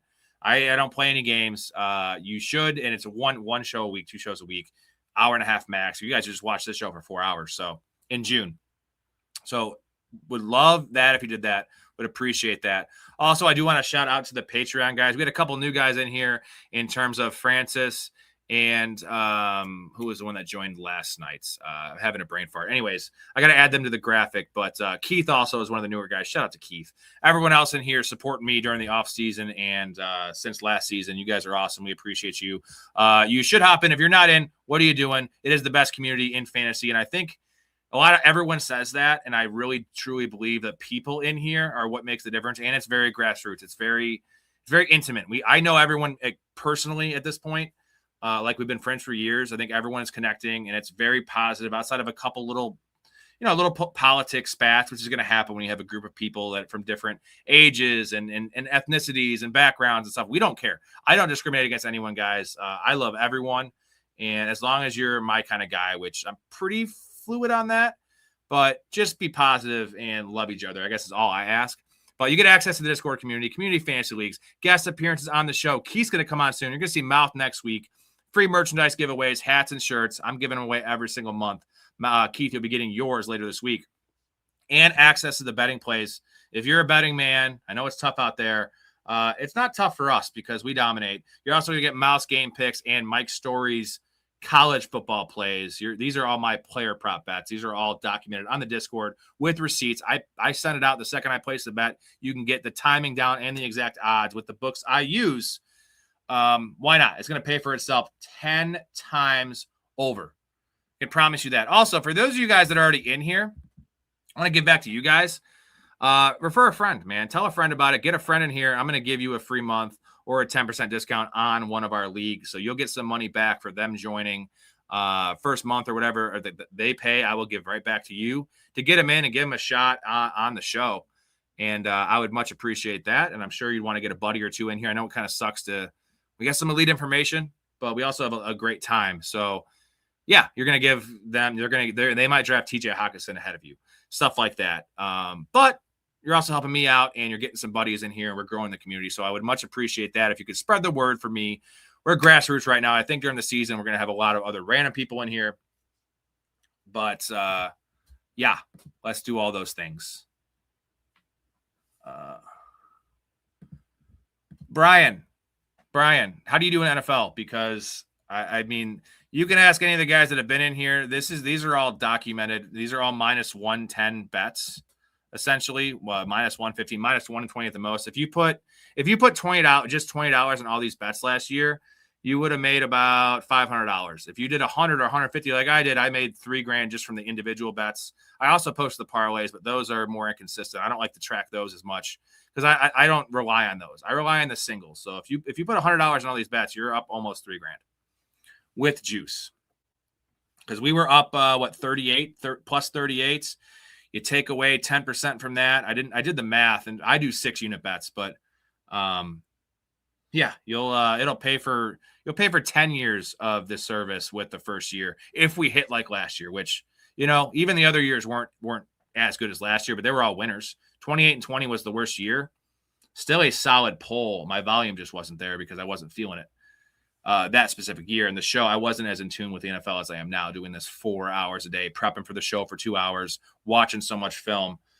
So yeah, MLB is tough to bet on. NFL is as well. If you bet lines, we don't bet lines around here. We bet player props. That's where the edge is at, my man. So if you want to hop on over, we can talk. And I like to hook some people up. So just love to have people. You seem like a good dude. Want good dudes in the community. And why not now? Because we have a lot of stuff. Next month is July, guys. That's the biggest fantasy football prep month there is. We have a lot of edges and a lot of conversations to be had. Not just on the show, but in the Discord, guys. We run things by each other, especially if you play Dynasty. But anyways, appreciate you guys. Mouth, thank you for all the donations. Thank you for everyone else hanging out with us. And again, guys, go over to Downtown Sports. Give them a listen first. Then you'll give them a like. Then you'll give them a sub. Then you'll be a super fan, just like most of us are on this program. So we hit 4 hours again. This seems like a pattern that I am not complaining about. I might take tomorrow off to hang out with the woman. I might do that, but we still have to figure that out. Rob, tell them the Nixon 5 story. No one fucking believed me. Told the chat here a month and a half before they did it. Said it on my show. Let them know what happens when I pick winners and losers. I can go even next level on that, but Mouth was saying Nixon 5 during the OKC series that the Spurs were in once the Knicks were advanced, and he was sticking by that. And he made a bet with one of my good buddies, Mike Campbell. And he was just very adamant on this show, in the chat, in the Discord. He was very adamant about that, and it came true. And it wasn't even like a fluke. I mean, they had a lot of comebacks, yes, but that was the MO of this team for the last 2 years. But he also has had a lot of these calls on the show in the NFL. And I'm curious to see how his NFL bets do, because it is one thing to say it, and they do come true, but I feel like when you bet on it, it is a little bit more pressure. But if you don't change your process, Mouth, just because you're betting, then obviously the results should stay the same. And Mouth is a guy that's not, it's easy to win a game where you bet the Titans +7. Mouth is not betting the Titans +7s. Mouth's telling you to bet the Titans money line at +240, and that's hitting 50% of the time. Now, 50% isn't the greatest ratio, but it is when you're betting +240s. All you got to do is hit about 38% of those bets to make money. He's hitting those at 50, at least with what I saw last year. So you're going to get that edge as well, Mouth. And I'm going to be tailing your bets, Mouth, because I do respect your ball knowledge. And I think your real life ball knowledge is actually better than your fantasy knowledge, because you're a little bit more real life. You're more experienced in the real life stuff than you are in fantasy, but you're getting there. You are a quick study, man, which is just straight up facts. Brother, BTJ line I mentioned yesterday, I believe over under 750 yards, easy smash. It's 700, Brian. It is 700 yards on FanDuel. But that's not the easier smash is Brock Bowers, 875. I put a big bet on that one, and that's going to go up to like 950. And here's the biggest reason why I bet it. Besides the fact that I love Brock Bowers, I can go into all the Brock Bowers stats, but it's also the Trey McBride angle. Trey McBride's listed at 1,025 yards. Why is he 150 yards higher than Trey McBride? Why is Brock Bowers being taken in fantasy drafts ahead of Trey McBride? I'll tell you why. It's because he's a better player. He's got a better situation. No competition at wide receiver. The quarterback situation is probably better for Brock Bowers because, I mean, how did Kyle Pitts went off last year when Kirk Cousins was the quarterback? Kirk Cousins is the starting quarterback, and it seems for the start of the year. And if it is Mendoza, when it is Mendoza, the tight end's the best friend for a rookie quarterback. There's so many angles. The offensive line's improved. He's not going to have to block as much. He's going to be healthy. Yada, yada, yada, yada. 875. Holy fuck. Let's smash Brock Bowers over that. Unfortunately, you're not going to get paid out to that one until, you actually get your money around Thanksgiving on that one because you're going to hit that week 12. You don't have to wait till December. And then the Brian Thomas one, I'm not as confident in. I am confident in that one, like 60%. But, all these guys with these overs, the injuries are concerns. But, yeah, dude, 875 for Brock Bowers is the greatest thing I've ever seen. I think it's 874.5. So he just needs to hit 875.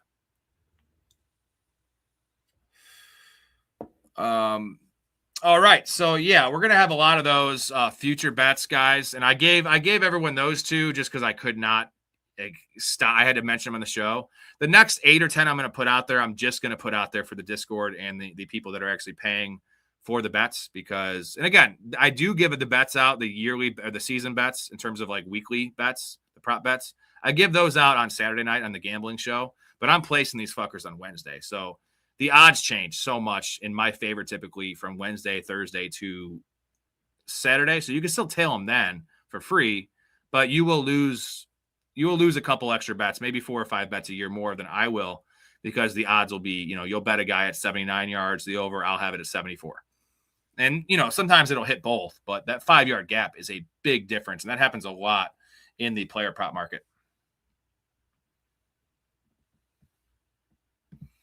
Yeah, Tuesday, Mouth is coming on, guys, and we're doing a pretty fun segment, pretty much a Would You Rather, but a altered version of Would You Rather. So that's going to be fun. We're going to talk about our underdog percentages, and I'm going to give him options on where you would take a guy, which round, and he's not going to necessarily know which players I'm talking about. So we're going to get his real-time reaction, and then we're going to go through his ownership and my ownership and see if it syncs up, see where we're missing on guys, see where we're hitting on guys.